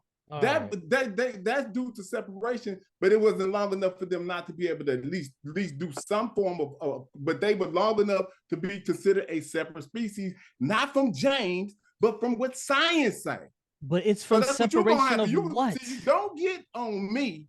Get on what science did, bro. But hold on, I didn't do this. But hold on, but you just said it, and I want you to stay right there. It's from separation of what? Separation of being in contact when procreation is going on. No. It comes from separation of being the same damn species. That's why. Listen. Hold on, bro. Listen, bro. I want you to follow me, bro. Did you not hear me say, bro? All of them. Yeah, you just that did. That's a dagger. What came out was a hominoid, Homo habilis, or whichever one you want to claim. Let it him came get out it of off Africa. and stay right When it there. came out of Africa, Don't move. it Q. stayed out of Africa long enough for them in tax for humans and taxonomy to name it based on genetic different variations of different species. Science did that. They found that shit in 2010 and named it Homo Neanderthal. Then guess what? Yeah, you just stuck a big butcher In knife. You stuck a big butcher Yeah, he knife right done. in your own I chest. got him. I got him. He done. In 2015, I they got him. found He done. another hominid and named it Homo Denisovans. But that don't mean that they was the same. They said right they have there, genetic Q. differences. Yeah, I'm not moving. They got genetic differences off in them that they gave them the name to name. So watch this. Let me go back to something I that didn't you do just. this. I didn't do No, this. that's fine. No, that's fine. I'm gonna go back to exactly what you just said. You said the lion and the tiger can produce a liger, but the liger isn't a viable species. The only reason that they can even reproduce together is because of the separation hasn't been long enough. But what causes them not to be viable is the longevity that they've been away from each other. So that same thing works when it comes to Homo neanderthalensis and Homo sapiens sapien us. Do you understand that? Because you understood it when it came to I'm the one who just told you that. So that means that they had to be human species to where we could create human life, but it wasn't viable. And they already know all this, Cube. I don't know. You must be late to the party. They got divergence between all of this. You can go look this up, or you will see what Neanderthal diverged from Homo sapiens sapien, so forth. And when the Denisovans diverged from, they got all this on. So hold on. You said that there was a divergence. You said there was a divergence. Yes. So if there was a divergence, then that means that once upon a time we both had to be the same species, right? No shit. Okay, so if we were both the same species, then that means that we should be able to procreate, but it may not be viable, right? Well, and I'm trying to explain to you No, I just need you to answer that question. I just need you to answer that. And you don't understand, I guess, that in some instances, if we were the same, hold on. If we were, hold on, I need you to answer that. If we were the same species, then that means we should be able to procreate, even if it isn't viable, right? Even if it isn't viable. That's what I just said. Even if it isn't viable, we should be able to procreate, right? Well, I don't understand that terminology. What I'm trying to explain to you. I just repeated what you said. No, you didn't. You said what you wanted to say. What I'm telling, so you said there was a divergence. You said there was a divergence. No, let me say. You said there was a divergence because he's saying hold what he on, wants to say. Hold on, brother. And he's trying you said there was a divergence from Homo sapien and Neanderthalensis. If there was a divergence, that means that we should be able to procreate, but the offspring is not going to be viable, right?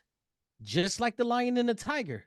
They can procreate, but it won't be viable, right? Well, one of them, I don't know. I keep trying to explain to you.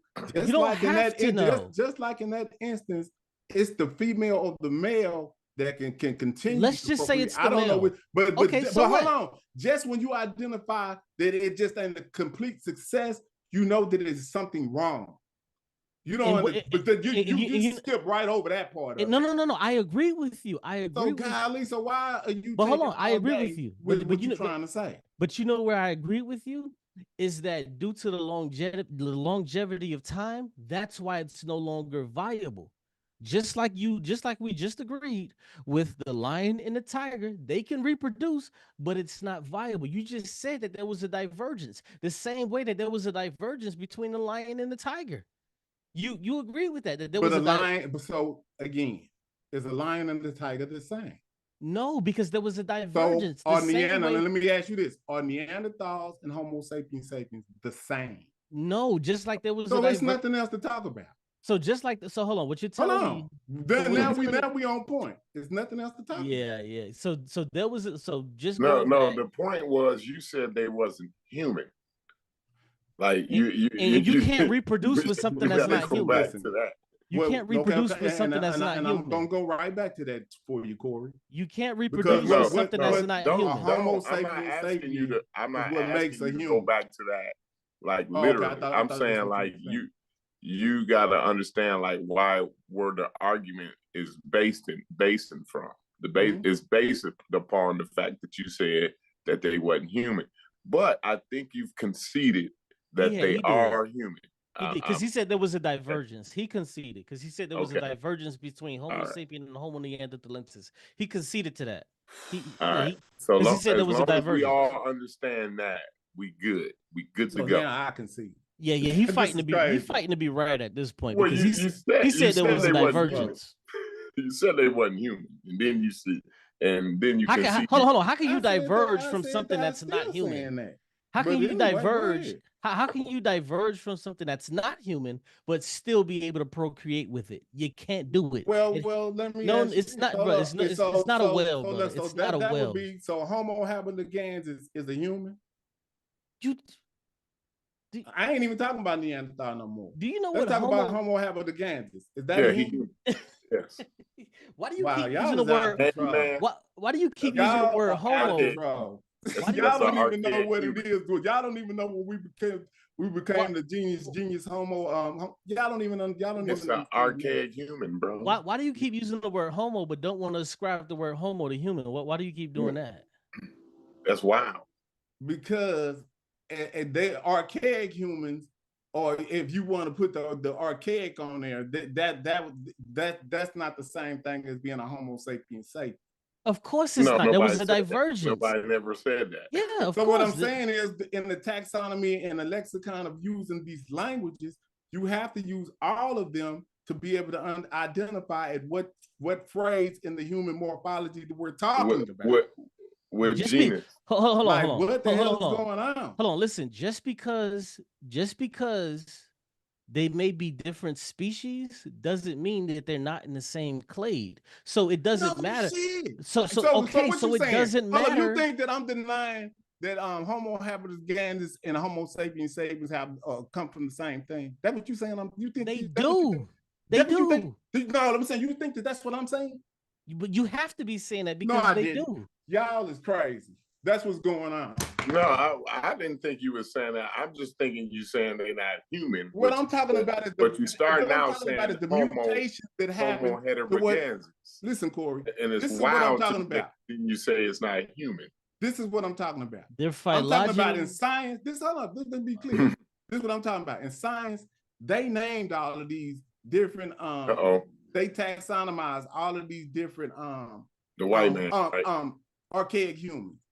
All the way up until hold on. All the way I want to be they, specific about you said the they though. They science, anthropologists. All the way up, they call them archaic human. All the way up until a point to where they switched it to modern humans. Why? Now, when they switched it to when they switched it to modern humans, who are they talking about? Are they talking? Hold on. Right. Okay, so and our recent us and our recent predecessors. Slow down. He gonna exclude white people. Go ahead. He's gonna exclude white people. Are Neanderthals modern humans? Yes, they are, bro. No, they're not. Yes, that is crazy. Neanderthals don't know what you're talking about. Neanderthals are extinct, and they are archaic humans. They're not in the modern human family. You're using it wrong. You're using it wrong. No, I'm using it. No. Hold on. What you're trying to do is say is archaic. But what you're trying to say is archaic. Listen. Hear me out. Just hear me out. What you're trying to use is you're trying to interchange archaic for extinct when you can't do that. When in reality, so name me an archaic human that's still living. Hold on. I'm trying, bro. I already explained to you that the blood of Neanderthalensis still runs through the veins of people that live today. I don't know why that's so difficult. Why they saying they still extinct? Then Cube, tell us. Because we're talking about full-blooded Neanderthal people. Right. Those people don't exist. But you just was arguing with Ngozi saying that the blood of you was just arguing with Ngozi saying that the blood of Neanderthals. I gotta talk to the homie Corey. Hold on, let me finish. Okay, well, let me finish my statement. Let me finish my statement. I just want to finish my statement. Hold on, I just want to finish my statement. Hold on, I just want to finish my statement. You can have it. You can have it. You can have it. Bro, you can have it. I just want to finish my statement. You can have it. I just want to finish my statement. That's crazy. What you just got finished arguing with Ngozi about is that there is blood from Neanderthals that run through the veins of people that live today. Are there people that are strictly Neanderthal today? No, there are not. But there are people that has the blood of Neanderthals that run through their veins today. Simple as that. Beautiful. Now let me holler at Corey. What percentage of humans are alike or different today based on genetics? What percentage would you say? What is the percentage of difference that we are today? What do you mean? Like, Is it, I don't even know what 99%? Is it 98%, 97, 96, 95, 90? Percent of what? What do you like? What's the difference in all humans on the planet today? What is our genetic? Oh, the difference. I think it's only like 0.1%. See what I'm saying? So that means that it ain't no Neanderthals. Q, they extinct. Ain't none. Zero. You understand that? my man Corey said 99. No, what you say, Corey? 99. Did you get to with a 96? You sure it ain't 95? Like what's going on? The man said so. That means that Neanderthals are extinct. Q. I'm sorry to break this to you tonight, but that's what's going on. So now let's just get back to more pressing before we get up out of here for more. I think his point is that it's no full-blooded Neanderthals. That's true, right? It's no 100% Neanderthals. Those people don't exist no more. They didn't got bred out, right? Right. Okay. Now the reason why they got bred out, postulations are because they had a very small population. They did a lot of inbreeding. And they lived up in the northern hemisphere for so long that they developed red hair and light skin and all of the things that we see in these people today. So, but that wouldn't have been the rest of the humans that had red hair and shit up there too, though. Well, right? They say, hold up, the reason why they was inbreeding and shit because they was isolated. Corey, you be killing me, bro. But listen, bro. So, but what I'm saying is, I'm saying though. So everybody, I mean, it's other people that's got light skin and red hair, though, right? Well, from what they say, it's all. And they wouldn't have got it from those Neanderthals, bro. Well, this is what I'm talking about, introgression. Now, so you can't tell me that when something gets introgressed, that nothing don't happen. You can't just say that, Corey, because we see it right now. If me and you, go and breed, if we go procreate with the 100% European, our babies is not gonna look like you looking on this picture, bro. We see it every day. That is introgression in the modern form. So that just speeds up the process of you being able to handle that equatorial zone up there. So when we went up there and met with them, we wasn't, just imagine. They said the highest levels, they had a level of like 9 to 6% Neanderthal, probably about at 40,000 BCs. They said that's what the introgression was then. So we bred them all the way down to 2% now. But back then it was like 6. I don't understand, Jack. Now, once we concede to you that white people ain't humans, now what? What's the point? They're introgressed. What the deal is, I'm not saying they're not humans. What I'm saying is they found out that they were introgressed with 1 to 4% of something that Africans don't have. Just like if I have our kids, watch this. That's just like saying, okay, do Africans have Denisovan DNA? Ain't nobody gonna argue with me about that. You see what I'm saying? I'm saying word on that. So it's when I bring the difference though. Like what's the point? Because that means that there is a genetic difference within humans. When they found this, okay. Now they're able to see, because we living in 2024, we are able to see the genetic differences and what people are. I in wouldn't relation argue with today. about that. I That wouldn't shit is argue and crazy. say So now that we difference. can see it, now they're making the postulations. Now they come up with this Yamna culture that they just discovered. See what I'm saying? And they saying that Yamna culture came over the whole northern Eurasia and wiped out everybody that was there prior to 5,000 years ago at 80% genetic replacement. So do you know what that means? If somebody just replaced you So by they 80% pushed genetically. How long ago was this now, James? This is 5,000 years ago. 5,000 years ago, 5,000 the people that's all watch this, they came in. That's wild. Now, and listen, 5,000 years ago, the people that was in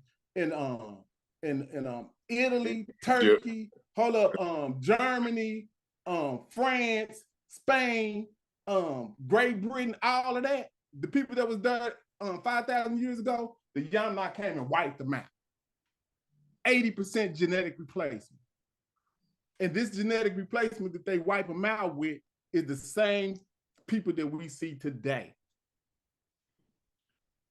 So okay.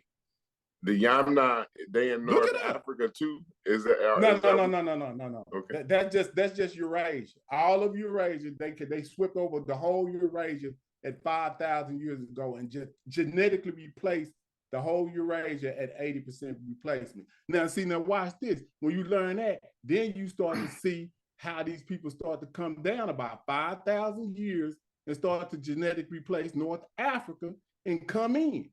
See what I'm saying? But that's damning. Hold on, Corey. You know how I'm damning simplifying. that is. Like, let me even, simplify. okay, let me let's say simplify. I agree I'm with simplifying this for you. Watch this. Go ahead. Now watch this. You know the people that was in Africa was there without mixing with anybody for 230 to 260,000 years. They have the most genetic diversity on the planet. And once upon a time, the Sahara was green. So we was chilling up there. But when desertification comes, we move where the fucking vegetation is at. So these people that's in the southern Sahel now, they still have this whole bunch of genetic diversity. But guess what the people in North Africa have today? If you go through their genetic test, they have the least amount of genetic diversity on par with Europeans. They have the least amount of genetic diversity. So that lets you know that they are not indigenous Africans because they don't have the same genetic diversity as the people that's been there for 260,000 years interrupted. They just came in, and then you can go look at the genetic papers that they have, and they'll tell you that they came in at 750 CE, right, which is right in line with the Arab conquest. This is what's going on. People don't be wanting you to know this. Let me hold on before you get there. Before you get there, I want to go back to 5,000 where you was back at 5,000. So you saying at this time, 5,000 years ago, this group it overtook Eurasia, right? Mm-hmm. Then they start coming down into North Africa around 5,000, right? Well, I didn't say they made it there by 5,000 in a majorative, but they start that DNA started. That's when they start trickling in. Yeah. Mm-hmm. They start trickling in right around 5,000, right? Right. So and then they, I'm guessing it don't take. I'm guess. But just imagine how long we know. I'm gonna guess around 4,000. They should have been did a whole takeover by then, right? By 4,000, I'm guessing. It's 1,000 years. Well, I'm not sure how long it took them to get but doing all of these thousands of if years. They start trickling in, listen. If they go to trickling in today and they don't stop trickling in 1,000 years, bro, you pretty much they didn't trickle the motherfucker out. It's not a trickle, it's a full but that's what we see today, basically in North Africa. You know what I'm saying? But what I'm saying is you can identify new humans, new humans based on their genetic diversity. The people who just okay. Now they got the least amount of genetic. I'm trying to get to a point, James. I'm trying to walk you down because this is damning information. if I agreed with this information, this would be pretty damning. That would mean at 5,000 years, they then came in and took over, right? That would mean, genetically. So that would mean they done all of the Egypt shit. All of the major shit that Egypt did is these people that came in. It's the invaders that built the hold on, Corey. Let's do this. Because they have a way, they have a way to measure the back migration of Eurasians through the DNA. You know that, right? That's fine. Yeah, now watch this. Now, let me tell you something. You understand what I'm saying here with the implications of what you're saying here, James? Right? You understand that at your timeline, you the chronology guy here. With your timeline here, you're saying that the Egyptian culture was built. You're saying the Egyptian culture was built by these invaders. No, I didn't say that. Well, hell, if they done came in and took over at 5,000. No. I didn't say that they was in Africa at 5,000. I said that they was in Eurasia at 5,000. You just told me they was trickling in. See, you didn't jump the gun. I said that they was in Eurasia at 5,000, and then they start to trickle down. Yes, that's exactly what I said. Yeah, that's what you said. When they get to the Levant, I didn't say nothing about that. No, I'm talking about North Africa. I'm talking about North Africa. You saying they trickled into North Africa? That's what you told me, right? And then we talked about how by at least by 4,000 the floodgates had been opened up, right? No, you said that. I didn't agree to that. Oh, I would imagine. So over 1,000 years. No, what I did was I said that you do. I said you do know. Listen. That they have a way to measure the back migration of the Iraq. See, I can pull the paper up right now. So don't do that. Hey, James, you got 1,000 years of trickling, bro. If I'm gonna tell you right now, if you put your sink on the slowest drip that you could possibly put your sink on, right? Plug up all of the faucets in your house, right? It's not gonna take 1,000 years for that water to have took over your whole goddamn house. It would take about that long. It'd take 1,000 years for the water to take over. They ain't in airplanes and cars, homie. Not back then. No. Nah, this type of you ain't hear the population me, of the world, you got to put all that into account. What's going on? I don't think you can hear me, James. I think you don't hear me. Look, Corey, I'm finna break out because he's finna get off here. But listen, I'm about to get off here myself. This is what you can do. Go look up the Yamna culture. They got videos if you don't want to read it. Go look it up and then come within. The next time we have a conversation, you'll be more informed as to how these people came across and genetically replaced the people in Eurasia. With that, I'm out. Peace, Chef. Peace, y'all. Great show as usual. You got a bunch of people over here. You be schooling these niggas, James. I don't know what's wrong with them, Chef. You know what I'm saying? It's just like they get mad, want to start calling me names. Only thing I do is go pull up what I'm saying. It ain't how to push the right button, James. Nah, I mean, I guess that's what's going on. I mean, you ain't gotta get mad. But you just think about this, Chef, before we get out of here.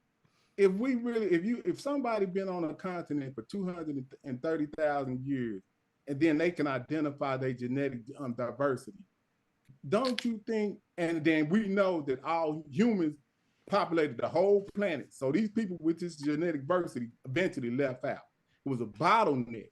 That means that the people that left out was a small population, and that the people that populated the rest of the world didn't have as much genetic diversity as the people that was inside of Africa.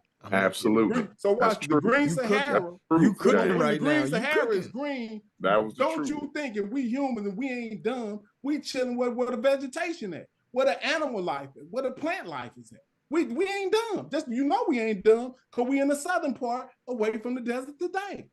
But these people are the oldest people with this genetic diversity. They still there. Now the people in North Africa, in contrast, they don't have this genetic diversity. They got the same amount of genetic diversity as the people from outside of Africa. So how can they be indigenous Africa?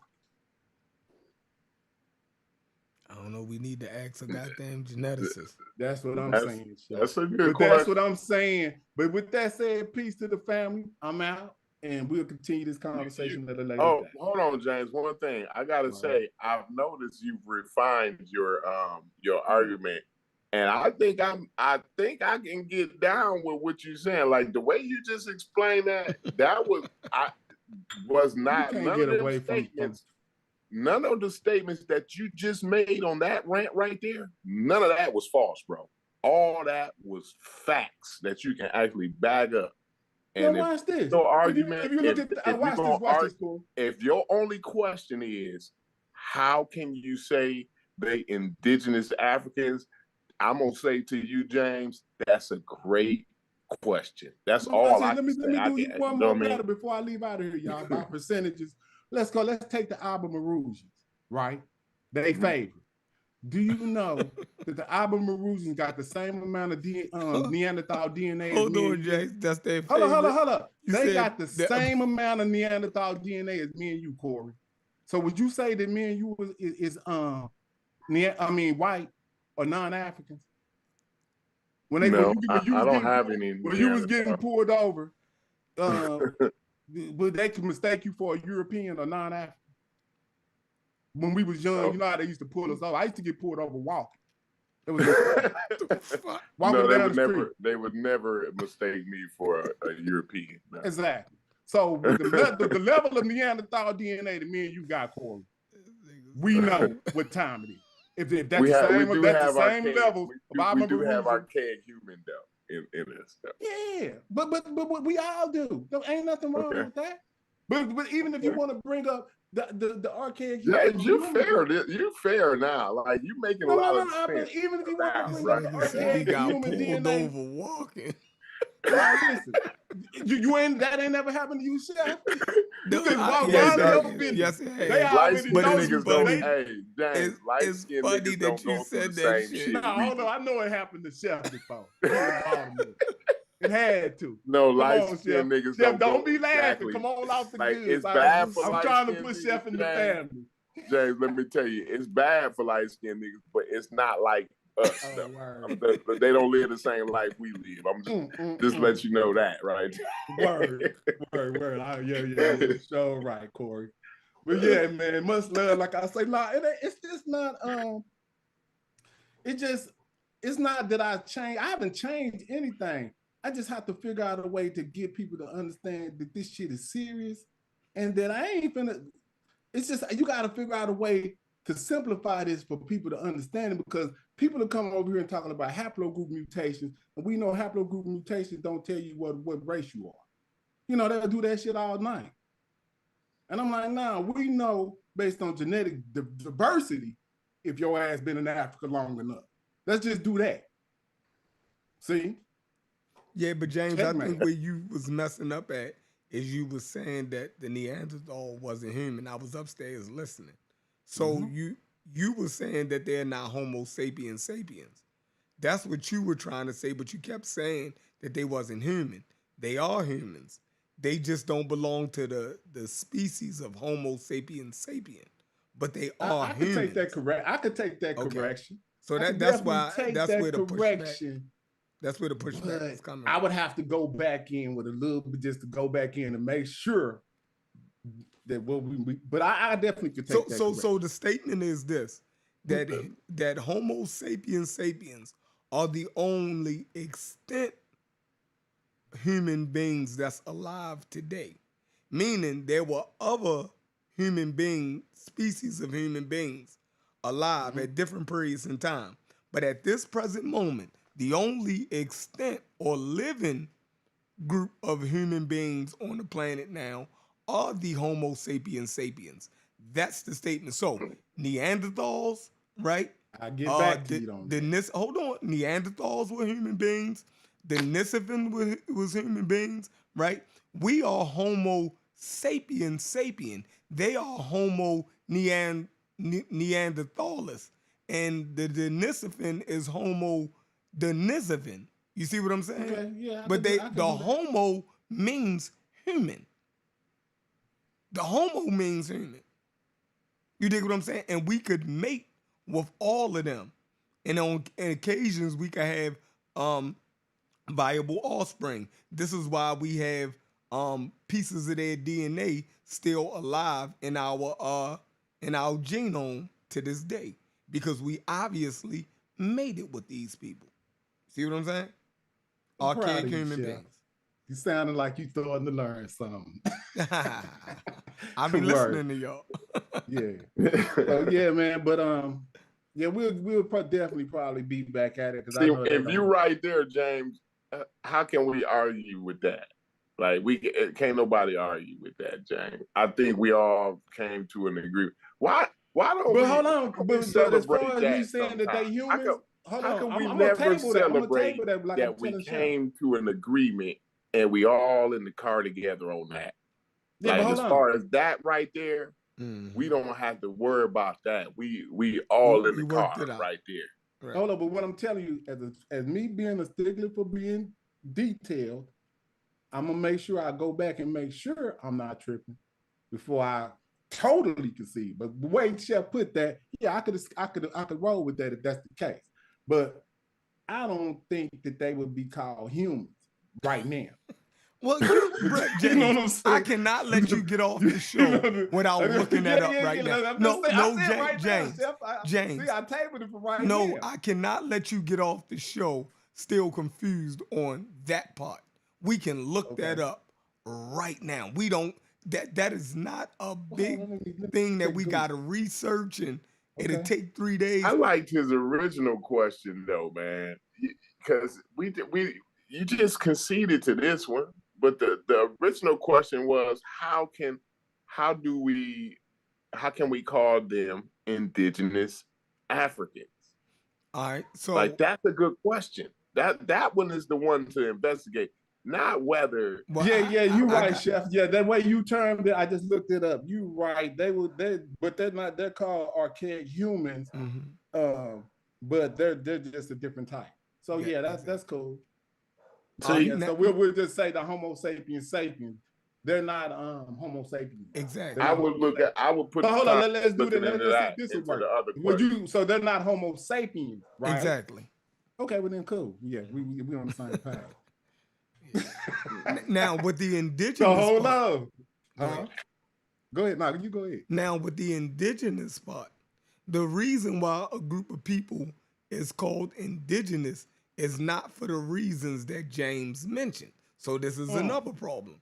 Indigenous refers to a people having two things: that their culture was created there, and they have a mutation that directly connects them to that area. Right? You can genetically see that this forms a different group of people genetically right here. We can see the difference. And we can see that their culture does not come from nowhere else. Even though the people might originally came from somewhere else, their culture was born right here. And they have a genetic affinity to this place right here. That's unique. That's what makes you indigenous. So, so when we say... I think that could be argued. I think it's an argument to be but had. But how can you argue that? So let's look at Native Americans, right? We know they said earlier that the Native Americans come from Siberia, right? That they're in Beringia, which was this ice landmass that formed the bridge in between the Americas and the northern part of East Asia. All right. So that landmass they were East Asians, and as the further they went north, they started to have genetic mutations, right? They became Siberian, right? Then on Beringia, they had another change. And then in America, they had another mutation.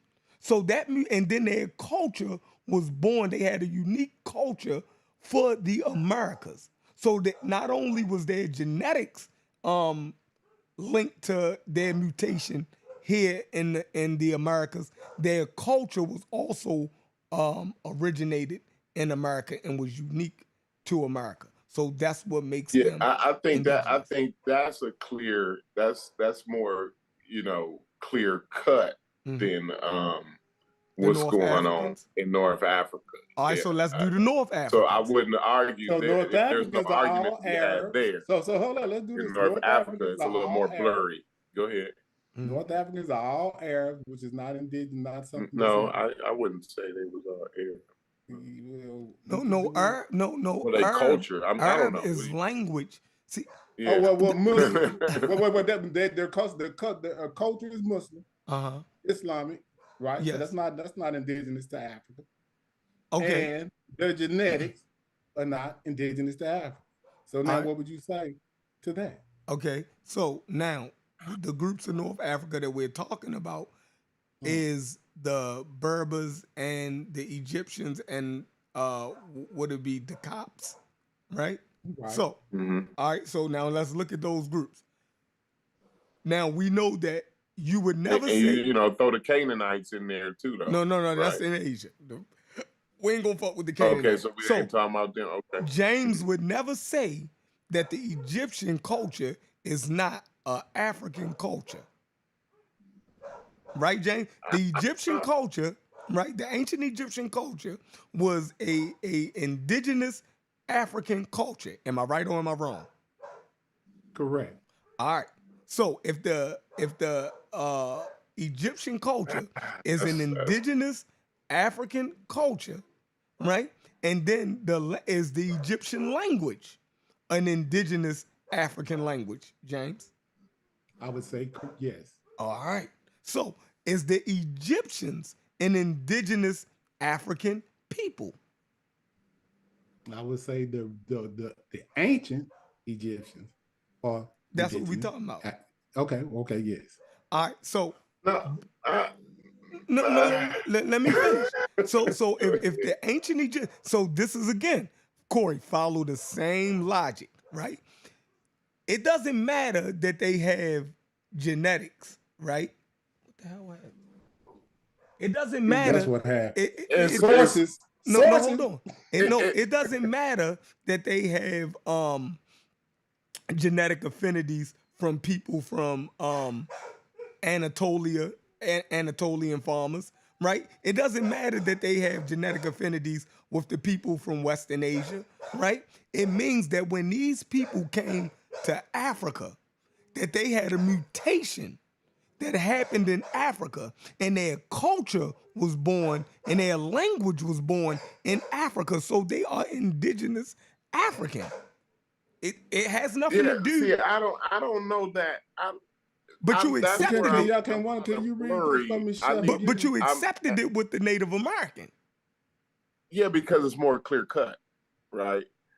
But see, here I'm kind of blurry right there where you at. This is where I'm not saying everything I'm disagreeing on, right? But I'm saying there's certain things that it kind of falls apart with me, right?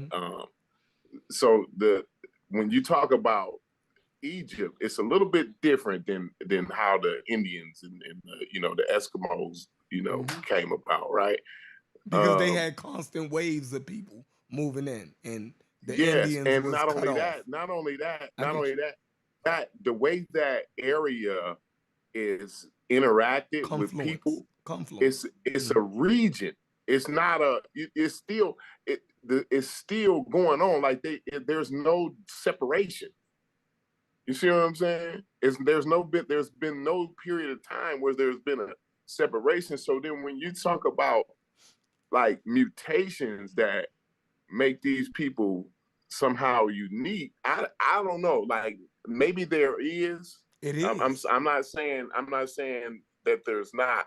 I'm just not aware of a mutation that's separating the Egyptians from the rest of the region. Well, they can single them out. They can do it through the Cop, right? Through the Coptic, they share a unique, right?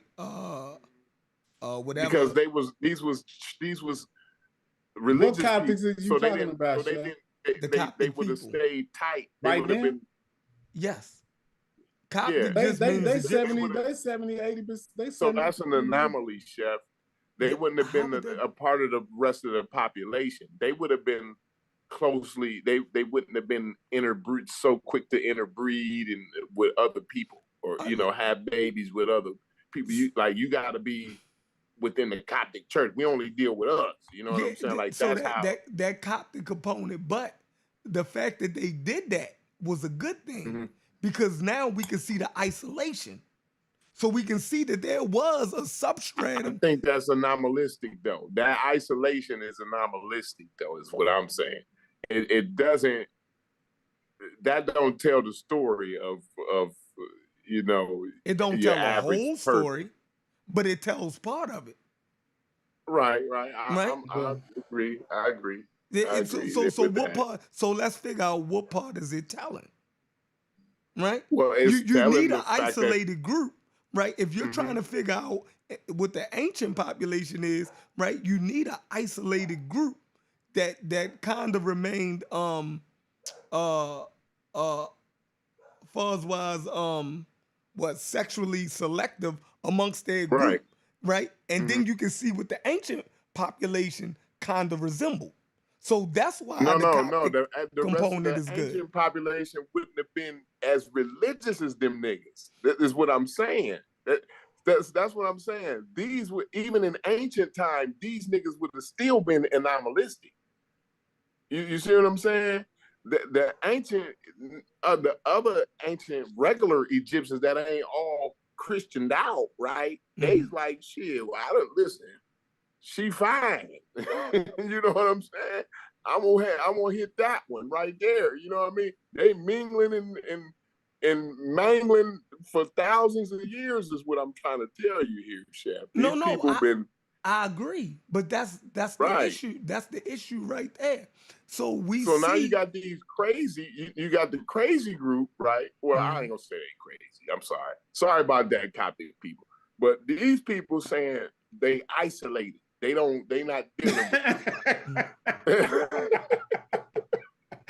Man, cut it out, Corey. It's one of your words. They was isolated. It's one of your words, Corey. They were Egyptian nationalists. Right. There you go. Okay. There you go. You like that better? Yeah, that's better. So they Corey, they was nationalists. I like the way Corey said it. Got straight to the point. Like, yo, like they think we crazy. Because so I think cults is kind of they was on Fantasy Island. You know what I'm saying? I don't know. But I don't want to they nowadays they got it. It's a little more like less crazy. I don't know. But hey, let's not get off the conversation here. Like Shepherd, that source that I just shared, it tells you what happens, right? From a genetic study. What's up, Reggie? Paper. Go ahead.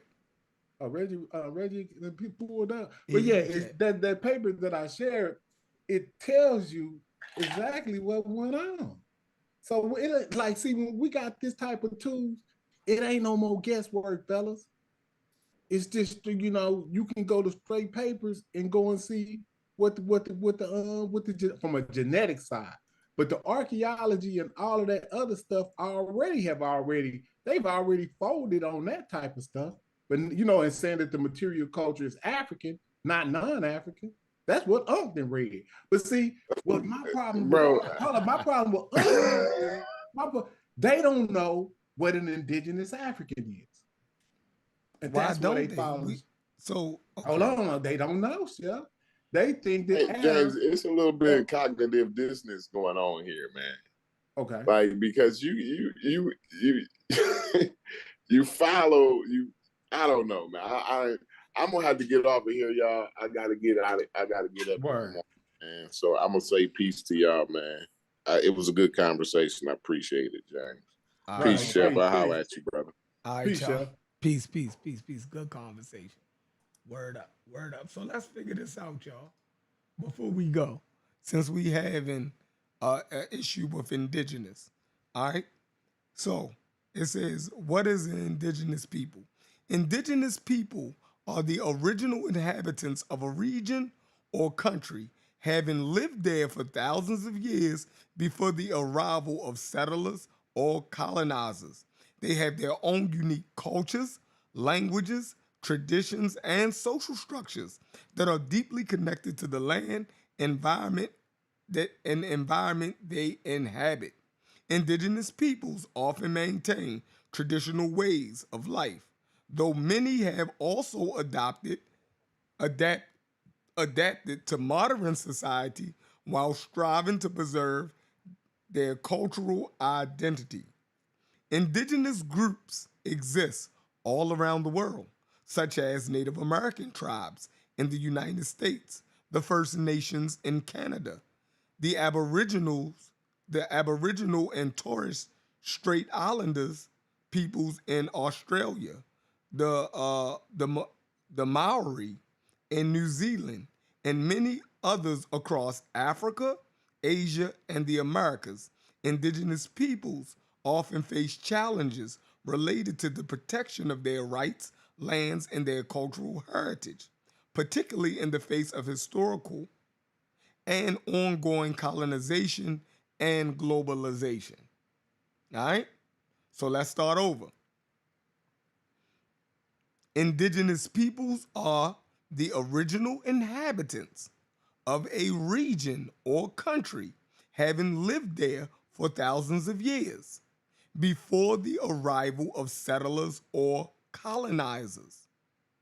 They have their own unique cultures, languages, traditions, and social structures that are deeply connected to the land, environment they inhabit. So, the ancient Egyptians, right? They were the original inhabitants of ancient Egypt. They had their own language, culture, and social structure, and it was tied to the land, geography, right? The land was sacred to them because of the inundation of the Nile. The Nile River was sacred to them, right? So it's telling you the language was uniquely from that part of the world. All right. Now you go to the Berbers, the Berber language of North Africa, the Amazigh, right? It is uniquely tied to those people, right? The culture, the language, everything, right? They have a genetic component that ties them to North Africa, right? That binds them to North Africa. Reggie with the link. I got 20 minutes for Reggie. Here we go. Here we go. God damn it, I'm trying to go. All right.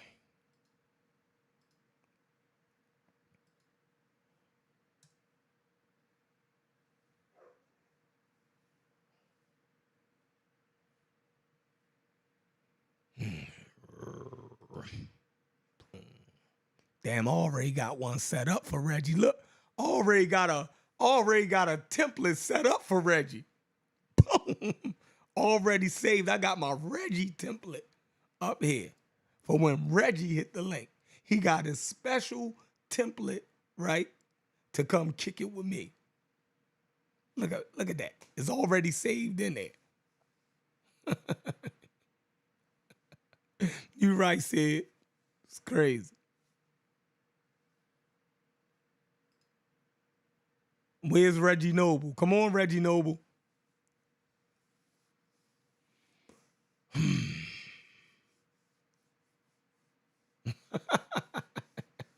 Hey, Sonic, I'm gonna get you your own template too, bro.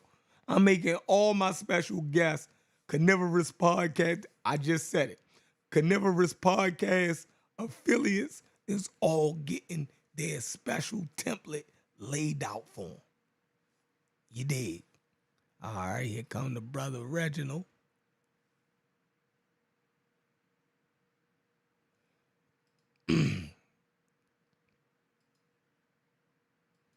Add the brother Reginald to the stream. Boom. He's coming in hot. Boom. We got the brother Reginald in the building. Brother Reginald.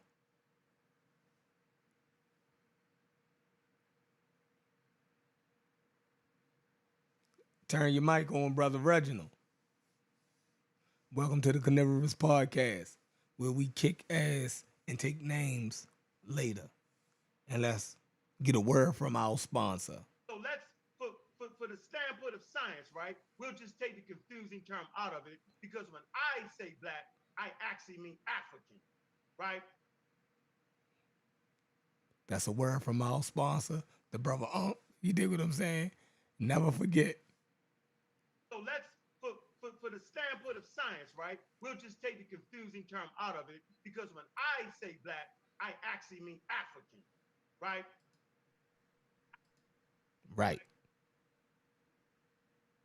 That's a word from our sponsor, the brother Ump. You dig what I'm saying? Your playback on, Reggie.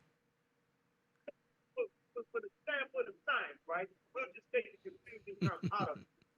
I say black, I actually mean African, right?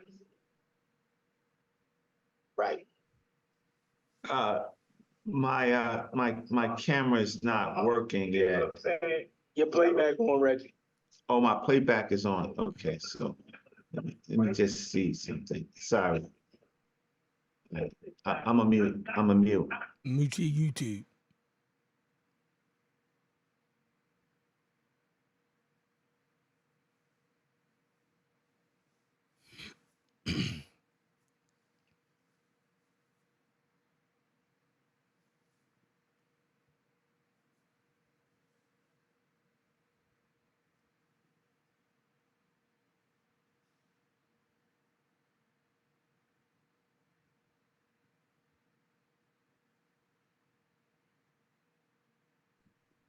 Okay, can you hear me? I don't know what's going on with the Yeah, I can hear you. Can you hear me? Uh-huh. Okay, great. All right, so finally, great. You put the definition of indigenous, and that would have saved you some time. So the issue is, and how you doing, Chef? Can you hear me? I don't know what's going on with the Your playback just came back on. It came, okay, so let me just see, let me just turn this back off. All right, so finally, great. You put the Click the definition YouTube off. You don't need the YouTube no more.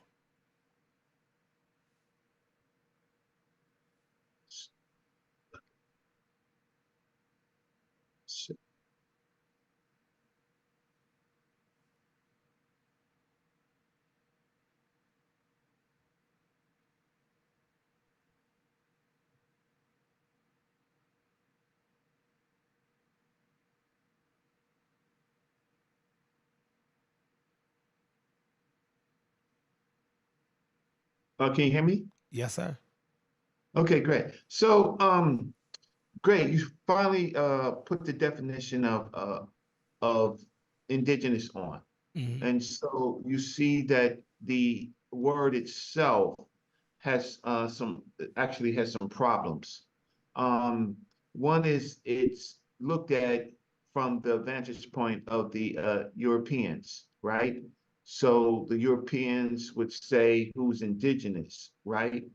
The original people would never necessarily say that really that they are indigenous without having some problems with the invaders or the colonizers. Am I wrong? Mm-hmm. So so then we need a more nuanced, and I think that's where you were going. We need a new nuance, not a new, but a nuanced definition of deciding how we want to use the word. Does that sound right? Yes. Yeah, okay, great. So that's just where we are. And from that point, once you understand it's okay, so what are we comparing these people to? Are we comparing these people to outsiders, right? When we do that, then the word indigenous comes in. Without that, then you have to look at their specific who the specific groups are in this particular territory and how long they have been there, right?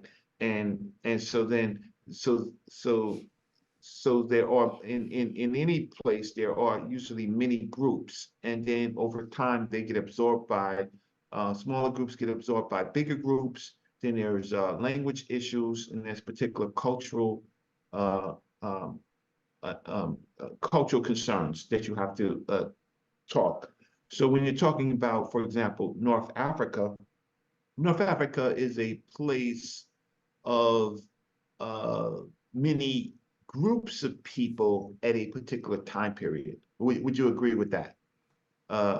So yes. Yeah. So then those groups of people are vying for control over their territory and rights to their territory over, well, first other groups, right, within the area. So there are before the collapse of before the collapse of what they call Egypt, right, is the Chichenal groups, the Meshwesh, the Rebu, the Libu, which is associated with the Rebu. Those particular groups in that time period, after the collapse of Egypt and then going into the Roman period, you have groups that ultimately the Romans will call Berber groups. They will give them a name, but there are still groups like the Garamanti groups, and then there's a whole list of other groups that you can get from the geographers, the Greek geographers. Weren't the Garamantes Berbers? Remember, Berber is a pejorative word that the Romans gave to these people. They called themselves, they had their own names. The Garamantes is a kind of derived from an indigenous name, right? Something that they called themselves. Then you have the groups of people, for example, the Carthaginian groups of people, right? And they're connected with indigenous tribes called the Afri tribes. That's one of the many tribes that was in that area. And then that culture wasn't indigenous. The Afri? No, yes, the Carthaginians. That wasn't indigenous. No, they were not. They were not indigenous. But remember, it's comparing themselves to who? At the time period that they were there in that region, then they become indigenous, no, right? No. Oh, yes. They become indigenous. They weren't there for, see, now we need the nuanced kind of definition of indigenous, right? Because when they come in contact with the Romans, they would claim that they are indigenous. Yes or no? What? We know when they that come in contact with I don't think that they had a word for indigenous. I think that's a what's the word Unc be using now? Anachronistic. You know what I mean? To say that they didn't have a word for indigenous. Right. That's what I began with in the beginning. It's always compared to another group. So we are applying terms. So what I was trying to do for the North Africans, I was looking at one day on one of our shows, we need to do a whole show on the groups of people that we know from the geographers, the Greek geographers, who they were, right? So that's the failure of people like Chief X and stuff like that. But there's a whole list of groups. Let me see if I can find it. What are the groups of people in North Africa that the Greek geographers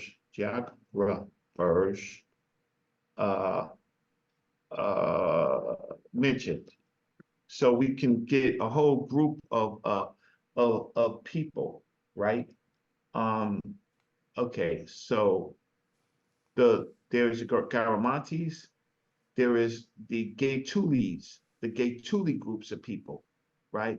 Those were some, and then there are, believe it or not, groups called the Ethiopian, right? But there were many more, right? There were many more of these little subgroups. So the Punic people, the Carthaginians, would say that they have been there for the time that they've been there, and they are indigenous. They wouldn't use that word, but they would say, "This is our land." So all I'm just saying is, you're right. I'm not disagreeing with you. I'm just saying that when we do a nuanced, when we use the word, we have to make sure that we also factor in a more nuanced definition. That's all. But Chief X is almost always wrong, I just don't.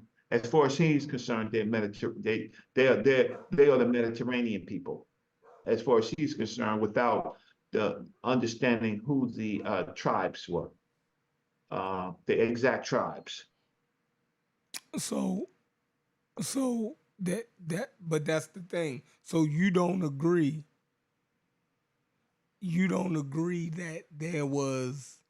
that the North Africans make up an indigenous group of Africans, because nowadays they follow largely the Islamic culture. So you feel as That's though later. That's a later period. yeah. So you believe that these Garamantes and them are the original inhabitants, and that these groups that's living in North Africa now are not the descendants of these Garamantes and Well, we different can't, people? because we have the Momos groups, we have we have several groups of people that went into that area. We have the Greeks themselves, we have Momo groups, then we have various Arab groups, right? So no, they aren't they become indigenous after a certain time period, but they weren't originally indigenous. They weren't originally indigenous. So the problem is again, it's the more nuanced definition and where you're applying to it. So when we use a blanket term like the North Africans, that doesn't mean much. That doesn't. Would you agree that doesn't mean much? Yeah, it means much to me, because I don't question their indigenousness. I But don't they're question different their groups. indigenousness.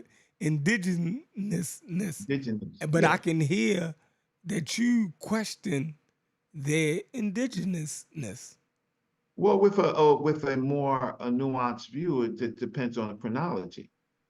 It depends on it really depends on a chronology. Would you don't agree with that? It depends on when they got there, right? When in fact that they got there. They've been there for thousands of years, Mr. Reggie. Not No, but who has been Mhm. there for thousands of The years? Berbers. Okay, the Berber groups. Yes. Remember the Berber groups. The I don't have any problem Garamantes in with this, them are Berber groups. but they change. Changed what? What? They changed with the invasions. They had other uh, other people involved in their. They So were for example, the colonized. They were Arabs. colonized. Okay, Yeah. so all right, so colonized come with culture, right? A people is colonized. You get it? A people in a land is colonized. The people were colonized. We're saying that the people are indigenous. Now, the culture of Islam is not indigenous. I totally agree. The Arabic language is not indigenous. I totally agree. But the people, we're saying the Berber people are indigenous. Okay, but when new peoples come into the area, They what happens? colonize. They colonize, and then how do you deal with that in scientific terminology?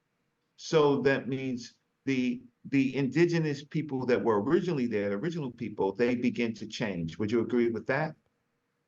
No. You don't see that they're being admixed with other groups of people. Like for example, the Carthaginians admixed with the tribes in Africa when they met them. So do you don't think you see where? No, I see. I get you. I get you. Okay, thank you. That's all I'm trying to say. And so we have to track that. Those are the things that we have to track when we are actually talking about who's indigenous or not. I think lay people, right? And I think that some of you are smarter than that. The smart ones will track the time periods. The lay people will not. They will just label a whole group, and then when you ask them who were those groups that were originally there before the Carthaginians colonized the area, they go for air and aspirin. Okay, so I'm sorry I'm late. I just wanted to just kind of add that that it depends on how you are applying the word, right? Yeah. No, I think that I applied it correctly. I think that you kind of question whether they are indigenous or not.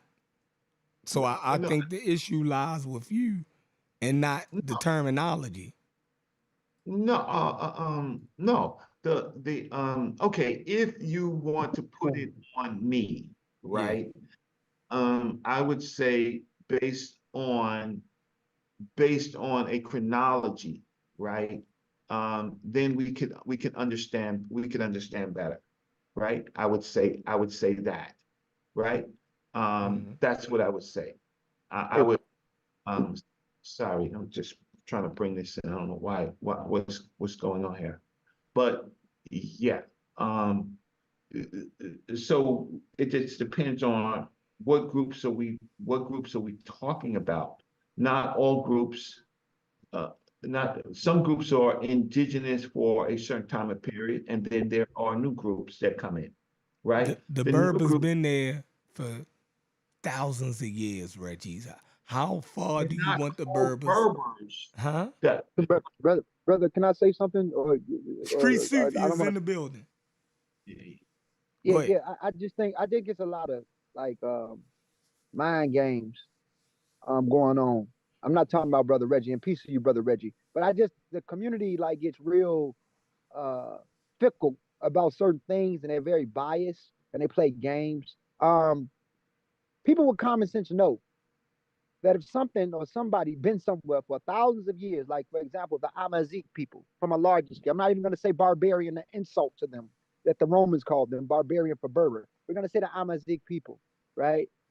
They represent a population that's been there for a very long time. And you have to deal with their genetics in layers, right? One layer of their DNA comes from epipaleolithic hunter-gatherers that crossed through the Mediterranean on the other side and mixed with the autochthonous aboriginal Aterians. That Aterian layer was Hadza Yoruba, like what we label as ancestral North African. Those people mixed with a population that back migrated. We know that if it's an ice age in Europe, there's a drought in North Africa. And peopling have been going backwards and forth in Africa, finding refuge in for food. One time they right here, the next minute they're not there. So you have people that, it's not like Homo sapiens was all over North Africa. Some of these hunter-gatherers crossed over and they found isolated places where no humans were there, and they had no contact with people, and they became indigenous to that portion of the world. Not to mention through time, genetic drifts and different things, they develop unique signatures or unique genetic signatures that only becomes distinct to that portion of Africa. That's distinct from their basal branches that they split from, like the basal branch of mtDNAU that you find outside of Africa compared to the later derived layers that you find within Africa, right? This admixture was occurring with people before a dynastic Egypt. So by the time you get to dynastic Egypt, right, you got a lot of population turnovers, bottlenecks, genetic drifts, and different things that occur with the peopling that makes up Egypt before you even have this unique cluster, right? The closest thing that we have to these people that's remnants, especially in the middle dynastic period, right? Now, according to 2023 studies, they gave us a glimpse of what's going to be coming out in 2025. Fourth dynasty to third dynasty Egyptians were closer to Natufians. That's what they found. Middle dynastic Egyptians are more closer to the Coptic population. And the Coptic population is the closest that we have today to the ancestral Egyptians. But when you look at the phases that they went through and the people groups that happened, that makes up this Coptic component, it's a combination of something ancient. Ancient Eurasians that back migrated in different phases of time before dynastic Egypt, and some layers of indigenous population that was already lingering around. Very, very, very at smaller percentages, ancestral North African. Ngozi, Yes. you're stretching huge No, time no, periods. well, okay, well, let's talk You're about the time stretching period. Oh, no, huge time periods. Reggie, let me talk about the time periods. Eurasians back migrated into Africa as early as 23,000 years ago, if not 30,000. You have another layer of these same people before dynastic Egypt, right? They're back migrating 12 to 10,000 years ago because there's a lot of things going on in Epipaleolithic Levant. And in the Levant, you have another phase of something going on when these people who are also partly mixed North African, who mix with indigenous groups, turn around and mix with certain Anatolian groups and create something called Neolithic Levantine. These are post-Natufians. They start to linger around all through those areas, and they even find their way back into Africa. And the Harithians, who are also a set of mixed Africans, are going backwards and forth from those zones. When they go back into Africa, they're meeting, in North Africa primarily, they're meeting with certain groups, and then you start to find your favorite subjects that you speak of. Those, because pastoralism was going on in independent sections of the world. We had our own independent branch within Africa, and you had an independent branch that was going on with Levantine groups who are highly admixed. They back migrate, and you find the stamp seal at base 8,000 years ago. I'm not talking about the Sahara. 8,000 years ago, well, Sahara, you can say, I'm talking about the eastern part of the Sahara, not west. 8,000 years ago in a zone in Egypt called Dakla Oasis. These pastoralist groups move. One group drifts into the Sahara, west, and they become the Capsian culture. Integration into the population over there that was already very Ibero-Marusian-like, but still a cousin group before the Anatolian farmers came in. So what I'm saying is that so you got one layer, 8,000, 9,000. Then you got another layer that comes in from those Anatolian farmers that cross over between 6,000 or 5,000 years ago. They're mixing in multiple phases. This is before dynastic Egypt. So by the time you get into dynastic Egypt, you're not dealing with a homogenous population, even though they later form a unique cluster that's been consistent for a very long time. Ngozi, we were discussing the term indigenous, right? Yes. That's So, what we were so let's get on to indigenous. Wait, stop. I mean, okay, how long do you want to go? I'm almost done. What I'm saying is it goes back to what the definition of indigenous is. When that culture that they had, the culture that they had that was shaped right there, that was born right there, that was birthed right there, the time that they spent right there, not to mention some North Africans been back in Africa, or some layers of Eurasian ancestry been back in North Africa longer than the Native Americans that crossed the land bridge that was related to their earlier Siberian ancestors.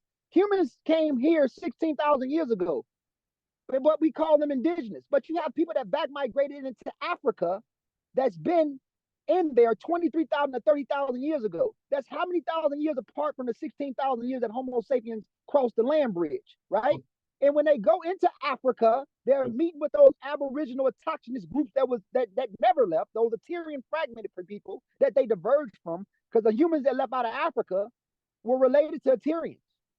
Okay. And they live out to the Sinai. And then when they go, I'm almost done. When they go back, they form cultures. They create a unique culture that belongs to that portion of the world and nowhere else, right? So, like you say, and like Brother Chef was saying, the nuances of the term can get foggy, but we can't say that they're not indigenous if they've been there. And arguing that. Okay. That's Okay. Well, the when conversation that over came with. in, we weren't arguing that. We was trying to understand groups, indigenous groups in North Africa. We weren't doing that. So Okay. that was an argument. But in the time periods when we want to analyze this area, right? That we want to look at groups that are there, or at least categories of groups. And so, there is what they call the Luca Ethiops, and which are the Libya Ethiops, right? The Libya Ethiops are considered the more darker African Black sub-Saharan groups, and the Luca Ethiopias are the lighter indigenous groups in North Africa. And then there's these, we know the Gutelans, we know the Numidians, right? So what I'm just trying to, and then the Garamanti groups, right? And yeah, the Garamanti groups. And this is after the fall of Egypt. Prior to that, it was the Chichinu, it was the Meshwesh, there was the Lebo, the Rebo, groups, and sometimes the Rakit groups that were called from the nomenclature of the ancient Egyptians. So I know Chef wants to go. I just wanted to say that we need, when we're talking about indigenous people, we do need to categorize them in a time period, right? Yeah, I can respect that. When it comes to time, chronology is very important to win the population groups and what time period they develop and where they derive and what happened when it makes up for this. Because like as you stated, and Brother, I think I heard you and Chef say, when the Phoenicians came there in Carthage, in Tunisia, and was there when the Romans got there, I'm sure they looked at what Ditto Bell came into. Ditto Bell, according to the Hannibal story, because Hannibal is a Canaanite name, one Gloria Bell, which shows that he wasn't African. His forefathers came from somewhere around Palestine or Lebanon, right? Yes. But when they got there, Ditto Bell, the story of the myth said it was 800 years or 600 years before Hannibal was born. So when they go there, they're mixing with the already. We know about the lady with the lip plate. We know about they had different phenotypes in that region, and the population was already mixed. Some group can look strongly labeled, because when you look at the skeleton of the lip plate or the oracle woman, she had tropical sub-Saharan morphology, but then other groups may look totally different. So mixing already was occurring, correct, in those areas. So by the time the Phoenicians got there, who were West Asian, they mixed into those populations, right? But when the Romans get there, they're looking at them like, they at this time they create a unique culture that's distinct from their earlier Lebanese ancestors. It becomes blended and it becomes something that's, indigenous at that time, right? That timestamp that's compared to the new Roman Mediterranean layer that kind of came in, right? So yes, when it comes to chronology, in that sense, we have to calculate time. What time? What was this? But what I'm saying is, if we deal with things in phases and layers with this chronology thing, we can see what's occurring to create these. Looking for the deep civilization. What we're comparing it to, and if we're looking at the deep time period and the not so deep time period, right? Right. We have to take in account of the mixtures, right? Right. So these groups of people have been mixing. The Arab invasion kind of solidifies changes things a whole lot, right? Meaning they're not Arabs that are actually these are people who are what you might call North Africans that now take on the Arab faith, but they're not necessarily all Arabs, even though there have been some mixtures.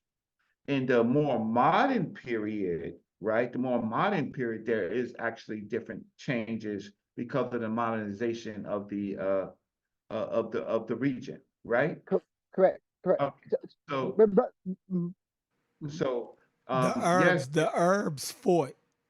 Arabs fought Christian kings in North Africa. yes, the Byzantines, the Byzantines, they hated the Byzantines. I Right. want to say this though. I want to say this. If we can bring it up to modern time, there is no portion of the world that's like the African American, genetically.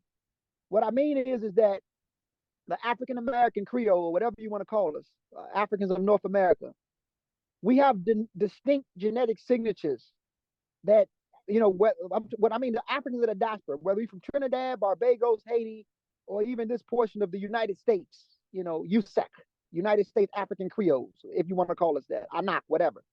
What I'm saying is that we represent a confederation of different groups of Western Central African, the Biafra, all the way through the Sahel, right? Senegalese, Malian, Nigerian, Ghanaian, and all that. And you have the Northwestern European component, right? That Northwestern European can come from Ireland, Britain, but that right there, and Germany, right. But that right there represents the stamp of the African American, whether we have that Northwestern European at 5 to 10%, or whether we have it all the way up to 30%. And I agree. And so what I'm saying is that, I just wanted to say, we have to use that same beautiful example when it comes to the modern Egyptian. The modern Egyptian, on average, I'm excluding the Coptics. I'm going to say the average Egyptian Muslim, Arab by culture. But this has to be used for the same thing. They are not a 50-50 population when it's saying 50% Arab, 50% Egyptian. If you look at the genetics of these people, the Egyptian Muslim, the Arab signature that comes from Saudi Arabia, Kuwait, Yemen, is very small. It ranges in them at 10%, that's what I'm saying. And 8%. so I'm almost done, Reggie. So they're very similar, not genetically to us, but in the sense of what happened to them, right? Like we speak of. Again, that calls for a nuanced view instead of this. No, right. But I'm almost done, Reggie. But what I'm saying is their overall DNA composition is aboriginal to that area.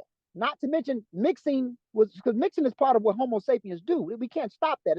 Look at the proximity of Egypt and the location. It's 300 miles away from Israel compared to it being thousands of miles from Nigeria. Look at the mileage. So what I'm saying is that when it comes to I'm almost done, Reggie. I'm driving home. I'm almost done.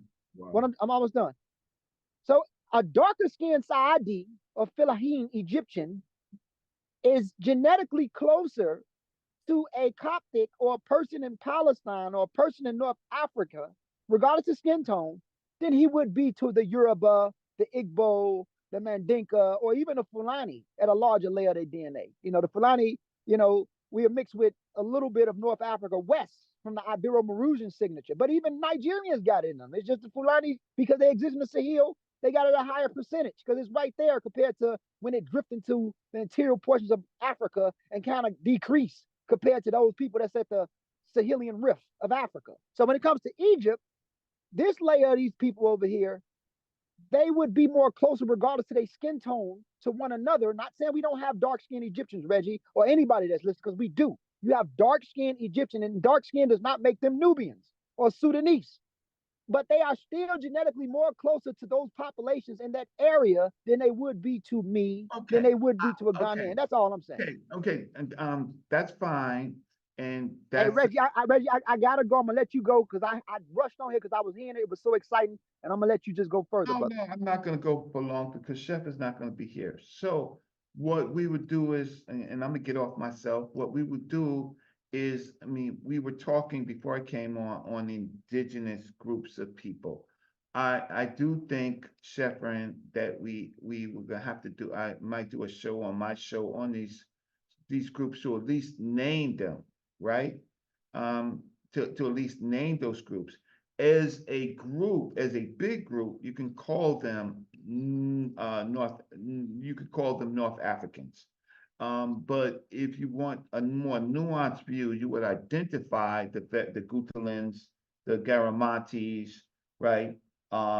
Understand what they're saying when they say the Luka Ethiopians or the Libya Ethiopians, right? And some of these particular groups. That doesn't necessarily disturb anything except for it gives you a more detailed, it gives you more tools to understand who these groups of people are and when exactly they started changing.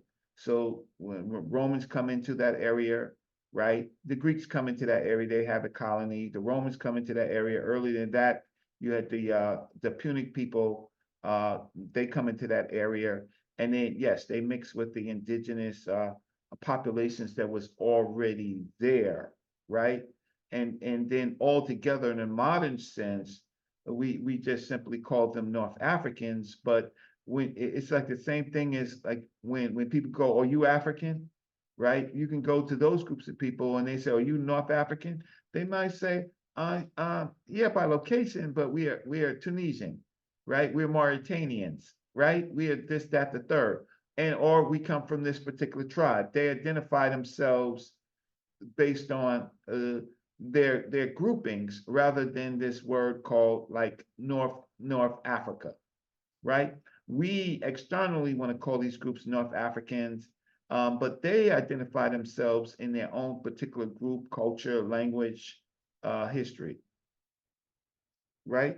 So I don't know if you was talking about these people, the ancient Egyptians and all this stuff like that. I didn't hear that until Ngozi came on. I heard you really trying to talk about this word indigenous, and that's why I came on to try to give you a nuance, not disturbing, not really disturbing, but just saying that we do need some classifications. No, I agree. I'm with you. Okay, that's all. Look, being specific is always good. General can get you far, but being specific can get you even further. I totally agree.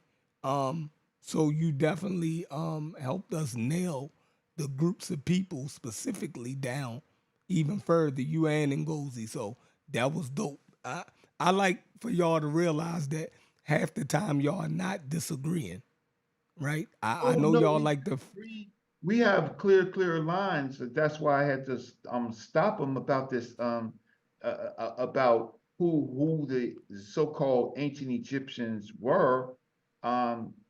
That I will never, the Anatolian farmers and all that stuff, that's hypotheses. There's no evidence of that. I mean I mean we have how can I say, we have new material that was written over the last 2 years, right? That helps us with that. I think I think that's a hypothesis that's still running, but I do think that we have new books that help us a little bit more linguistically, and we have new archaeological data, right? If we're still fighting over who the so-called ancient Egyptians were, we got to be careful because there's different periods. There's the Old Kingdom, the Middle Kingdom, right? The intermediate periods, right? And the New Kingdom, the late period, right? We have to be careful about that. Uh, because that small group of people that was Nurmur's group of people, you got to remember, they whoever they were, we know what I mean. Now, whoever they were, it took them a while, right? They had to unite some other territories, and they united those other territories, but the people in those territories were still the people in those nomes. And then in later periods, they admixed among themselves, right? And then they become more of a solidified group, or a mixture of groups that they understood. So I just think that people make the mistake of separating out the beginnings of this state formation with the late period, in the Greek period, the late period, the Greek period, and then later the invasion into the Arab invasion of the Berber groups of people. That's all. I don't want to take. No, you cooking. Yeah, I just wanted to say that sometimes when you're so general, people laugh at you, right? I mean, what we're trying to do is have these conversations to prepare our people to have more, to talk to, have better conversations with so-called experts and PhDs, that they would want to talk to us because we understand the dynamics. But when we're so close-minded and we just say, "Oh, the North Africans," they're like, "I don't talk to these people. They're not making sense." But they could talk to, Chef, you have some great moments, and then you sometimes you capitulate to, you capitulate. Uh, but sometimes you actually, that's why I come on your show, not that I'm trying to get you, right? But this panel, these groups of people listen, there's certain groups of our people that can leave the, what do you call, the sandbox. So like me, I've been working for the last 2 weeks on the father of Black Egyptology, or a Black person who is a father of Egyptology that nobody knows, right? Nobody knows this person. I'm not going to give up his name, but I am working with 2 PhDs on, one white and one Black, on the father of a Black person who was the father of uh, of Egyptology, um, that would have helped Martin Delaney. That would have helped Martin Delaney. So I can leave the nest and I can go to other places. And then when I come back, I would like to think that the group of people that I'm talking to could appreciate what the people that I work with appreciate about me, rather than some of the stuff that goes on here. Some of these little, and these people will never write anything, Chef. They don't cite well. They just can't leave regurgitation. You actually have an interesting mind, right? This is not your forte, but you can deal with people who've been doing this for a while in this community, and you catch them, right? You wait, and you search a little bird trap, and you catch their asses, right? And why? Because you see that they're just being too over general, right? And they're getting it wrong on almost all sides. Not saying that all sides do it. All sides do it. All sides do it. And you're absolutely right. That's exactly what I do. I let you talk until I see a crack. Oh, right. You search, and you got them by the leg, and they can't get off, and then they start quacking, and howling, and howling. But it's easy to get out of it. All you gotta do is say, "Okay, I might have fucked up right there." You dig what I'm saying? And then it's over. But the more you wiggle, right, the more you get yourself deep into the trap. You Yeah, dig so what I'm saying? we let people come on after they have been exhausted, and they start pecking at their legs, and we let them back on over and over and over again, like Chief X and stuff like that, like using terms like they are Mediterranean people when they didn't think of themselves like that. You damn sure can't. It was only the groups of people that was traveling on the Mediterranean, right? Going to other places, right? Egyptians. Yeah, the Phoenician groups of people, the sea peoples, right? Those groups of people that was seaworthy, that was traveling, and then Greeks come to a colony called Necrotis, right? And then they become the headmasters of Mediterranean trade. And then there's Serene, those groups of people, right?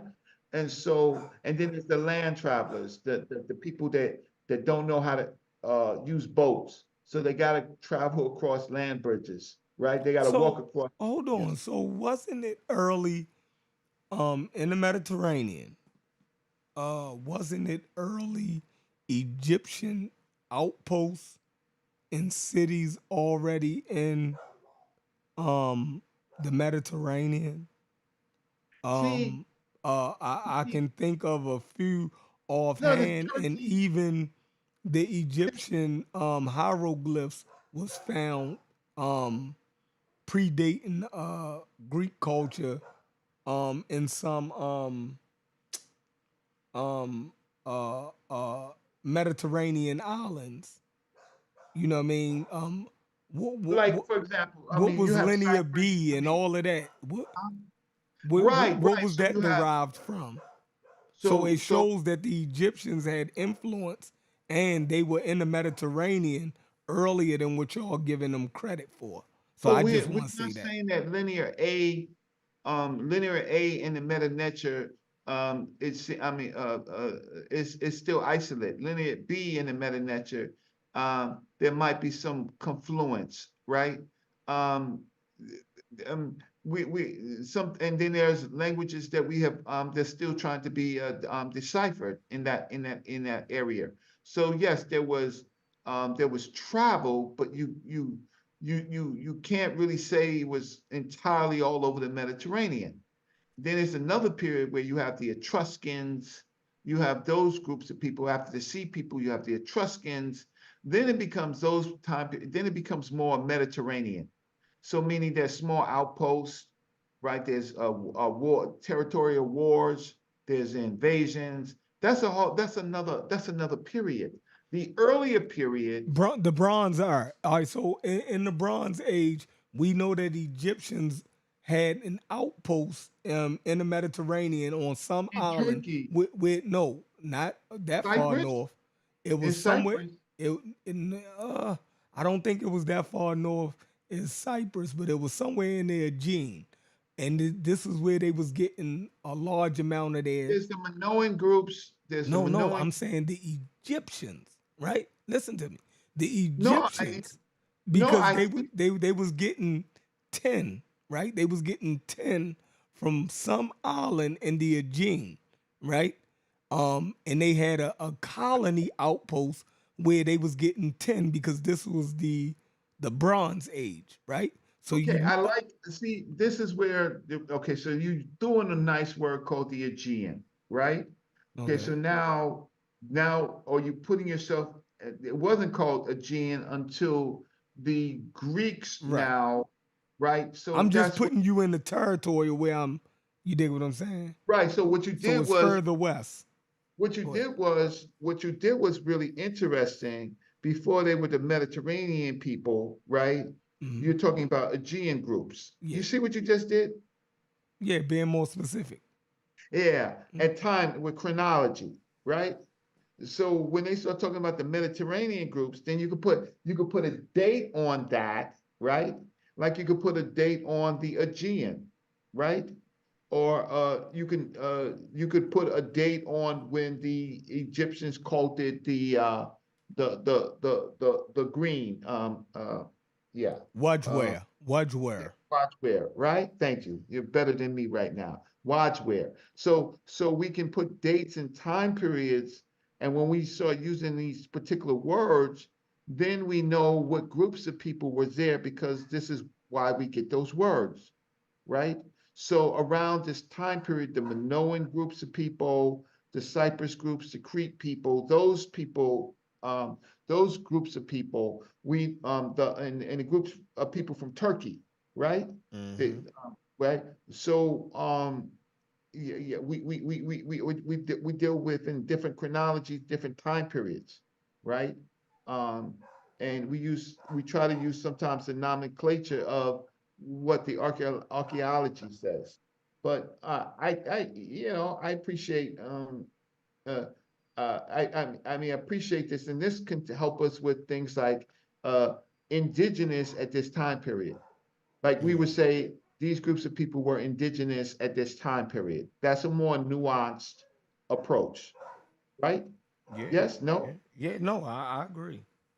right? And I prior to agree. that, they were not indigenous, right?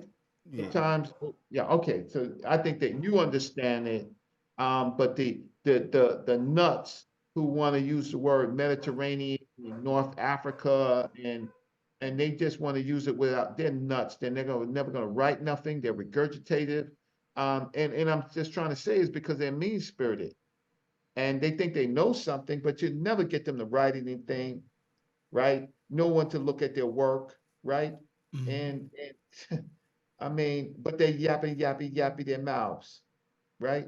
And then most of them are just Arab, how can I say, Arab centrist groups of people who who just yap with their Arabness. So there you go. All right, my man Reggie, we out of here. Appreciate you for sliding through. Smash, you need to do a show soon. We miss you on the boards. So we're gonna get out of here with this DQ Hampton. But this from our sponsor, Reggie. This is our sponsor tonight. So let's, for the standpoint of science, right? We'll just take the confusing term out of it because when I say black, I actually mean African, right? All right, that's our sponsor. Shout out to the Pseudo Killas for Peace, y'all. Peace, Reggie. Shout out to the Pseudo Killas for sponsoring the Carnivorous podcast. The Pseudo Killas and the community of skeptics, you know, have sponsored the Carnivorous podcast, and we thank them. You dig what I'm saying? We thank them for their partnership. And we killing it. Shout out to Tri Media. You know what I mean? We back them all doing what we do. You dig what I'm saying? And my Baltimore accent, y'all heard me put the EW with the D, because when I say do, I say do. You heard me. Let's go. DQ, y'all.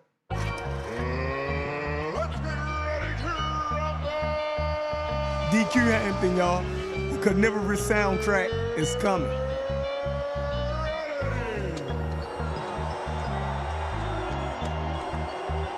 Thousands in attendance and the millions watching around the world. Pull up the seat and pull out your shot glass. Carnivorous for the podcast. Try media for the broadcast. Straight up balling out on they fraud ass. The coalition of bitches, they talk trash. On the mission to fit in your soft ass. Rolling green and clubbing this golf class. Loaded lust couldn't say they lost ass. The conscious community streets is all sad. Niggas be thinking the heat they all last. Be conscious of all the sand in the hourglass. Be humble when be prepared when the power pass. Old and young niggas, we all class. Ideology different, we move the ball fast.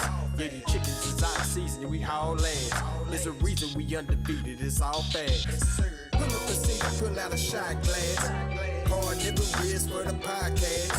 Try media for the broadcast. Straight up balling out on they fraud ass. Pull up a seat and pull out a shot glass. Carnivorous for the podcast. Try media for the broadcast. Straight up balling out on they fraud ass. DQ, y'all. That's a banger right there. We out, y'all. Peace.